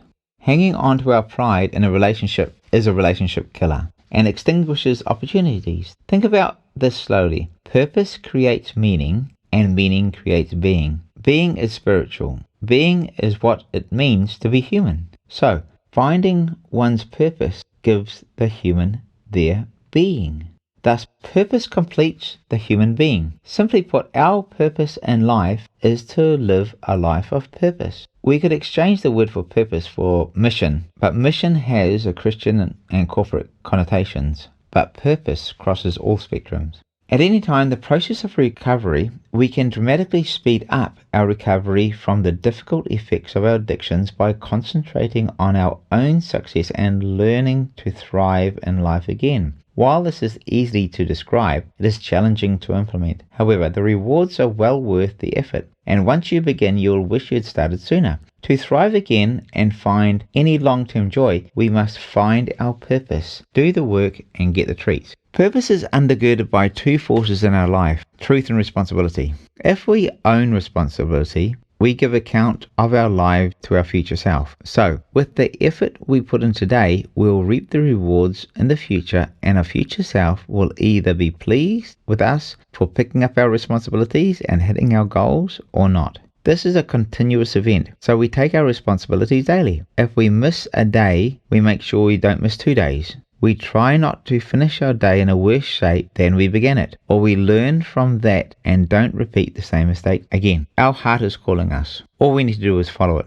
It sounds simple, but it is difficult. I'm in my 50s, and I knew my purpose at the age of 25.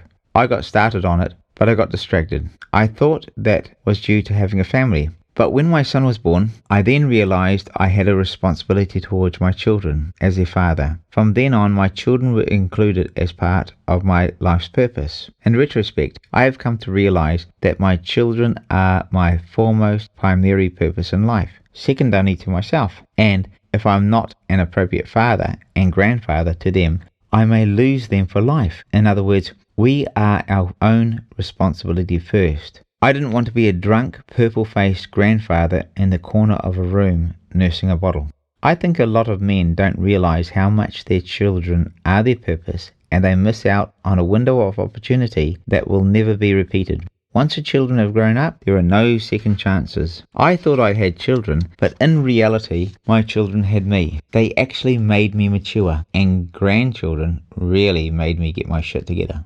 I re-entered the other aspects of my purpose at the age of 31 for a few years, but then I went through my first divorce. I started back on my purpose to support others a couple of times after that, but life, alcohol, addictions and other difficulties prevented me from surrendering to my purpose. So I only surrendered to my purpose a few years ago, and this time it's worth more to me than almost anything. You may have been living in your life's purpose and lost your way, but the main thing is to realize that now is your time to get back onto that purpose. Whatever your age or situation you're in, put the intention out there and start thinking. The universe will arrange itself according to your intention. Remember, pop the quiff? I was discussing this topic with a person I've been in recovery coaching with. Finding one's purpose is the most common themes in recovery. They were talking about the options for the coming year and throwing up ideas. Because we had already had a couple of discussions, I could see that the spark came into their voice and their body became more upright when they mentioned teaching. This time they ebbed and flowed in and out of ideas. When they arrived at philosophy, I questioned why that. I already knew the answer, but coaching is not about me, it's about their own discovery. So I must keep my mouth shut and open my understanding. Otherwise, I'll steal their thunder and their self-realization. Then they will not have an epiphany and will lose their self-empowerment. I inquired, what else? They said they had considered other options and it was down to teaching and philosophy. I asked, what gives you the most juice, the most excitement, the most meaning? They replied, teaching. So I said, it sounds like you have answered your own question. Then they said, you know what? I think I have. They used to teach arts at university, but they lost their way a couple of years ago due to life's challenges and relationship loss. I received a text thanking me so much because they've found themselves and decided to re-enter university, employment, and take further education and teaching. I didn't do anything. I just reflectively listened, supportedly questioned, and let them come back to themselves.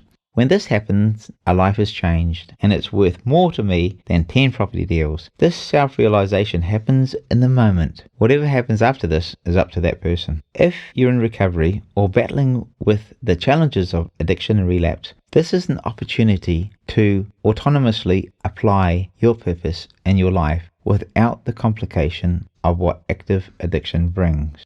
Recognition is the first step to realization.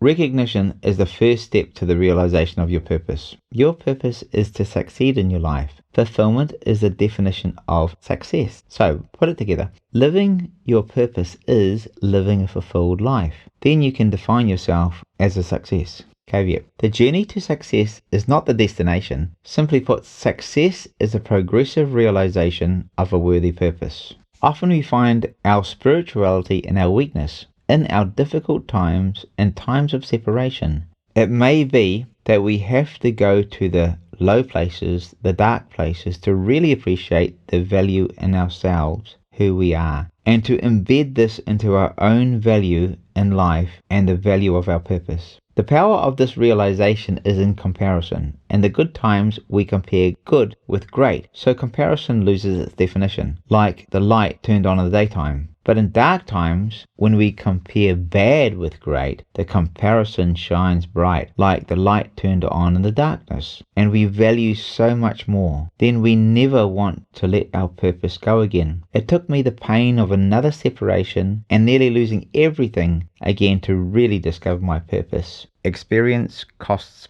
blood. What gives you your juice in life? What have you done that you felt enthusiastic about? Remember the root word for enthusiasm? It means full of God. What inspires you? Once you know this, make your primary goal and build your other goals around it. Without purpose, even if you reach your goals, you'll find yourself unsatisfied. Finding purpose is finding what is really valuable to you. It is said, if you can find your why, you can find your how. How are you going to achieve it? To put it another way, the bigger your why is, the smaller your how is. Often when I am talking to people I am supporting, they describe how they have a sense of fear or feelings of being paralyzed by their hows. How are they going to achieve what they want? And this paralyzes their how, and their how becomes their don'ts, so they don't achieve their wants. Did you know that the brain cannot picture a don't? If I say to you, don't imagine an elephant, what is your reaction? You get a picture of an elephant in your mind, like you never even heard the word don't in the sentence. So just do what needs to be done now. Concentrate on your why, and your how will reveal itself. I find the word don't a fascinating concept. I've never heard of this before anywhere. Where does rebellion come from? Mainly from the word don't. If we cannot picture the word don't, then rebellion is an anatomical mental reaction. A deeper psychological level, we feel we have to resist something. If someone says don't touch this, we automatically feel like touching it, and we have to resist that urge not to touch it. A lot of studies with children have proven this. This is why it's so important to have positive self-talk rather than using commanding self-talk. When we use commanding words like can't, don't, have to, must not, we put ourselves under duress and have to use our energy to fight rebellion. So we can either say, I can't, or I must not, or we can say, today I choose to let go, and I feel free. Which of those two statements feels better when you say it? The point I'm making is that you can build on a positive, but you cannot build on a negative. For addictions, you can say, today I choose sobriety, and we can have positive words behind it like, I feel good about it. Thus, recovery becomes easier to achieve. Our task then is just to have faith as opposed to resisting fear. Take the next step and the following steps will appear. If you're walking towards your purpose, then by default, you're walking away from your trauma and addiction without even trying. Trust the process, it works. A quick look at religion. A spiritual chapter isn't complete without a bit of religion in it. So let's have a quick look at what religion really is. Let's get it straight out of the Bible so you can quote it in the future. This is why I'm not having any persuasion here. As I said at the start of this chapter, if you can't explain something simply, you do not know what you're talking about. Let's see if I'm true to my word. Pure and undefiled religion before God the Father is this: to look after orphans and widows in their distress, and not let this world make you evil. James 1:14. In the old days, the widows were almost helpless, as it was basically a patriarchal society. Men had all the say and control, and the orphans and widows were not cared for by society. Today, in most Western societies, we have a social welfare system. We pay our taxes, right? Yes. Even if you're on welfare, welfare is an entitlement and most often taxed. So our taxes go to the government. The government allocates basic provision to the widows and the orphans, so boom, you're halfway there. It's not your fault if the government misappropriates the tax revenue.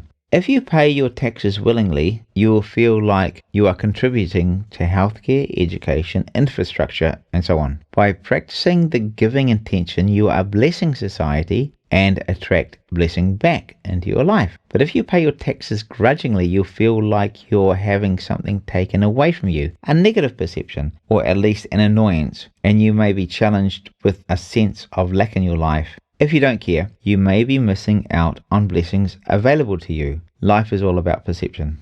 Next, just try not to live an evil lifestyle. Sure, we all do things wrong every now and then, but just make sure you don't go out there with the intention to do evil. This is Religion 101. Do this and you have most of your religious service done.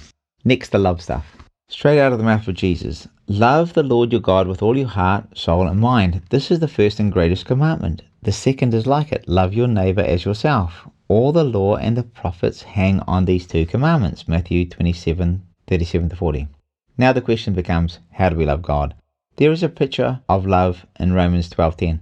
Love each other with genuine affection and take delight in honoring each other. So, breaking it down, we all have a view of God that is developing as we take time to learn more about God throughout life. When we love God with genuine affection, this uses our heart and we delight in honoring Him. To honor is to put first with intention. This uses our mind and soul. It could be said this way: live a life from an eternal perspective. We do this by doing the next right thing, to do our best to our best ability. No one can do better than their best. We make mistakes. That makes us human. Part 2 is straightforward. Treat others as you want to be treated. These are simple but difficult to consistently practice. However, as I said, we're human, so intention is the key to it all. The last statement from Jesus is the big one, and all the law and the prophets hang on these two directives. This means what it says. The whole of Scripture is contained in these two verses, so take these to heart, close the book, and sleep easy. As most of us have jobs, children and bills for at least 2 out of the 3, we can't really get a one-way ticket to India and do the Mother Teresa thing. If we want to feel like we are making a contribution to the world, we can find the answer directly from Jesus. The people asked him, "What must we do to accomplish the deeds God requires?" Jesus said, "This is the deed God requires, to believe in the one whom He has sent." John 6:28-29. Jesus was talking about Himself here. In conclusion, with religion, Christianity, or whatever term you use, you can see it's really quite simple. Pay your taxes willingly if you can. Refrain from doing evil things intentionally. Have God-honoring thinking. Treat others well, or at least make your best attempt to. And, to complete it, believe in Jesus, the ideal of good. I personally believe in what is called atonement. I can't make amends for all my wrongdoings, so Jesus paid the price for myself by His work on the cross. He atoned for my errors on my behalf. Thus, He restored my relationship to God. In short, atonement is about reliance on Jesus rather than effort from me. Sounds simple? It is. If the above belief system works for you, you are free to adopt it. Keep it simple and don't let anyone try to confuse you with complexity. I don't. Putting things in context. To wrap this chapter up, I want to present to you another idea. There is no such thing as a maverick atom. I think this concept, while natural, is also very spiritual.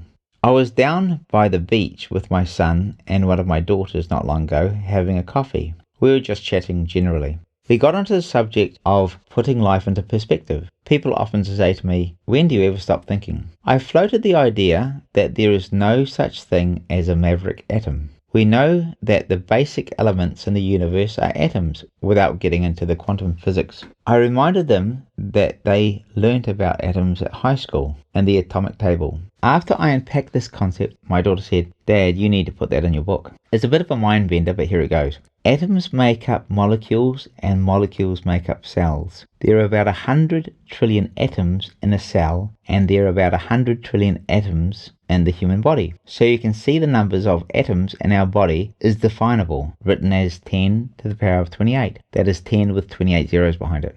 On Earth, there are about 1.33 to the 48, or to the power of 48, atoms in total, according to the US Department of Energy's Jefferson Lab. John Carl Villanueva states that the known universe contains between 10 to the 78 and 10 to the 82 atoms in it. How amazing is it that humans can work these things out? Having studied astrophysics at university and looking at these models used to arrive at this conclusion, I can see the rationale behind Villanueva's theory. The word maverick means independent or nonconformist, but there's no such thing as an out-of-control atom. God, or the grand architect, or the universe, or whatever you want to identify the higher power as, knows the placement of every atom in the universe. Nothing escapes God's notice. Science tells us that the universe started as a small dot and went bang.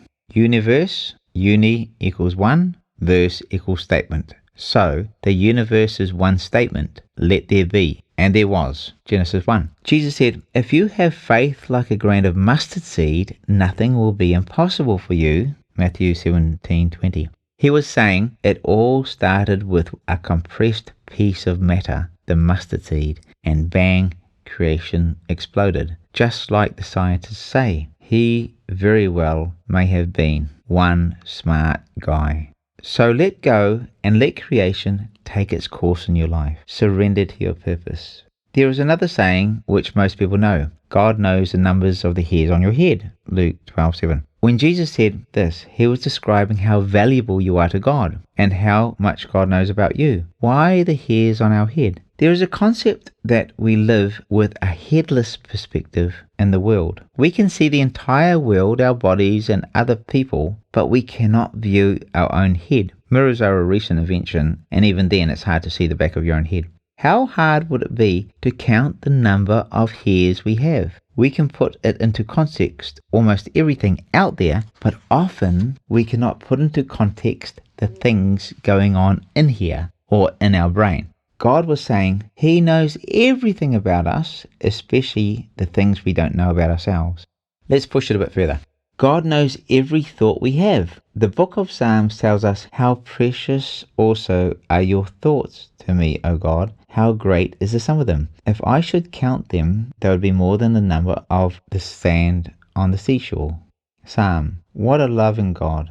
Bring it all together. If we look up and out there, we see just how big everything is and how much everything is in control. The universe spinning in order. When we get hold of this grand order, bring it into our lives and see how small the issues are that we make so big in our heads, especially the emotional ones, we can let go of our control a bit, trust a little bit more, take a big breath and allow our mind to put everything back into context and allow the Creator to play a bigger role in our lives. Just know that everything will work out and let the Spirit do its work in our lives. Then we'll see how momentarily our problems really are and how important it is to allow ourselves to become unstuck, release these problematic issues in our life.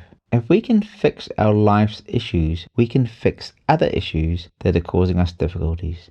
In my work, I've discovered that putting all aspects of our lives in context is one of the most important things we can do. A lot of things we refer to as mental health issues are just life issues. Getting over an addiction and moving on is to a large degree a spiritual matter.